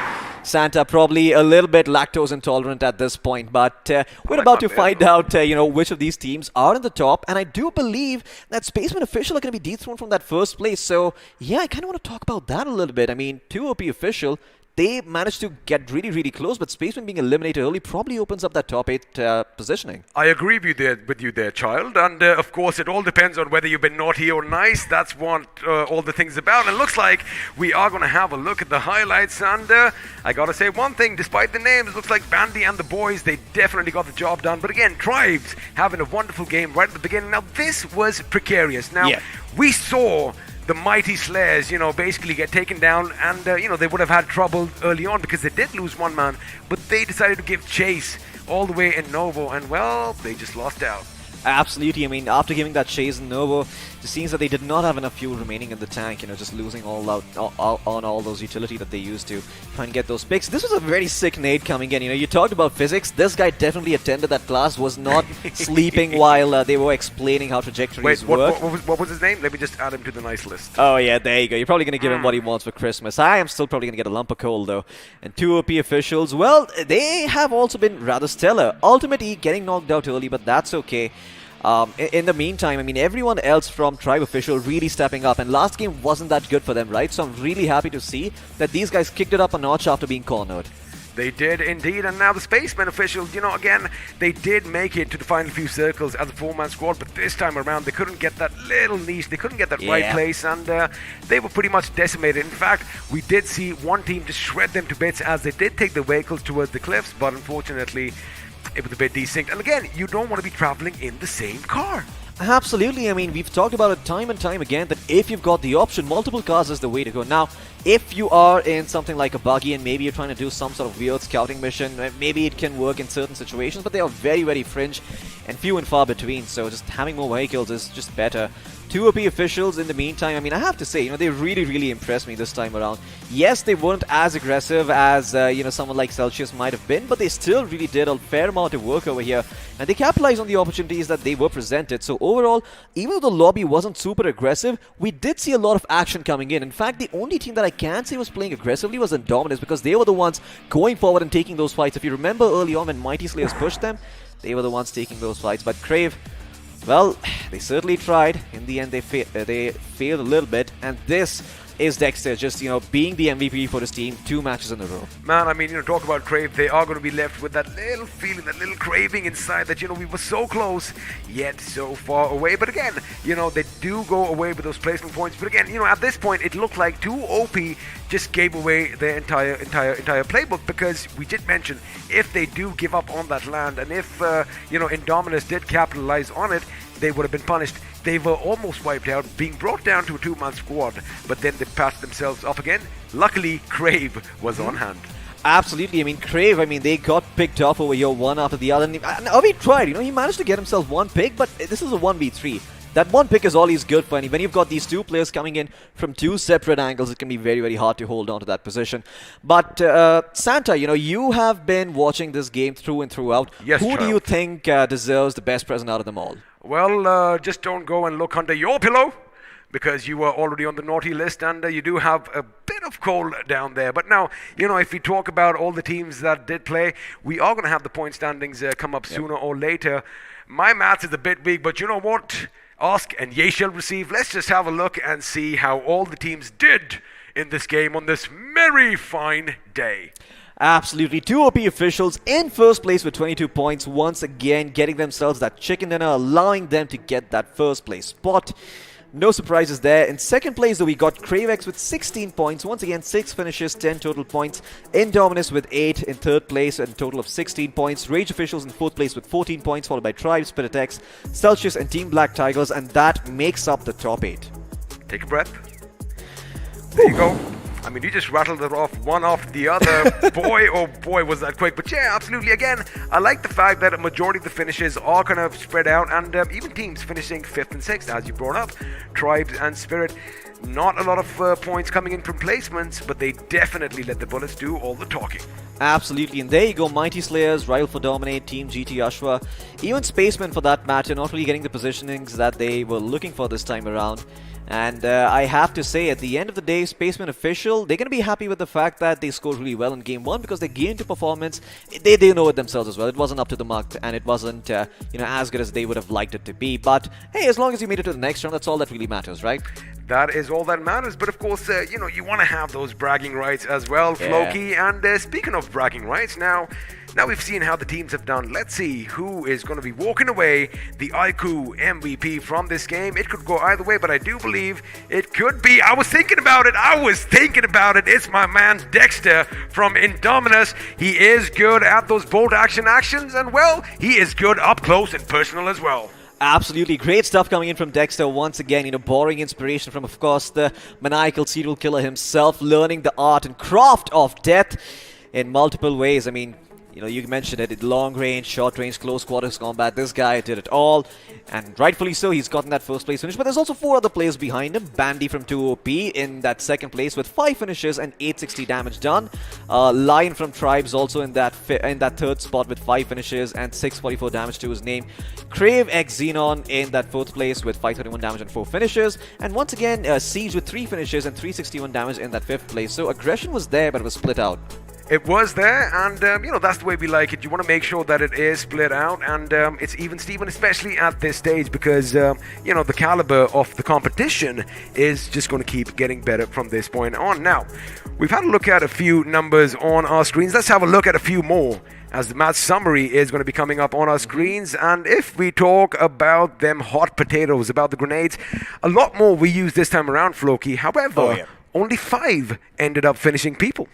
Yeah, absolutely. The conversion rate not looking so good this time around, but I can understand why, right? Towards the end, there was a bit of a throwdown. I mean, we did see that terrain come into the play where there was a high ground, there was a low ground. So a lot of nades being lobbed, but not really a lot of nade finishes as a result. Did see a fair amount of knocks though, so, not the end of the world. The longest finish distance, we're not even going to talk about that this time around. I'm sure you're very, very displeased. Santa is going to find the person who got that finish. He is definitely going on the naughty list. Absolutely. He's going to be getting a lump of coal in his sock, but 25 rescues, 52 knocks, and 53 finishes, and a nice round and even number in terms of total healing done at 7,200. So, yeah, all these teams just really making sure that they don't make too many mistakes. 5 airdrops this time, though. Whoa, yeah. Now, this is clearly a big difference from other lobbies, right? These guys clearly focused a bit more on getting those airdrops. And or maybe, since it's the Christmas Yuletides, the gods above were kinda in their favor.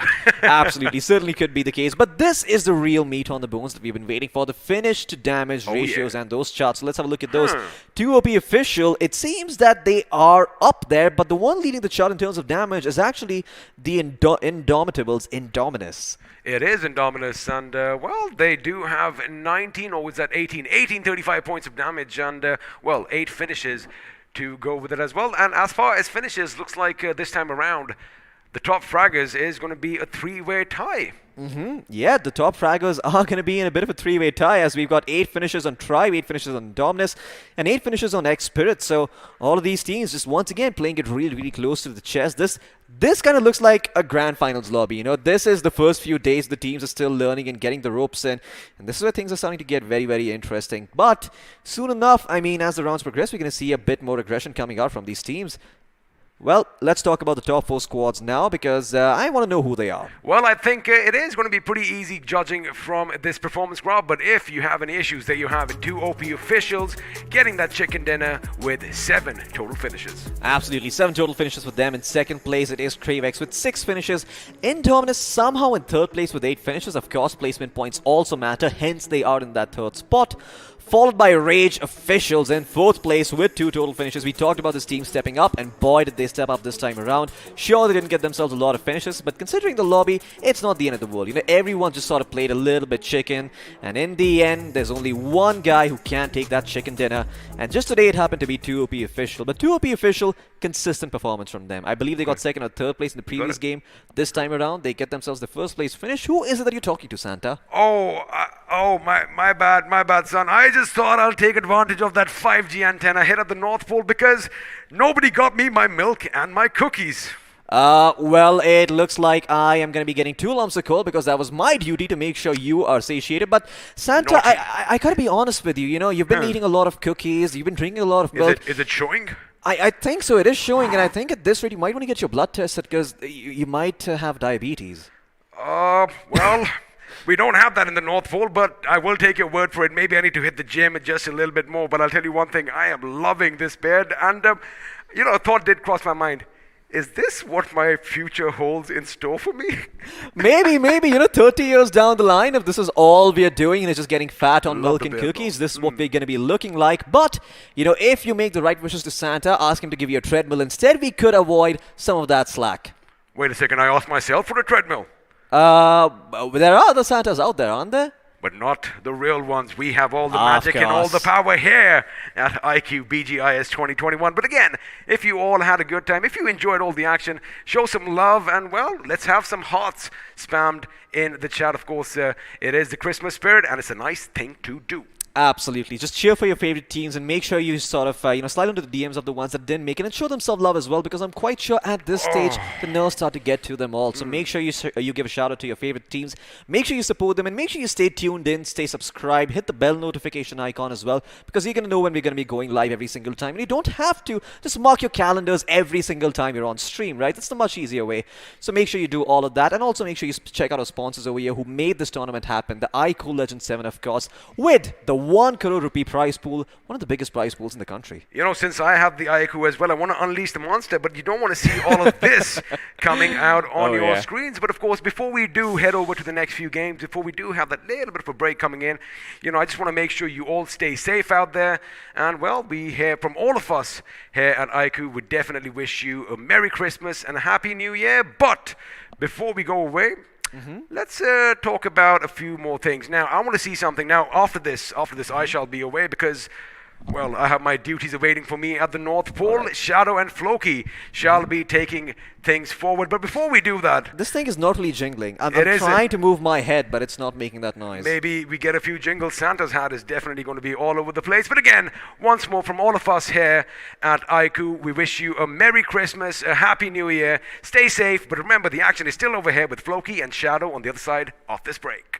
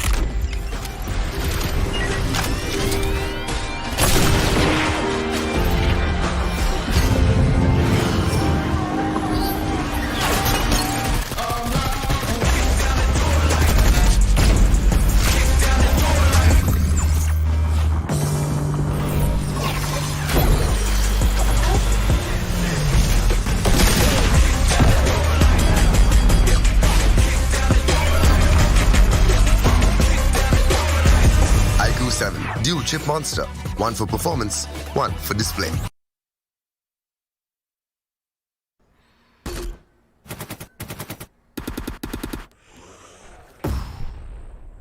Enemies ahead.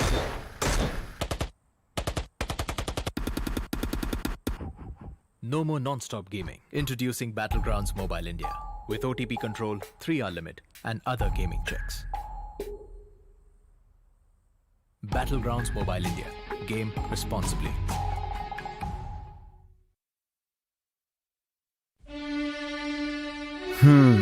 वो एक दोस्त game में फंसा, कोने में बसा, gang में अकेला, दिन का भूला. टाइम आ गया है for them to look up. रुक रुक रुक, पिज्जा है यार. हाँ, ये बेटर है. ध्यान से. ओके ओके, फोकस कर. अरे ऑसम यार. कोई नई स्ट्रैटेजी ट्राई करें? क्या बात है. श्योर? एकदम श्योर. मतलब मान गए गुरु. तो जैसा मैं कह रहा था, जब ये हद से ज्यादा हो जाता है ना, तो फन, फ्रेंड्स और लाइफ से ध्यान हट जाता है. तो कुछ भी करो, पर कैसे भी मेक देम लुक अप. अरे वाह, जल्दी समझ गए. Well done boys.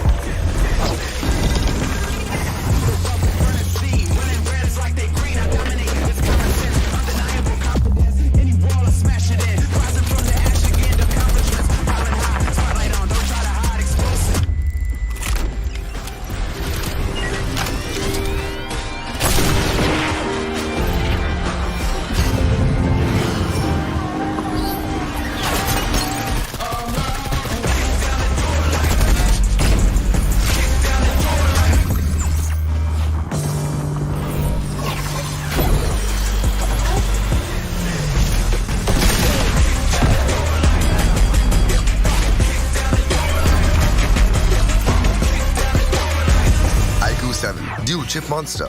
One for performance, one for display.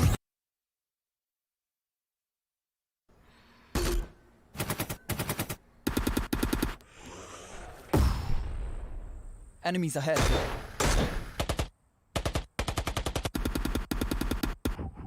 No more non-stop gaming. Introducing Battlegrounds Mobile India with OTP control, 3-hour limit, and other gaming checks.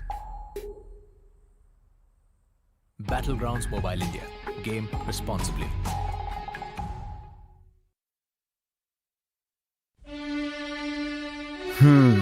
वो एक दोस्त गेम में फंसा, कोने में बसा, गैंग में अकेला, दिन का भूला. टाइम आ गया है for them to look up.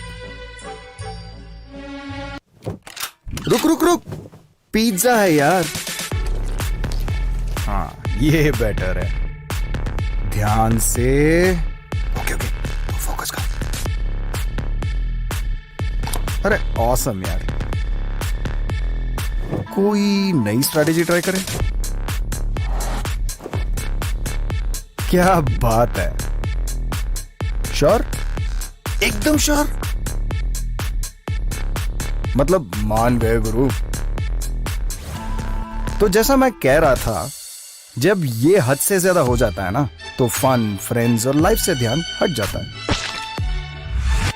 तो कुछ भी करो, पर कैसे भी मेक देम लुक अप. अरे वाह, जल्दी समझ गए. Well done boys.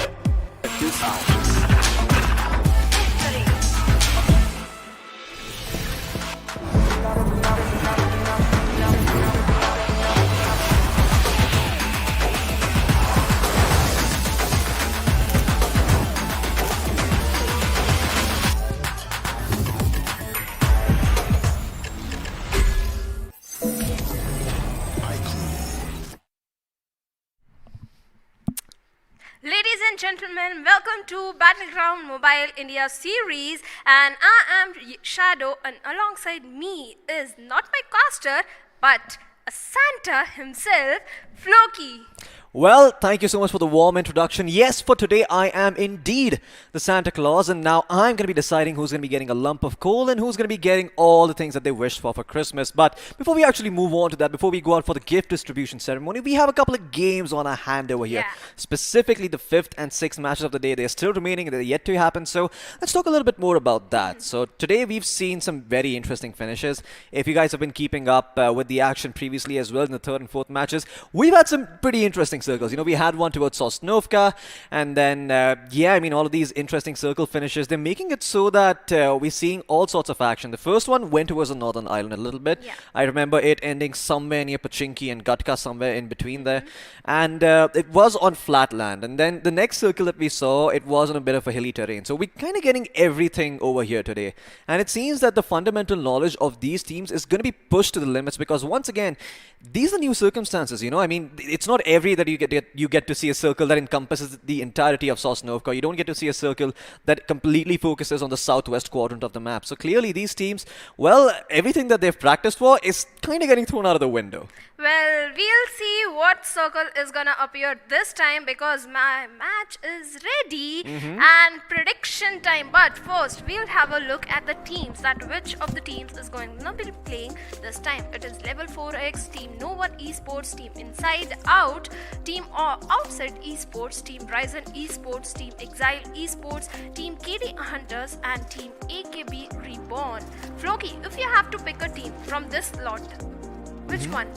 Well, I've heard of the name Inside Out before, right? So I'm probably going to be picking them every single time I see them. But, there are also other teams in the mix over here. Let's not start discrediting them just yet. AKB Reborn could be pulling out something we don't see. Level 4X, Ryzen Esports. All of these teams' names, they do seem a little bit familiar over here. So I would give them all, an equal shot over here. But if anyone had the advantage, if anyone was in the driver's seat for me, it would have to be Team Inside Out. But also the next 8 teams, which you're going to be having a look at shortly. So I'm curious about what they are all about. But once again, in case you missed it, Level 4X, No One Esports, Inside Out, Outside Esports, Ryzen Esports, Exile Esports, KD Hunters, and AKB Reborn.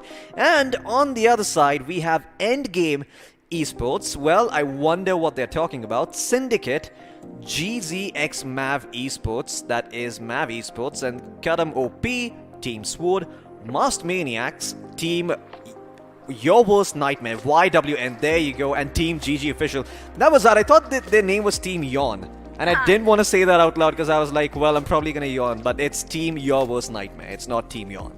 Yeah, better they not be yawning inside the game. It is your worst nightmare. Let's see if they can live up to their expectations because we have seen some of the teams having a very unique name and high expectations because of the name, and they tend to be the first one to make bye-bye. Yeah, I mean, that happens. The cooler your name is, the cooler your logo is, the more likely it is you get eliminated early on. But maybe some of these teams can change that up. Maybe some of these teams can be the team to be like, you know what? We have a cool name, we've got a cool logo, and guess what? We're also very, very good at BGMI. Well, we're about to find out if that is indeed going to be the case. But once again, today the action hasn't really been very, very, chaotic or, very explosive. It's been consistent. We're seeing it over time. Couple of times we even see a passive early game coming in. I want to see that change up a little bit. I want to see a little bit more chaos. I want to see teams just surviving until the 4th or 5th circle and then all hell breaking loose as soon as that 4th or 5th circle starts closing in and real estate is out of the window.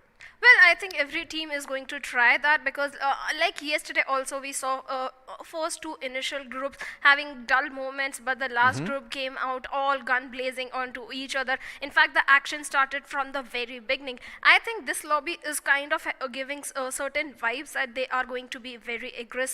So let's hope our wishes are being granted because Santa, please grant our wishes. Well, I'll think about that. I do believe one Santa just left a little while early. So maybe if you were a little bit early on that, we would have gotten our wishes. But it's not always Santa who can fulfill those. If you pray to the BGMI gods every single night, hey, who the hell knows? Maybe the final circle is going to be exactly where you hot dropped. And you probably don't even have to move an inch, which can actually be bad if you only stayed there and never moved out. Because, well, you're going to need a lot more loot to fend off multiple players coming your way.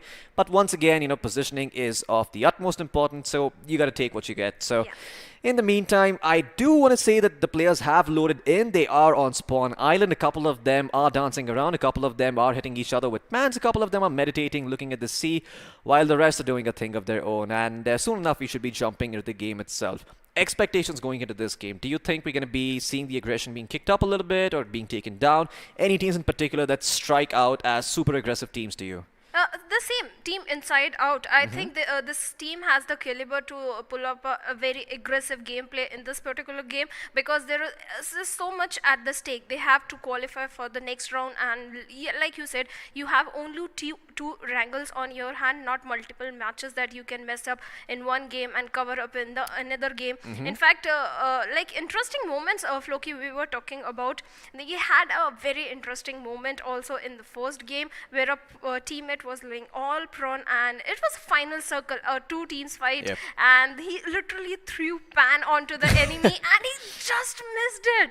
Just missed it. So close. I mean, if he Yeah. actually hit that pan, that would have been interesting. Not only the clank sound, but also the concussion that comes along with it.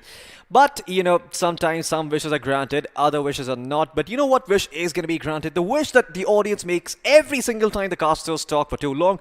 Casters, start the game. Yeah. Well, the game is going to be starting soon enough. We're going to be jumping into the game right now as we head in and see what the flight path looks like. Well, the flight path is the main question, but we are not gonna ruin your surprise. We'll wait for it to appear on the screen. For now, have a look at the blue beauty aeroplane that is going on, and the flight path is towards little western side, going all the way from Ferropier towards the Severny. That means I think most of the drop locations are easily glidable. Teams are not going to have much difficulty because this time it's not the extreme of the western side. It's a kind of a towards centralized area.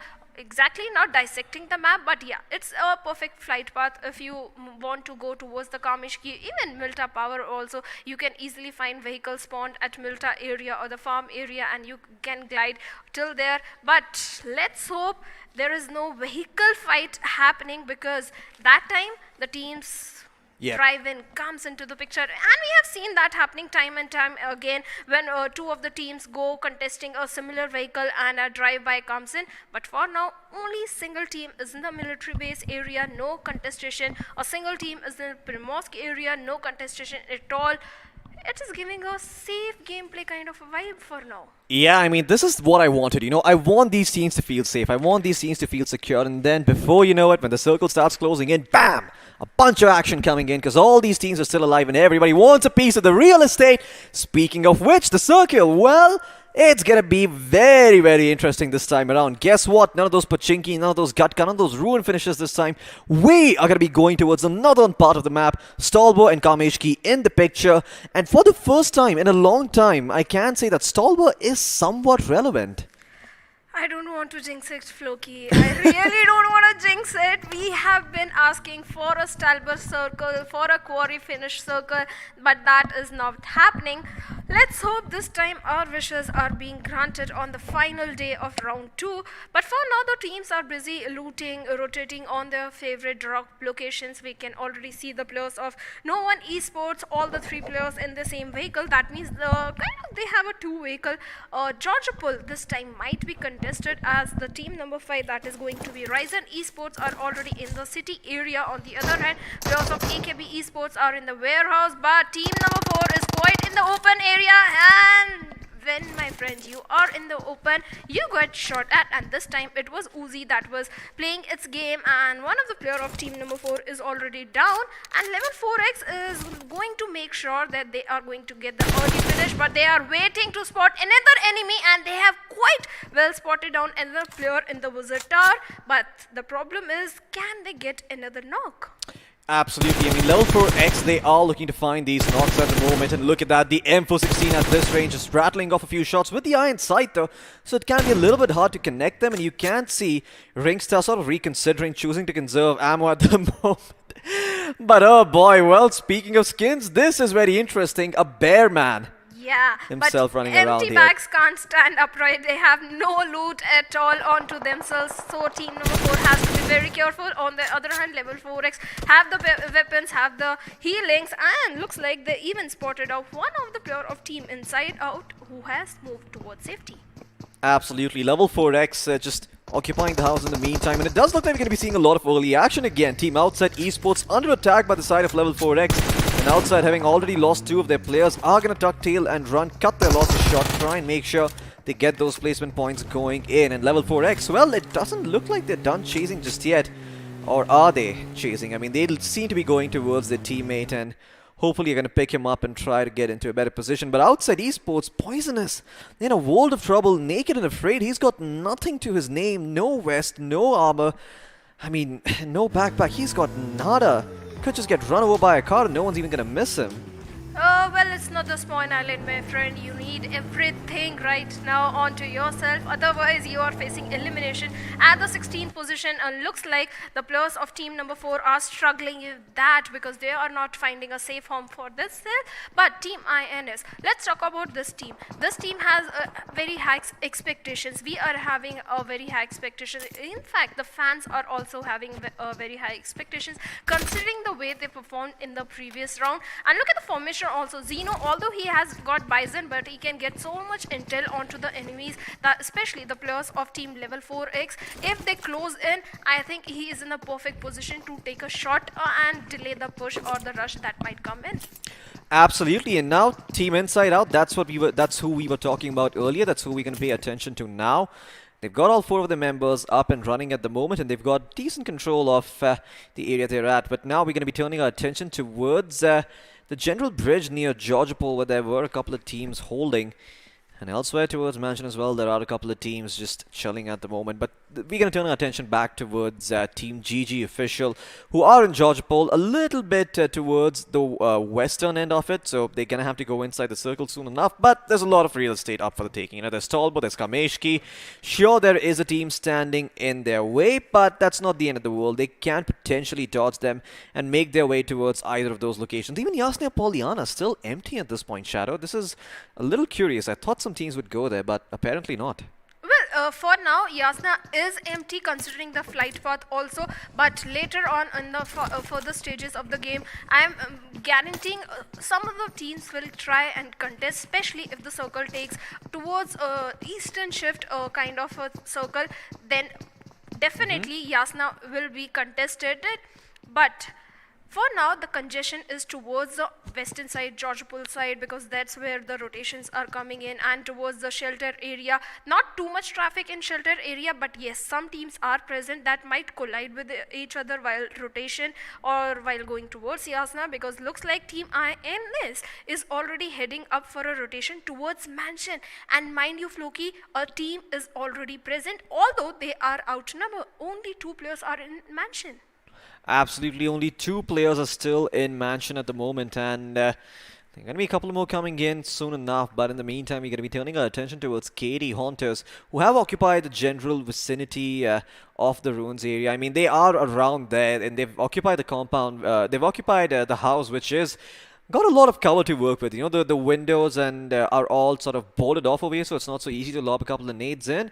And you need specific angles if you want to try and take fights. Speaking of which, could be seeing one breaking up there soon enough. But in the meantime, Kadam OP are also just waiting outside ruins and waiting for the side of KD Haunters to make some sort of misstep and punish them when they do so. They are controlling the rotation from Pochinki towards school, so they can't prevent them from getting that part of the map. So maybe there is no real option here for Kadam OP except to try and take a fight from against the side of KD Haunters. But KD Haunters, they can't really move out without putting fists up in the air. They need to either take a fight against the side of Team Kadam OP, or they need to go further up north and moving to Georgopol. Speaking of Inside Out, they've managed to get themselves a couple of knocks over here. GZ Map Shield is going to be taken down. In fact, they found 2 knocks, and the VSS will be pulled out at that distance. And the semi-automatic is going to make sure that Shadow gets eliminated. But our Shadow is still intact. Don't worry, folks. Safely. I'm not the player. Otherwise, I will be the first one to be taken out. But this time, Team Inside Out versus Team GZ, that was bound to happen considering the teams were making similar rotation. Team INS had a good compound for themselves, and Team GZ players were caught in the open. Now GZ has to play with 2-man squad. They have to play with whatever they are having. For now, they are in a safe rotation. But on the other hand, the player who is not safe is going to be from Team Ryzen, as they have been reduced to 3-man squad. Not a good starting for Team Ryzen, Team Outset Esports, and Team GZ MAV Esports. Team Ryzen still caught in the blue. They have to make their rotations quick, especially when there is so much congestion. They better find a safe spot for themselves. But the team which is in a safe spot is VTN. Yep. VTN, well, let's see if they can actually get themselves to a better spot over here. Right now, they do seem to be relaxing near the general Rozhok area. So they, the prison area. They don't need to be too worried about rotating out just yet. But with the circle shifting further up north, things are going to start getting interesting. Shadow, look at this. Rozhok, Yasnia, Sevoni, and Stolber in the circle, which means one of those places is going to be where the circle ends. And I actually can't wait for that time to come because, man, I don't get to see Northern finishes that often. We did see one today, though, didn't we? It was a little bit to the west of this place towards shooting range. Well, I'm more concerned about the Lipovka area considering 3 teams are present over there and 3 teams are rotating. It's from that similar area and looks like the knocks are already coming in. No One Esports finds a knock onto the players of team number 13. That is going to be Team Swords. Already shot on one player. Are they going to prioritize the zone? And looks like on the minimap they are making the rotations, but team No One Esports better don't put cart before the horse, otherwise you are going to take so much blue zone damage. Better move inside the zone and don't be the victim of gatekeeping. On the other hand, so many teams have already started northern rotation, northern western specifically. We generally don't tend to see teams rotating from the northwestern side. It's usually 1 or 2 teams, but a fight is breaking on the bridge area. Absolutely, Syndicate looking to take matters into their own hands, trying to gatekeep the side of Endgame Esports and Endgame. Got themselves a couple of vehicles. They could choose to take the longer way around instead and maybe prevent and you know, just avoid Syndicate altogether. But everywhere they go, they're going to be met with resistance because there's a team up in Sevoni, there's another team up holding the area that leads towards the foothills of Stolber. And guess what? There is also another team holding the area towards shooting range. They kind of just have to make sure they fight their way out at this point. Or they could, you know, occupy some compound, choose to hold, and wait for the circle to show up next. And Syndicate, well, they don't seem to be too eager on moving. They're very, very happy that they're somewhat close to the center of the circle. Anyway, they have to go. It's going to be somewhat easy for them compared to all these other teams. Although, there is KD Haunters holding the bridge that leads from the side of Sevoni towards Yasnia Poliana. So, they could potentially also have to take a fight. Look at that airdrop. It's going to slide off. There we go. Oh, no, it's back up. Oh, it's sliding off again.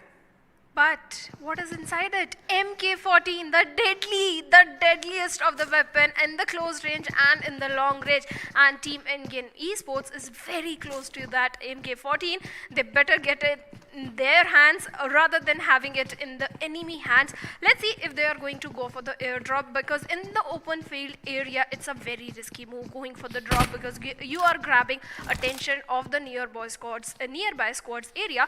And team number 13, they are already one-man short. Swords might go up against the players of team No One Esports again, because they were the one who eliminated Man OP. I am very not sure. It's a Man or Max OP. Yeah, it's Max OP. But Ninja OP from that car 98 again receiving damage. But Tesla OP second time didn't go so lucky.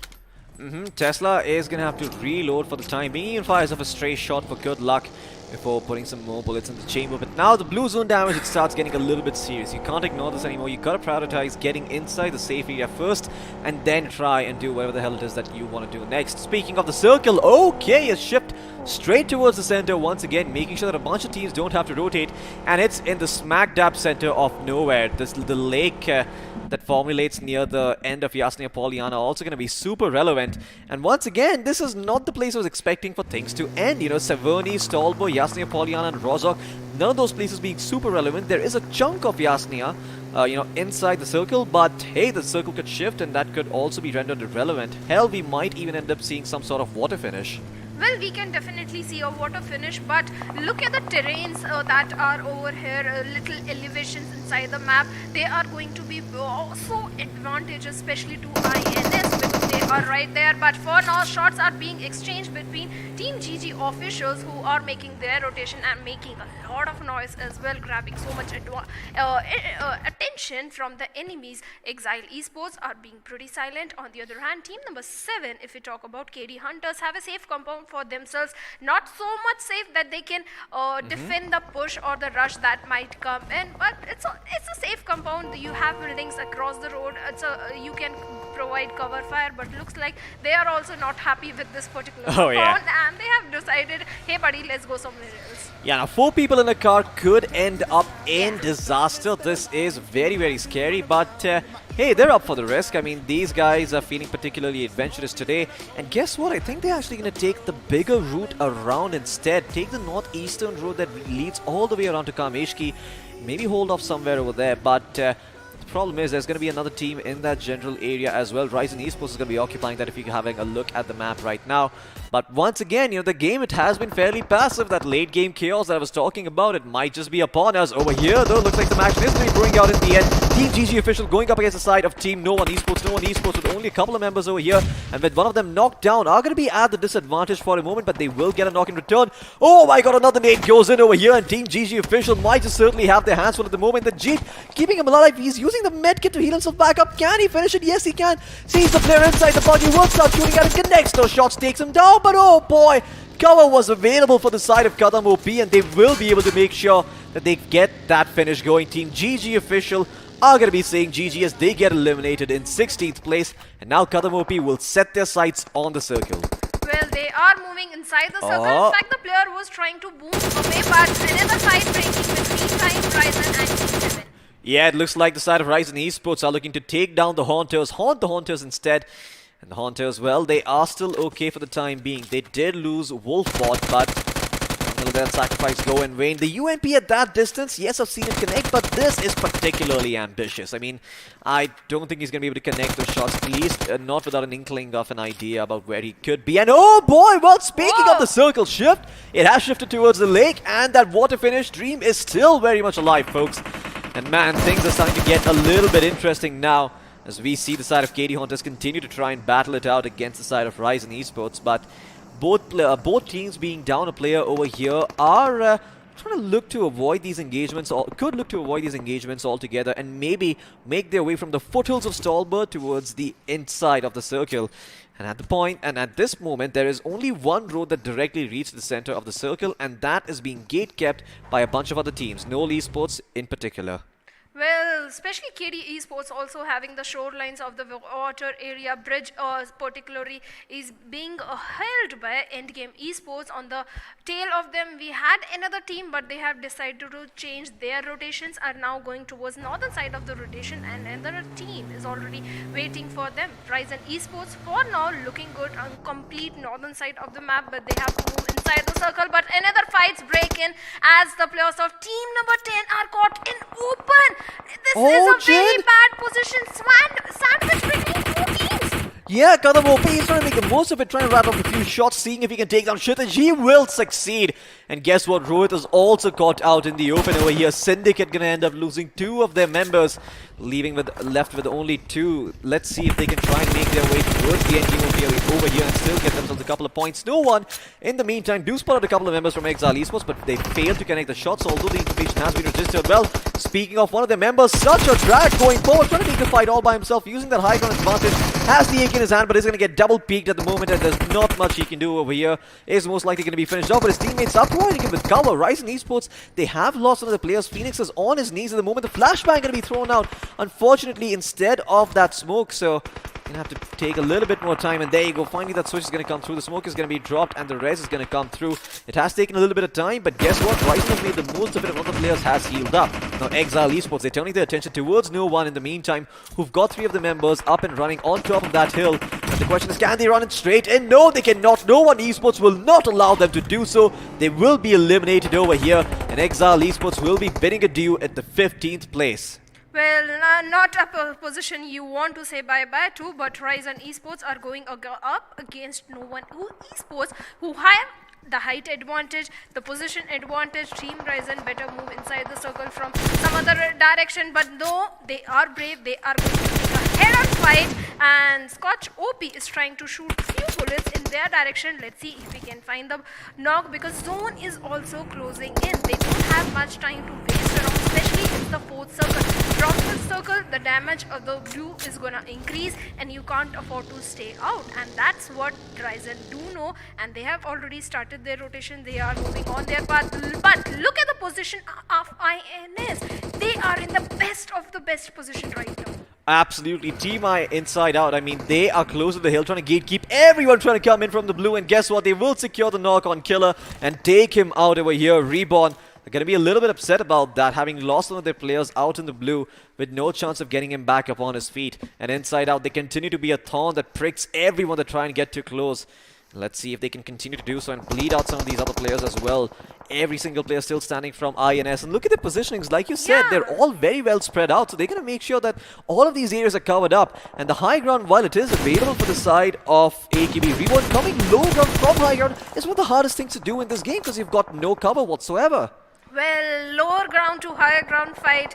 Well, their advantage obviously on the higher ground, like you mentioned. But Team 3, Team INS has a job to do, has a inside the circle. But Joker, OG, he is really OP with his shot, with his precision shots. The enemy in the smoke eliminates him instantly. But two of the players of the opponent team are waiting on the lower ground. Team Inside Out still having a very good position. They can easily spot out the players if they expose or overexpose themselves. Better than they not make that mistake, because the only two teams who have good position is Team INS and the other team, that is AKB Reborn. They can gatekeep. If the circle shifts towards them, they can gatekeep all the teams coming from the southwestern side. But they have to wait for now because no one esports is making their entry. Absolutely no one esports. Looking to get the party started over here and Inside Out, trying to see who are these uninvited guests. Trying to take up a piece of their real estate. They try and move around and get a better line of sight going. In the meantime, level 4X turning their attention towards some of these other teams trying to get in the circle. But speaking of the circle, it has sort of hard shifted again up towards the north. That lake finishes, well, it's not going to come into play over here. We're not going to get to see that lake finish, unfortunately. And, well, it does look like the side of Team Inside Out, or other Team Outset Esports, could be in a bit of trouble. AKB Reborn at that distance with the UMP rattling for a couple of shots. The scope does allow you to do so, but you have to account for the bullet drop coming in. And now he's on prep up a nade, but look at Joker. He's got the perfect angle on the members of No One Esports, and he can line them all up. Can even prep up a grenade over here, but no, he's going to secure the finish, get the second one as well. Sees another player running away, and he's going to use that high ground to his advantage. Going to use it as cover, pulls out his scar, takes them all out. No One Esports being eliminated by one single man, and it is the OG Joker himself who does it all. Team Inside Out, they're going to have him to thank as they manage to get themselves a couple more finishes. Well, Team INS has just started because right now they have the complete control of northeastern side. And man, Joker is not just OG, he is OP. The way he is using VSS, enemies don't even know where the shots are coming from because VSS has that power. On the other hand, AKB is also taking the advantage of the higher ground, but they have to be very, very careful of INS mid especially. Absolutely. Now look at that circle. Going to be closing in once again. Where is it going to go? Who is it going to favor? That is the big question. Well, in the meantime, we're going to be having a look at what the side of Inside Out are doing. They're going to be spotting out multiple members on the side of AKB Reborn. They will be able to clean them up, leaving only one member still alive, who is on the low ground. And guess what? They have an idea of where Agori is. Agori going to get hounded over here by Joker OG. He was on a killing spree at the moment, looking to get some more finishes under his belt. Can he actually continue the onslaught? Sees his feet, shoots at his toes and takes him out. Joker, what an absolute monster. This man completely wrecks everything in his sights, and he's not done yet. He's looking out over the shoulder for another player. Endgame Esports also going to be eliminated. Joker just having a field day with every single player in front of his sights. He just gets taken down. And Inside Out, they're just like, well, he's doing all the work for us. We just can chill over here. In the meantime, enjoy the high ground, just to make life very, very annoying for the side of Team Outside Esports. Well, this is their the game nade. to lose, and the grenade. Oh my god! Inside Out, they're just ripping their enemies apart. Little do they know that the term Inside Out refers to their intestines. I mean, they are going to be discombobulated as those grenades come pouring in. And Inside Out still holding on to the high ground. In the meantime, they're at the periphery. They've got the perfect positioning over here. They can pick and choose their fights, and unless someone gets close and starts hurling nades, they have nowhere to go. I mean, they don't need to go anywhere at all, and they can continue holding on to this position. But in the meantime, looks like Team YWN are going to be eliminated over here as Team Inside Out once again continue their finish spree over here. Obeyed also going to get in on the action over here, but they have lost one of their players. Joker OG has been knocked down. They probably want to look to get him back up on his feet. 18 finishes with 12 players still remaining. They could potentially break the record once again.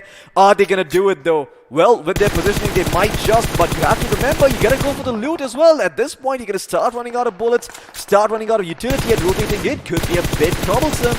Well, it doesn't look like that's even gonna be a problem over here because he's still rattling of shots. He's still finding those picks. And doesn't look like Kadam OP are going to be too pleased about that as they're on the low ground and really taking the brunt of the aggression coming in from the side of Team Inside Out. As Inside Out with 4 members still standing strong. These guys just cannot get enough of the action. They want all of it to themselves. Level 4X desperately trying to get their members back up on their feet, dropping smokes left, right, and center, but still unable to do so. There is a supply drop that could change things up, but at the meantime, it does look like Kadam OP have got other problems to worry about, and that other problem is Joker OG. Well, Joker is on a rampage. The way he is playing, he is on a killing spree. In What that, the hell? 21 finishes already. Team Inside Out is attracting all the flies like a honeybee Oh over my there. God. Look at them. Every player is going 22 towards them. finishes. 22, and they are breaking their record. They are breaking the record, but... Oh, do they spot the player? Oh, yes, they just move they past have. him. They have spotted down. No, they just moved past one of the players. Look at Viper. Level Viper's got the Woo! matchup. They haven't seen him yet. This could be disastrous for the side of Team Inside Out. But he's waiting. There's another player that he needs to wait for. Is he going to dot his eyes and cross his T's? No, he goes undetected. Viper still standing strong in the meantime. He's just trying to make sure he can get that backstab going. Letting the side of Inside Out run away, have that false sense of security. And guess what was going to be the receiving end of it? It's going to be Mav Esports. Their player's going to be taken out over here. Most likely Zeno, though, is going to be trying to get that finish, and he will succeed, leaving only one player on the card. Now they've spotted out Viper. 23 finishes. They've tied things up. They're going to look to break the record with 2 members still standing mid. And Obeyed Joker has bit the dust over here, but that's okay. He's done his work, and the record will be broken once again. Team Inside Out turning their enemies inside out as they single-handedly just get rid of at least 40% of the server. 24 finishes to their name. Woo! Oh boy, that is a big number. That's a Christmas gift they earned for themselves. I'll say, what a aggression. All right, The just b- let me take a breath. Let that sink in. Can I give you one more shocker? Sure. Imagine the finishes of Joker. Single-handedly, 12 finishes. What the hell? I mean, you have to be joking. Just leave something for the points table. I want to see what's going to happen over there at this point because, man, Team Inside Out, their performance has been absolutely wonderful. Before we actually jump into the points table, let's have a look at the highlights and see exactly how many finishes Joker OG got for himself because I'm quite sure that's everything that the chat wants to know at this point. Well, Team Inside Out, like they started their rotation from the complete eastern side, went from the mansion area. Instead of engaging in initial fights and wasting away their time, they quickly went towards the Stelber Hill because from the starting it looked like a circle that can tend to end over there, and it exactly happened. The circle was nearby the hilly areas. Team Inside Out had the complete control. Only one other squad that gave them competition was AKB Reborn, but they were on the low ground, and Team Inside Out was on the upper ground having the complete vision onto the players. Team AKB, in fact, no other team can find a good cover for themselves when you're on such a huge height advantage. You can easily spot down the players behind the vehicles, behind the trees. They had the space to move around considering they had complete northeastern control, and man, they were going finish after finish. The teams that were coming inside the circle were walking into their death because Team INS was ready with their bullets, with their guns to shoot in their direction. And that VSS, my god, you don't can't even know where the shots are coming in and can react to the shots because VSS is so damn silent, and you literally search for the player, where is he shooting from exactly, and that advantage Joker OG had, and 12 finishes, my god. Absolutely, my man, Joker OG. This is the moment we were talking about. They had no idea where the shots are coming from. Look at them. They're running around like headless chickens. No idea whatsoever. The Joker is over here. He runs out of bullets on his VSS, switches over to the Scar, gets those picks, and keeps going. I mean, this man has no chill whatsoever.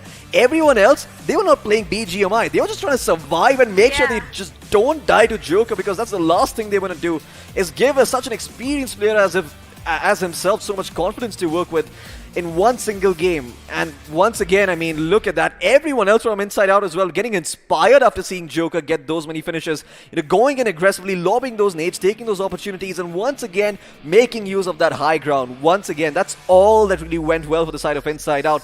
They had so much cover to work with over here. It was impossible to try and take a fight against those guys.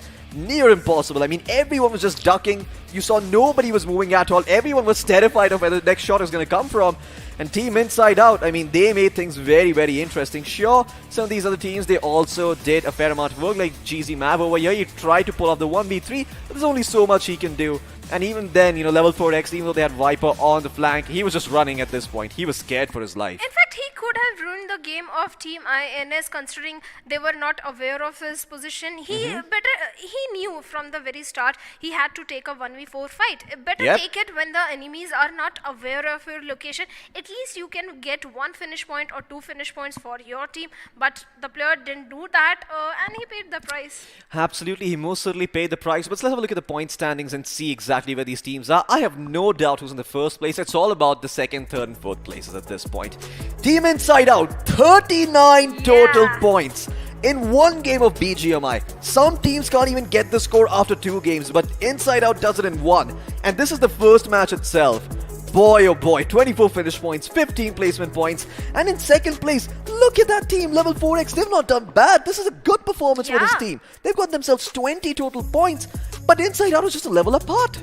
Well, they were on a rampage. Inside Out, they were on a rampage considering Joker, the veteran he is, the experience he has. He, in fact, was showing you don't need the best of the best weapons, AWM or the favorite sniper, Mini 14 or a 8-time scope. Even a VSS and Scarl is enough for the damage you can dish out. His shots were so accurate, pinpoint. If you noticed, he just needed 4, 5, 6 bullets to knock down the player. He was that damn accurate with his shots. But on the other hand, Kadam OP also having 8 finishes, Team GZ MAV 2 finishes, total 12 points. On the other hand, Ryzen Esports also started off really good, but later on they were caught in the rotations from the northwestern side. This time we were witnessing northwestern rotation instead of northeastern rotation. That's usually tends to happen, and Team Ryzen were caught off guard in those rotations. But if we talk about the finishes, all the finishes are going for Inside Out. Absolutely. Well, we've talked a lot about Team Inside Out. Let's have a look at the MVP. Gee, I wonder who it could be. This is such a big surprise. Please reveal to me who it is. Oh, it's Joker OG. Who would have thunk? Is it the highest damage? I'm very sure it is. I think it should be. I don't think I've ever seen a player deal 1,367 damage with 12 finishes to top it all off. 1 assist and 2 headshots, and there you go. This man himself has just been, on top over here. It's not only about the damage, it's also the fact that he's converted so many of those into actual finishes, and he's done it all by himself. This man by himself has gotten more finishes than the team with the second highest points in the points table. Let that sink in. He outed a team of 4 people in the finish department. In fact, shots, he didn't need any scope. He switched VSS to Scarl and his shots were so damn precise. But followed by his teammates, Myth is there with 6 finishes, 390 damage. Xeno with 5 finishes, 813 damage. Xeno was also doing a lot.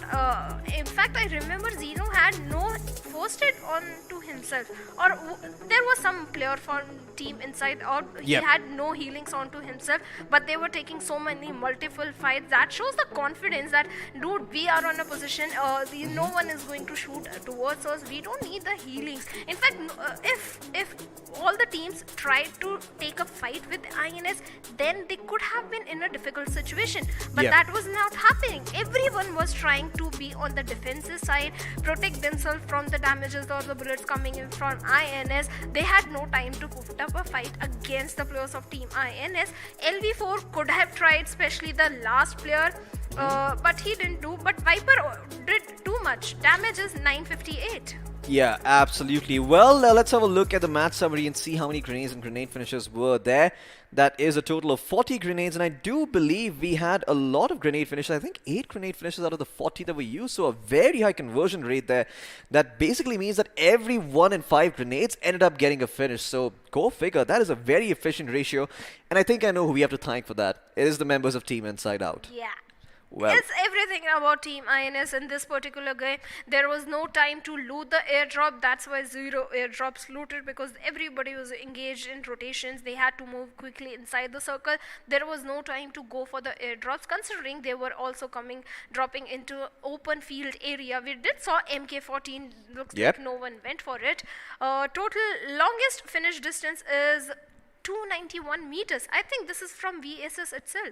yeah, absolutely. It must have been the VSS in the hands of Joker that did this Yeah. deed. But yeah, 0 airdrops looted. A far cry from the 5 that we've seen from the previous one. But let's move on to the actual stats that we want to see. The finish to damage charts. Gee, I wonder who's going to be on top. Oh, it's Inside Out. What a surprise. I know it's getting old, but man, this is just ridiculous. We can praise them enough, but we have to give credit to Team Level 4X also, Yep. considering 2000 close damage. Yes, they were not able to convert all the knocks into the finishes, 8 finishes to their name. Not at all a bad performance. Yes, they were not in the advantageous position, but still a good game coming from Level 4X also. Another team was also performing good with the damage that they were dishing out, 1801, but that's okay. We have next game also. Another team, Ryzen, was dishing out 1000 plus damage and just 5 finishes. I think it's a good performance.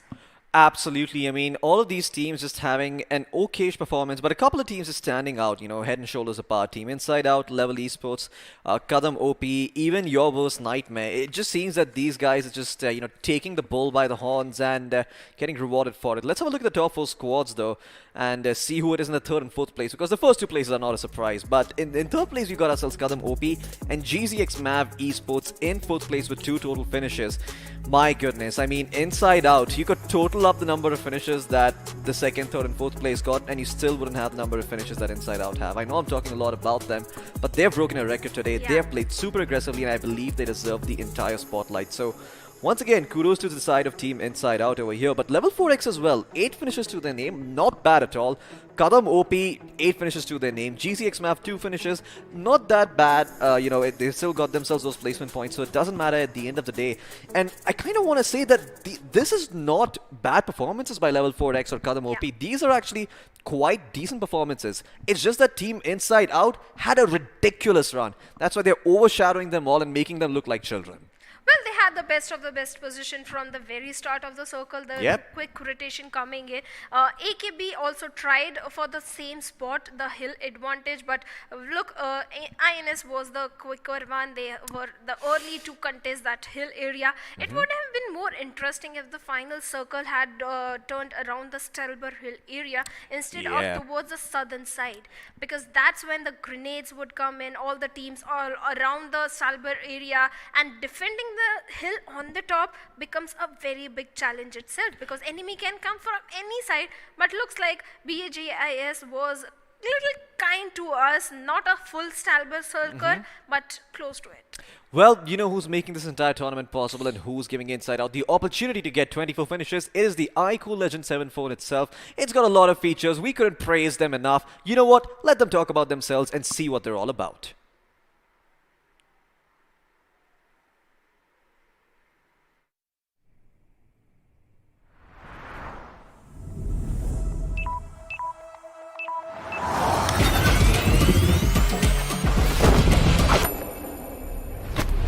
Are you ready for this?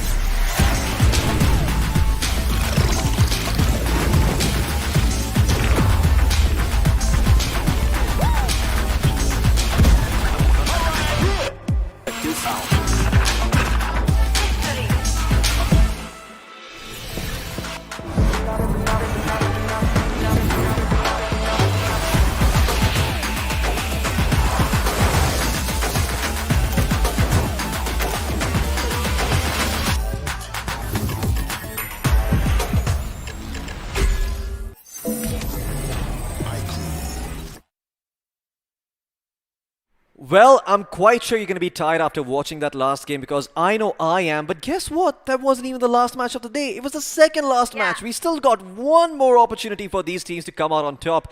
And who knows, maybe, just maybe, if the side of Team Inside Out, you know, if all the stars align, they get eliminated in 16th place right away, we could see another team take that #1 spot.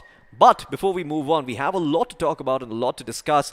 More importantly, Joker's performance. Now, Joker is obviously a very experienced player over here. What is it that you think he's doing differently that is enabling him to, be this aggressive and, just get all of these picks? Is it his mechanical skill that's superior? Is it his decision making? Or is it everything about him? Everything. His mechanical skills, his gun power, his shots were on point. He didn't needed full magazine to knock down a single player. In fact, in one magazine, he could easily knock down 2 or 3 players. VSS was enough for him to take down 1 or 2 players. In fact, I do remember in one magazine, he took down 2 players of the enemy team of AKB, I think team number 8. And yes, decision making, early rotations coming into the picture. Instead of going for the loot, stopping by the mansion or somewhere else, they decided they will go straight towards the Chalber area, no matter where the circle is going to form. From there, they will decide where the rotation will take place if the circle shifts other side of the map. Most certainly, I mean, you can make those decisions, right? But you have to be in a good spot yourself. You have to be the team that goes in first to make sure they get that prime piece of real estate and not give it up to anyone. And that's exactly what the side of Team Inside Out did. Early on, they rotated towards that hill. They realized it's the most important piece of land that needs to be held, and they held it. I mean, they just stuck to it like glue, and they never ever let go. And it seems like all these other teams, like you mentioned, they just never knew where those shots were coming from. So Team Inside Out, they've got themselves the beautiful position. They've got themselves all the guns in the world to work with. Why not just rattle them off and, just keep on piling numbers and piling those bodies sky high and seeing how far you can go? Well, the game 2 is certainly going to make it a lot more interesting, because I'm quite sure by now everybody in the server knows exactly who is it that they need to worry about. It's going to be Joker. And I wonder if there's going to be any other team that tries to contest the side of Team Inside Out. Or, we'll see, it just runs away as soon as they hear the Inside Out is in the vicinity. Maybe they check the hood, see one of their members get a knock. Probably going to be Joker, going out, forward with his VSS or his arm or something and hitting a headshot at like 500 meters and getting a knock and scaring everyone into submission. But, yeah, I mean, I hope that all of these teams don't let that get in, because, once again, last chance. You don't perform over here, you're done for. Yeah, it's a do or die situation. In fact, I would love to see a team going up against INS and proving their mettle, because certainly INS is one of the strongest team considering their mechanical skills, their IGL skills. Go against them and beat them down. INS is already in a safe spot. They have nothing to lose. I think they are most probably qualifying for the next round. But take a fight against them. You will get a very good confidence for the next round. If you can take one of the strongest team in the lobby, your confidence goes very up high.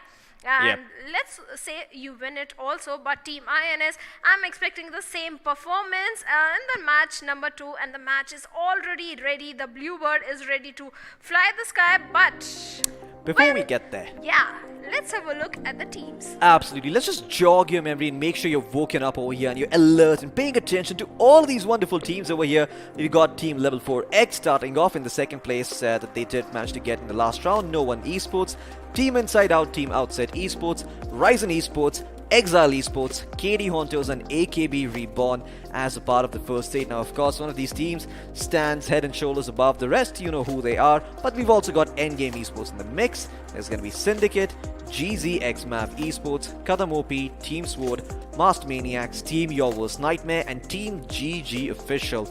A lot of good names over here, but it does seem that Inside Out has been trumping them all. Now, can they continue just their rampage over here, or are they going to get controlled and are they going to be stifled by some of these other teams coming in? Are teams going to drop in where they are and try to take them out early on? Remains to be seen, and guess what? We don't have to wonder for much longer, because from the corner of my eye, I can see that the spawn island is bustling with activity, in the words of Experiment Gaming himself. And soon enough, that Bluebird, like you mentioned, is going to be flying high in the sky. We could be having a look at what the flight path looks like, exactly where these teams can or cannot be dropping in, where the circle could potentially be formed, and I cannot wait. This time around, though, I do want to see an Eastern Circle. Well, this time was also an Eastern Circle. Not really. It was Northeastern. I want to see a pure Eastern Circle. Lipovka, Milta Power, any of that works for me. Yeah, Milta Power will be quite interesting. Yeah, we haven't seen a Milta Power finish, have we?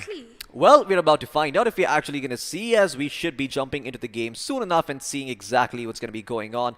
But yeah, Milta Power finishes are few and far between. They're kind of rare. Haven't really seen them as much before. But guess what? You don't have to listen to us anymore. We heard your yaps. We've heard your pleas. Caster, start the game. game. The game is live. Well, the bluebird is already in the sky, ladies and gentlemen. Buckle up your seat belts because INS is all the time ready for the aggression, and the flight path is towards the southern side from Novoripnoi area towards southern side of the Gatka area, or you can say it's bisecting the Gatka area. So most of the teams are going to be very happy who likes dropping in towards the western hemisphere. But the teams who likes going towards Sivorni or the Stelber or Kameshki might have to glide in a little longer or just find a vehicle onto yourself, because that's the easy way. But make sure you don't become the victim of drive-by. But this time already teams are dropping towards Milta Power. Another team like previous game going towards military base, but this time Novoripnoi is quite empty. There is no another squad present over there. So that means Southern Island is quite empty, and if we saw a southern circle, all these teams going up towards north are going to be wasting a lot of time rotating inside the circle towards southern side, but we don't want. We want an eastern finish, but Mavi Sports. Well, they are receiving shot. What? No way on earth, no way, no one. Esports, you're firing off from there. He's pulling out a bison. This man has no sense of shame whatsoever. You think you can get a shot in at that distance with the bison? Come on. Show some respect, Gus. Yeah, he's dropped low, but man, that was some insane shooting coming out from their players. Holy moly, that requires some cojones. That requires some confidence. But Team INS Myth has already gotten the Oh information. my The player of God. level 4X is there. He has the grenades. He's deploying it. Can he Oh get my it? God! He knew exactly where the player was. That's where the experience comes in. That's where the sound comes in of the foot sounds and the brain, the perfect timing of the grenade. He has gotten the one knock, but he is still being careful. He's not being greedy to go for the finishes. He is waiting if another player are also present inside the compound area. In fact, he is also waiting for his cavalry to back him up, and on point backup is coming in for both the players, Smith as well as the player of team level 4. Now, does he have a second nade? That's the only thing I'm thinking about. If Myth has got himself a second nade over here, this is going to start getting interesting. But oh no, Zero is coming in for the rotation, and he's starting to get gate kept over here by one of the level 4X players. Vipery will be able to go on the first floor and get his buddy back up on his feet.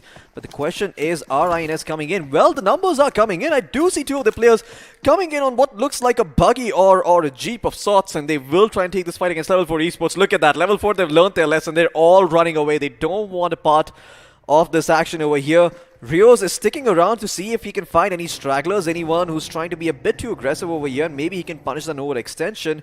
But at this point, he doesn't see anyone. Well, he sees the jeep moving in. He starts firing off a couple of shots over here, and Zeno is looking to go in and take matters into his own hands. Look at that. They've left all this loot for the other team to come and pick it up. And inside out, they can be super happy about this and try and go forward and potentially find Rios. He's all by himself over here. He did not get the memo. Apparently, will find himself one knock to start things off. But look at the members coming in from inside out. They know where he's going to be coming from. Rios will be cleaned up. That Uzi at close range just shreds everyone. And there you go, inside out. Even though they've knocked out, they did manage to, he did manage to knock out two of their players. But even then, no way, the other players coming in. Level 4 coming back in for the aggression. Now they're going to get themselves a third knock, and then will also be cleaned up. The stars, they all align. Looks like the side of Team Inside Out will be eliminated early on. Level 4X, this is the confidence that they needed. Whoa. The most aggressive team has been eliminated by the second highest team in the leaderboard. Team level 4X is going to be very happy with themselves. The confidence is going to be get boosted up. But the player that got elimination, he shouldn't have crossed that wall because his teammates were giving the cover fire. The moment the players of Team INS exposed themselves towards another side of the wall, they were shooting in their direction. Look at that. That's where the things begin. He deployed the grenade, and like you mentioned, maybe there was no another second grenade. Oh, it landed right at his feet. Right in his face. Yes, but this time he shouldn't have gone for the other side of the wall, but he was protecting himself because two of the players, or might be three players, directly went against him. But man, level 4X is going to be very happy. This one loss, they are not at all worrying about. They are super duper happy. Absolutely. I mean, Reds, his sacrifice was not in vain. We remember he got himself those 2 knocks, and he's the real MVP of the situation because Exactly. without him, they would have never gotten these finishes. And Team Inside Out, they're now going to have to just sit back and watch the game unfold because, well, they've lost their opportunity over here in the second game.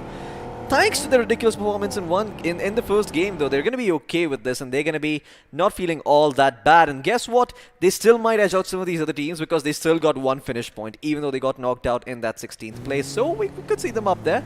But in the meantime, we're going to turn our attention elsewhere.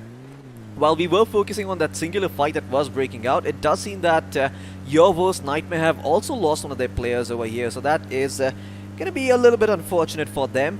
But in the meantime, we're going to turn our attention towards the side of Team Outset Esports and what they're up to. And it seems that at this moment, they're just looking to rotate in from the General Milta area up towards Shelter or maybe even School and Rozhok. Well, they can. Rozhok is still empty. Yasna is held by Team GG officials who are looking quite happy. In Mansion area, again, we have Team GZ MAV. This time, all 4 players are together having a gala time in Mansion area. Team number 4 is still going for the rotations onto themselves. Let's see what's going to happen. They have 2 vehicles, 3 vehicles.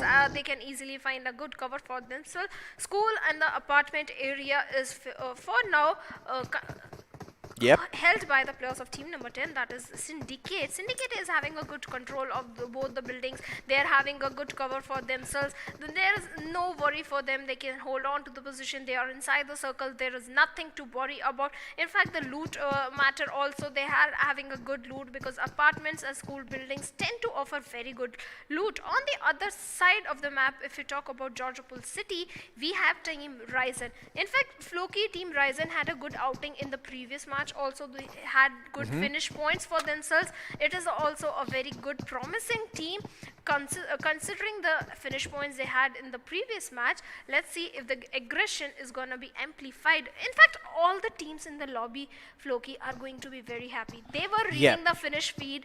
They knew, now they know Team INS is out of the picture. That means they have the chance, opportunity to qualify for the next round.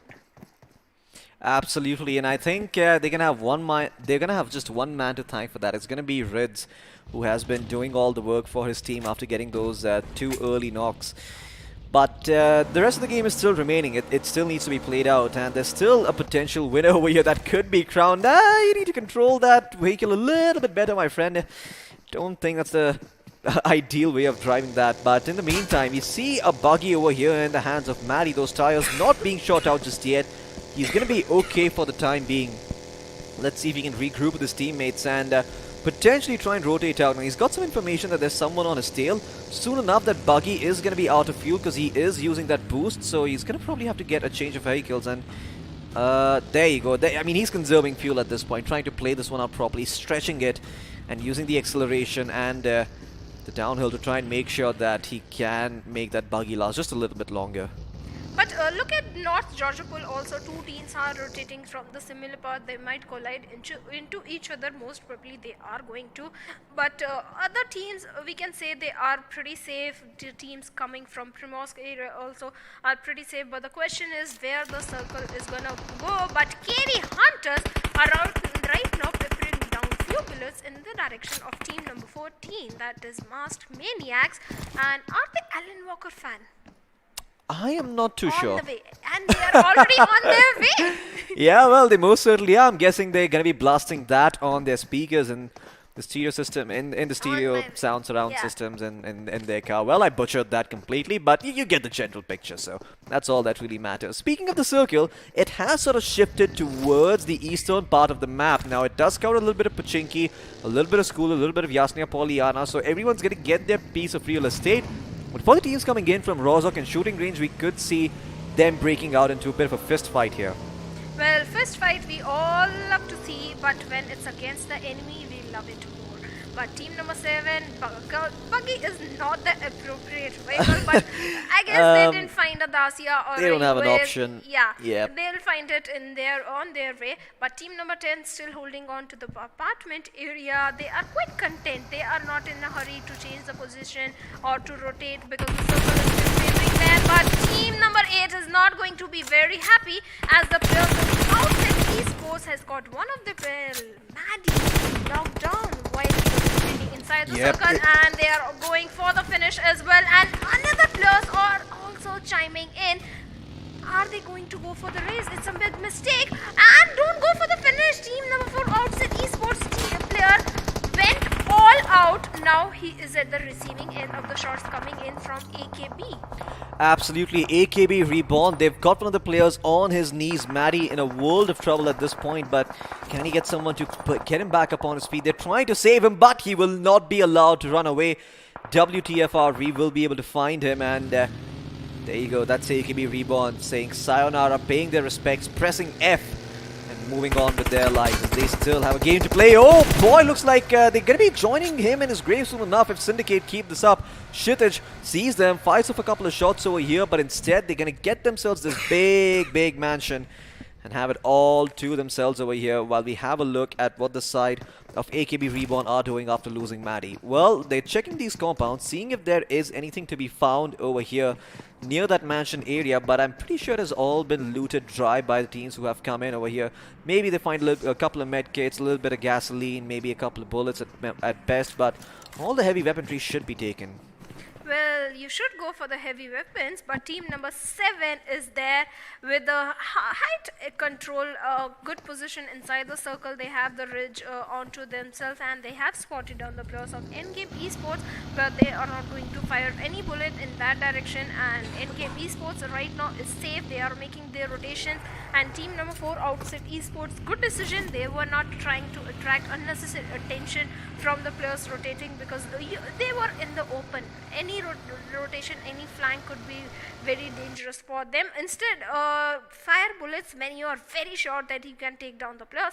On the other hand, the players of team No One Esports are holding on to Oscar squad O's, and they have also spotted down Endgame. Endgame is grabbing a lot of attention in their rotations, especially the northern rotations that is coming in. I think no, it's the western rotation that is coming. They are attracting too much attention. Let's see what's gonna happen right now. They are almost in the shelter area, centrish area of the map, but some of the teams are still taking the zone damage. But look at the circle, Floki.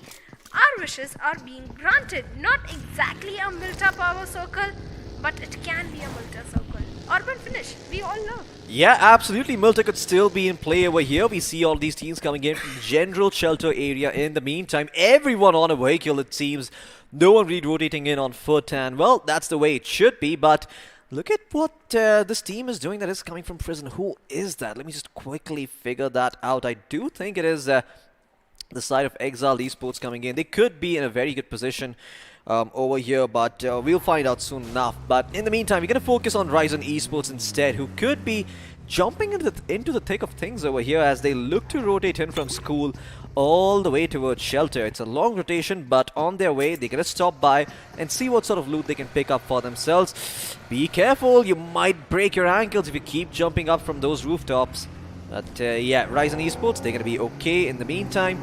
And they should be able to get inside the zone safe and sound. But elsewhere on the map, we could see some action breaking out over here. The supply drop as well being created. There you go, the ghillie suit being found. Everything in that supply drop going their way of Ryzen Esports. Great stuff by them once again.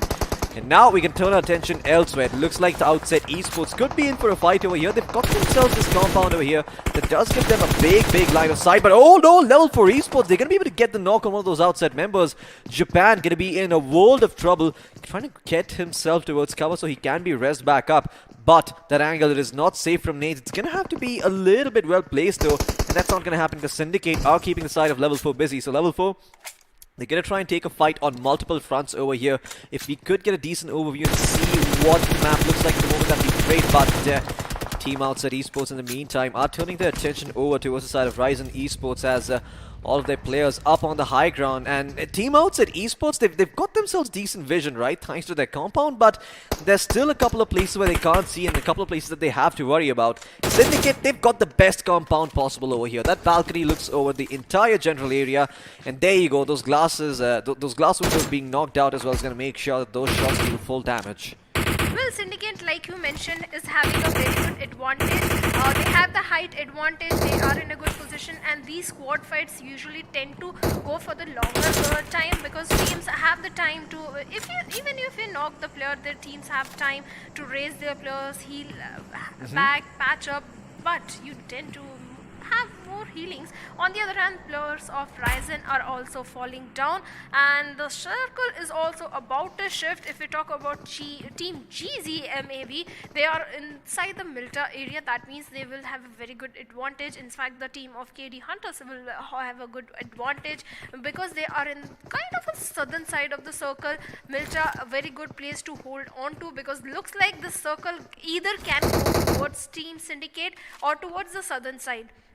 So both are in an advantage position, but if it shifts towards Team KD, they are going to be super duper happy. But northern side, so much congestion is there. No one esports can find so many finishes. They can keep the players. They better get a hold of the hilly area that is right beside them.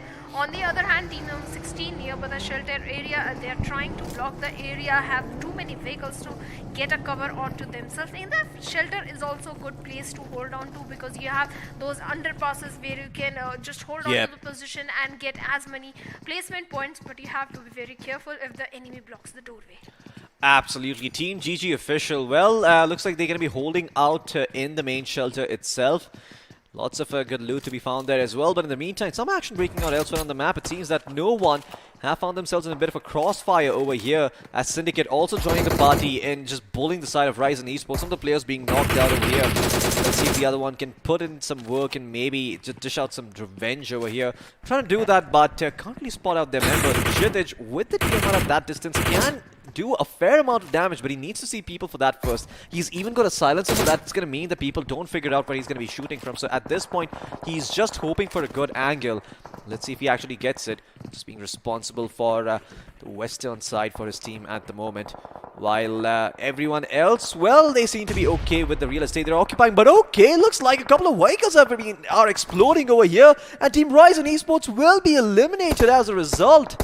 Oh boy, not the sort of ending I was expecting, but no one esports are going to be responsible for this. In the meantime, endgame esports are also going to be eliminated by Kadam OP. And now, KD Hunters, they're looking to do the same thing over here to the side of Team Swords, as Team Swords could be in a world of trouble. Well, they are in a world of trouble, but another team that is going to be soon in a very big trouble is in the centrish area, because that's where the teams will slowly and steadily start moving towards. Let's see where the circle is going to shift. Absolutely. The southern side of the map is where the action is going to be the thickest because that is where the density of the teams is greatest. But as these teams start coming in from the northern part, as the blue starts closing in, we're going to be seeing a lot of battles breaking out at the periphery. Although, could still see a potential stalemate over here. When that fifth circle forms is when we're going to see those fights being forced, because that's when the real estate gets too small and there's just not enough room for every single team over here. Team Swords in the meantime trying to fight back against the side of KD Hunters, as both have 4-man rosters up and running. But KD Hunters, they have to be a little bit careful over here. They could attract some unnecessary attention in their general direction if they keep this up for too long. Now, there is no team that is directly around them who can hear those gunfights breaking out. But if the team that is to the left of them, that is, I'm not too sure who they are, but there is another team towards the north. If they get taken out, well, they open themselves up to aggression. In the meantime, towards the northern part of the map, GG Official trying to make their way in. In their way stands Exile Esports as the Exiles. Let's see if they are going to be exiled from the circle or if they can make it their place and establish a strong foothold over it. A wall of smoke's coming in. It's going to allow them to just juke and jive around and play from around them, maybe even peek out and catch them by surprise. But okay, look at that circle shifting in towards the western part of the map instead, leaving the southern part completely empty. And now Kadam OP needs to get their business finished with Team Swords. Team GG Official, though, they've got themselves some good positions and they're going to look to see if they can get themselves a couple of finishes. But in the meantime, well, we talked about this fight. It is finally on our screens, and KD Hunters, they are going to try and go up against the side of Team Swords. Well, they are going for it. They are going for the finishes. They have knocked out two of the players. Last player showing his back to the enemy. This is a big mistake. This could be a mistake. He switches on to DC. He already knows the player inside the back area, and both the players are rushing in. With that, the team faces an early elimination inside the game, and KD Hunters are going to be very happy as they eliminate Team Swords. They are good with 4 finish points already inside the game. But on the other hand, team number 16, Team GG officials, are quite spread out, but they are outside of the safe zone and they are receiving the shots. When they start rotating in, it is Exile Esports, and the question is, can they find the knock? Because they have already made their presence known, and Team GG officials might gatekeep them if they don't eliminate them right now. On the other hand, Team Outside Esports still having a good control of the squad host area. Team number 11, very good position inside the circle, having a complete control of the northwestern side. But if you miss the action, that's how the fight begins. Absolutely, there you go. Oh, wow, that is insane. Just 2 nades doing all the work there for the side of Outside Esports. But in the meantime, we are going to be bidding adieu to the side of AKB Reborn as they do end up being eliminated over here. KD Hunters being the ones responsible for it. A bit of a domination coming out from them, and they're not done just yet. Cyclops throwing down a couple of smokes, giving himself some cover to work with. They have one teammate knocked on his feet. They probably want to get to him and make a res happen, but it looks like he's going to be left for dead over here. And there you go. Envy is unfortunately going to end up biting the dust over here. Oh no! Yovo's Nightmare, they miss a couple of their shots and they get spotted and bought down by Wolfbot over here. As he doesn't just have a bot that's a wolf, he also has an aimbot of sorts that's lighting their heads up and knocking them all down. KD Hunters, in the meantime, still getting shot in the back over here. And look who's responsible. It's going to be Level 4 Esports. They managed to spot him out. It's going to be a very, very easy pick for him, leaving only Cyclops alive from the side of KD Hunters to fulfill their dreams. Well, they have to better fulfill their dreams. On the other hand, Kadam OP is still having a good positioning. The other team that is on the northern side is going to be Masked Maniacs, still a good position. Better they don't get spotted down the players of Kadam OP. It looks like one of the player is already having the intel onto them, but on the other side, Team YWM is getting an early elimination. On the other side, the circle has shifted in the favor of team number 12, that is going to be Kadam OP. KD Hunters has been eliminated by Level 4. Level 4 is quite on a killing rampage, but team number 16 has spotted down the players of Team No One Esports, but the vehicle is still there to protect the player. Just blast the vehicle, man. Blast it. And you get a knock. But Team GG officials, they better be careful of the same thing happening to them, because their vehicles are still stacked. And No One Esports is at the receiving end of damage that the players of Team GG officials are doing towards them. Shots are being fired. Players are getting so much damage. Another player goes down. 2 of the players of Team No One Esports is already down, and they are going for the race. One finish is already coming in for the players of Team GG officials, and look at the positioning. They are in a very good spot. Absolutely, Team GG official in the best of spots at this point. Let's see if they're going to try and rotate out over here, or if they're going to continue to stay here. Well, they are taking the cars and moving up, but oh no, nobody's what's in the world of trouble. Those nades coming in from KD Hunters completely decimate the opposition over here. And KD continue to be a pawn in everyone's side as, well, once again, they are just able to end everyone standing in their way. Well, it was actually Kadam OP who got those finishes. Never mind, not KD Hunters. Apologies. They're a bit of a mix-up, but in the meantime, Team GG officials, well, they certainly are in a world of trouble over here. Those nades come pouring in. 2 of the players are on their feet, crawling on the ground, while the rest of Kadam OP try and get some picks for themselves. They've got 3 players up and running soon enough. As soon as that res comes through, and they will just have to line up those shots and make sure they connect and put GG officials 6 feet under. But GG officials not saying die just yet. They are going for those reses themselves. And guess what? If MDOP is resing the other one, well, they could have a fair fight on their hands. In fact, if they buy themselves a little bit more time, they could work out a final hurrah nade being thrown in. Doesn't really connect on anyone, but Ninja is going to try and hold them back over here, trying to make sure that they don't really get backstabbed. And well, it does look like Kadam OP have to finish this fight. Uh-oh, GD official, they move out in the open and they get shot. KD X Power, he's gonna have to line up those shots, and he's doing just that. Lines up 2 in the blink of an eye. 2 of the players get knocked down. One of them is gonna be finished off as well. KD, they've come here to play, and boy are they playing in the meantime. Kadam OP really OP over here as they managed to take out a couple of members from the side of Team GG official. Only 1 member still standing, and it is going to be MDOP. Ironically enough, he's not standing, he is proning because he knows what's going to happen if he exposes his head. And there you go, he's just going to be happy with the fact that he survived and get his team some more placement points, because look at that. All of these teams are reeling. Nobody has a 4-man roster up and running. The best they have is level 4X with 3 members on their feet. Well, Team GG officials deployed but Team Gadam OP is unstoppable as they get one more finish point for themselves. Total 14 finishes. Masked Man Maniacs last man was eliminated just now by Team Gadam OP. Now we are down to 4 teams, 7 players alive. Like you mentioned, no team is having all the 4-man standing on their feet. Team level 4X still have the safety in the numbers. 3 players are still standing. Team Gadam OP with 2 players. Team Outset with 1 and Team GG Official last player is still inside the game. But the question is, oh my god, a vehicular explosion getting them that knock over there. My goodness, well, that's going to be the finish as well. Outset Esports going to be saying goodbye at this point, leaving only Kadam OP and level 4X in a bit of a 1v1. Who is going to be the one who comes out on top over here? Well, we are about to find out. Level 4X, they've got 3 players up and running over here, but Kadam OP, they are somewhat close to the center. They're proning about trying to get themselves some information over here. And Vipery, he's still got a compound. He's got the high ground over here. He's going to get spotted. The DP-28 at that range does not connect with those shots. And Ninja now going to have to tuck tail and run. Look to reassess, reevaluate, and potentially just re-peek over here because he might not have any other option. Thankfully, he's got a couple of medkits. Still got a couple of bandages. Can't stay alive. Can't see the same for O-Power. He is going to be in a little bit of a pickle over here, as I do believe that D-Power doesn't really have all that much healing to his name. Just a couple of bandages to work with. And there you go. That's him. That's all he's got. And he's got 3 members to try and take down. Those nades, well, they are not really going to do all that much because they have been misdirected. That smoke, making them believe that they are on that other part of the map. And this could be big for the side of level 4 because look at their players. They're all spread out across the map. If they do end up going inside the smoke, Ninja could be in a world of trouble. D-Power just trying to spot them out over here by jumping up at this point. And you can see those nades starting to be tossed in over here. Let's see if they can actually do some work. In the meantime, Kadam OP still running around, still trying to scout, still trying to get himself some information. They have no idea, but I think at this point, with the process of deduction, they can try and figure out where they are. Well, let's see what's going to happen over here.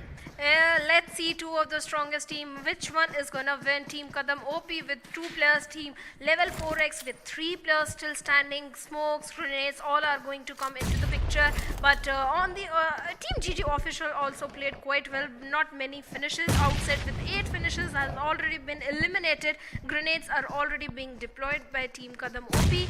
Let's see if they can find a pick on to the players of Team level 4. They are being prone. They are trying to go a little closer, find an angle onto the player hiding inside the trade area, and Ninja finally finds the knock onto the player of Team level 4, knocks him down and gets traded off himself, or his teammate also finds a trade on level 4, standing with the last player. Team Kadam OP having the numbers advantage. No, it's a 1v1 duel, but is he going for the raise? No, he's going for the push onto the player of last player of Team level 4.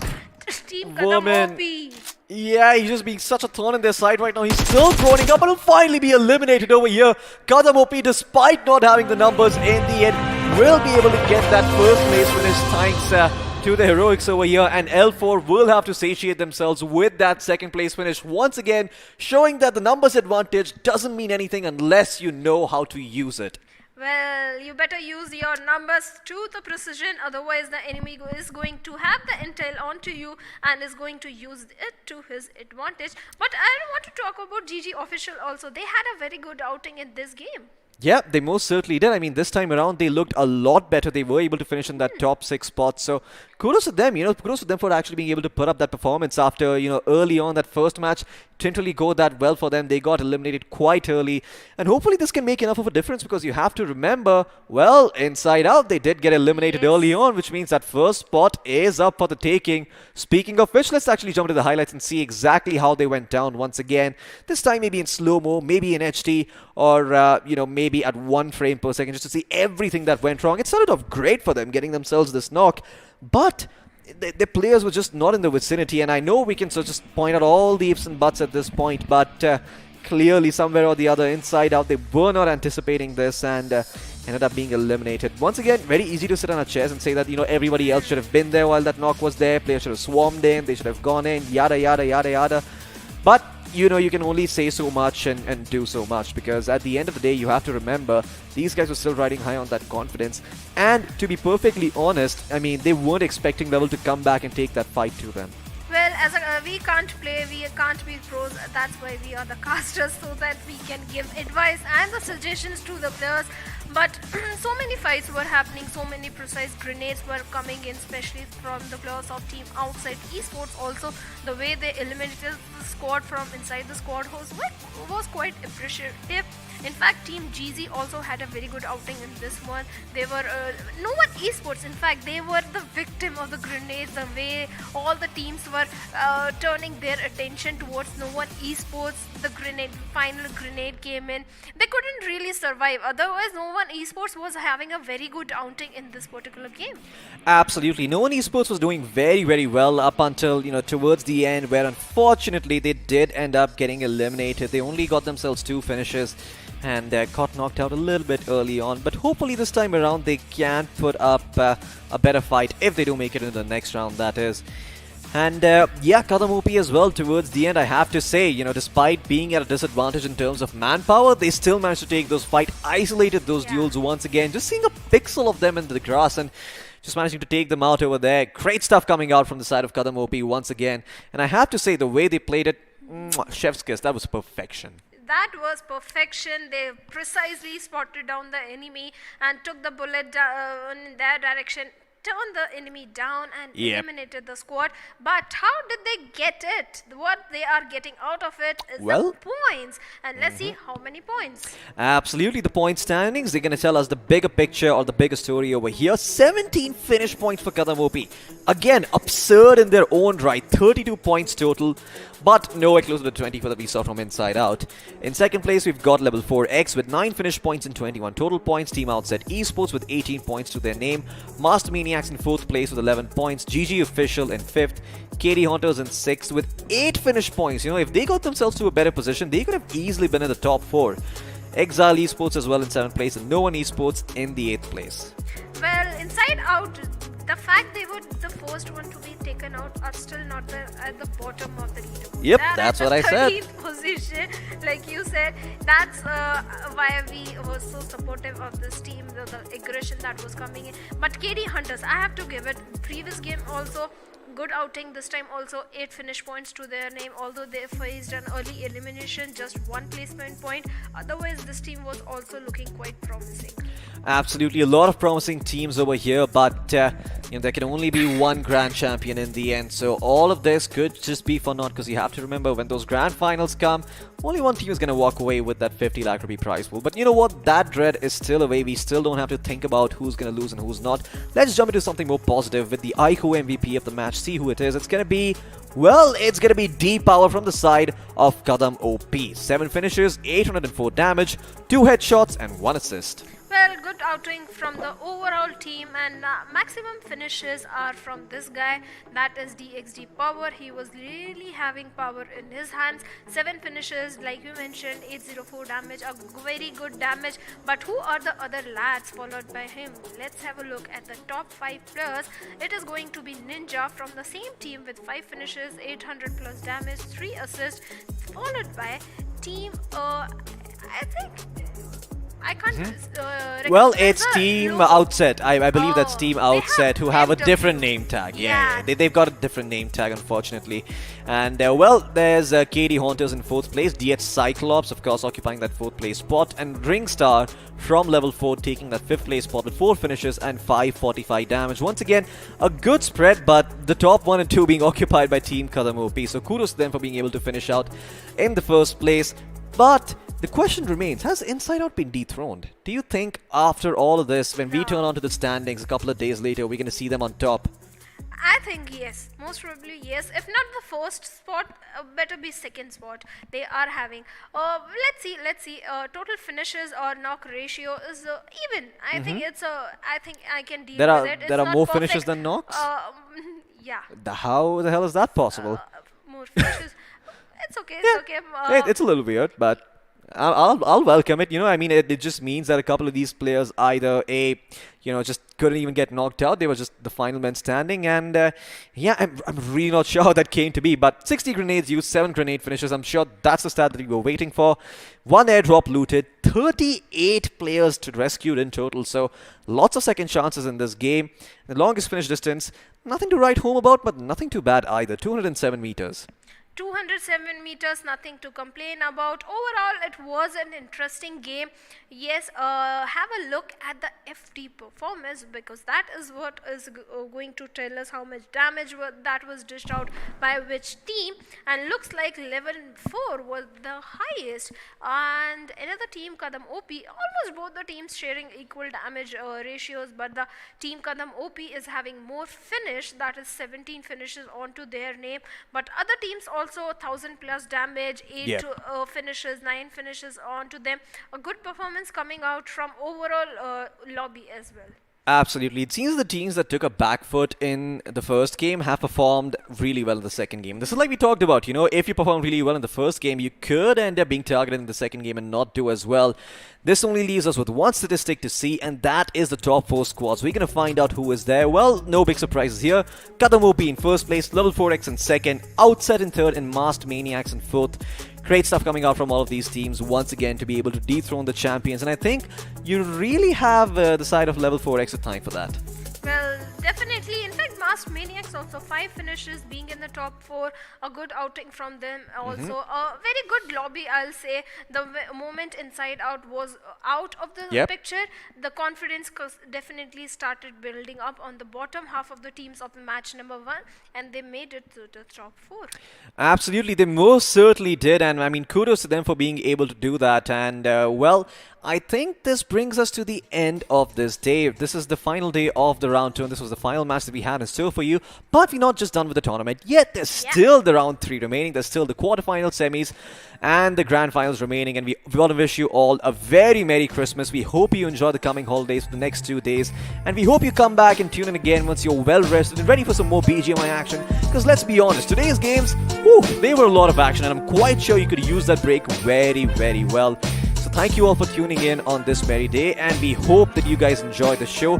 I have a lot of work to do though. I need to go around and make sure that every little child who's going to be getting cold, so they has been replaced with a little bit of, a couple of presents over there, because they also need some love, even if you're not team. Well, I'm going to be off. Thank you so much for tuning in. That's it from me and Shadow. We'll see you on the other side.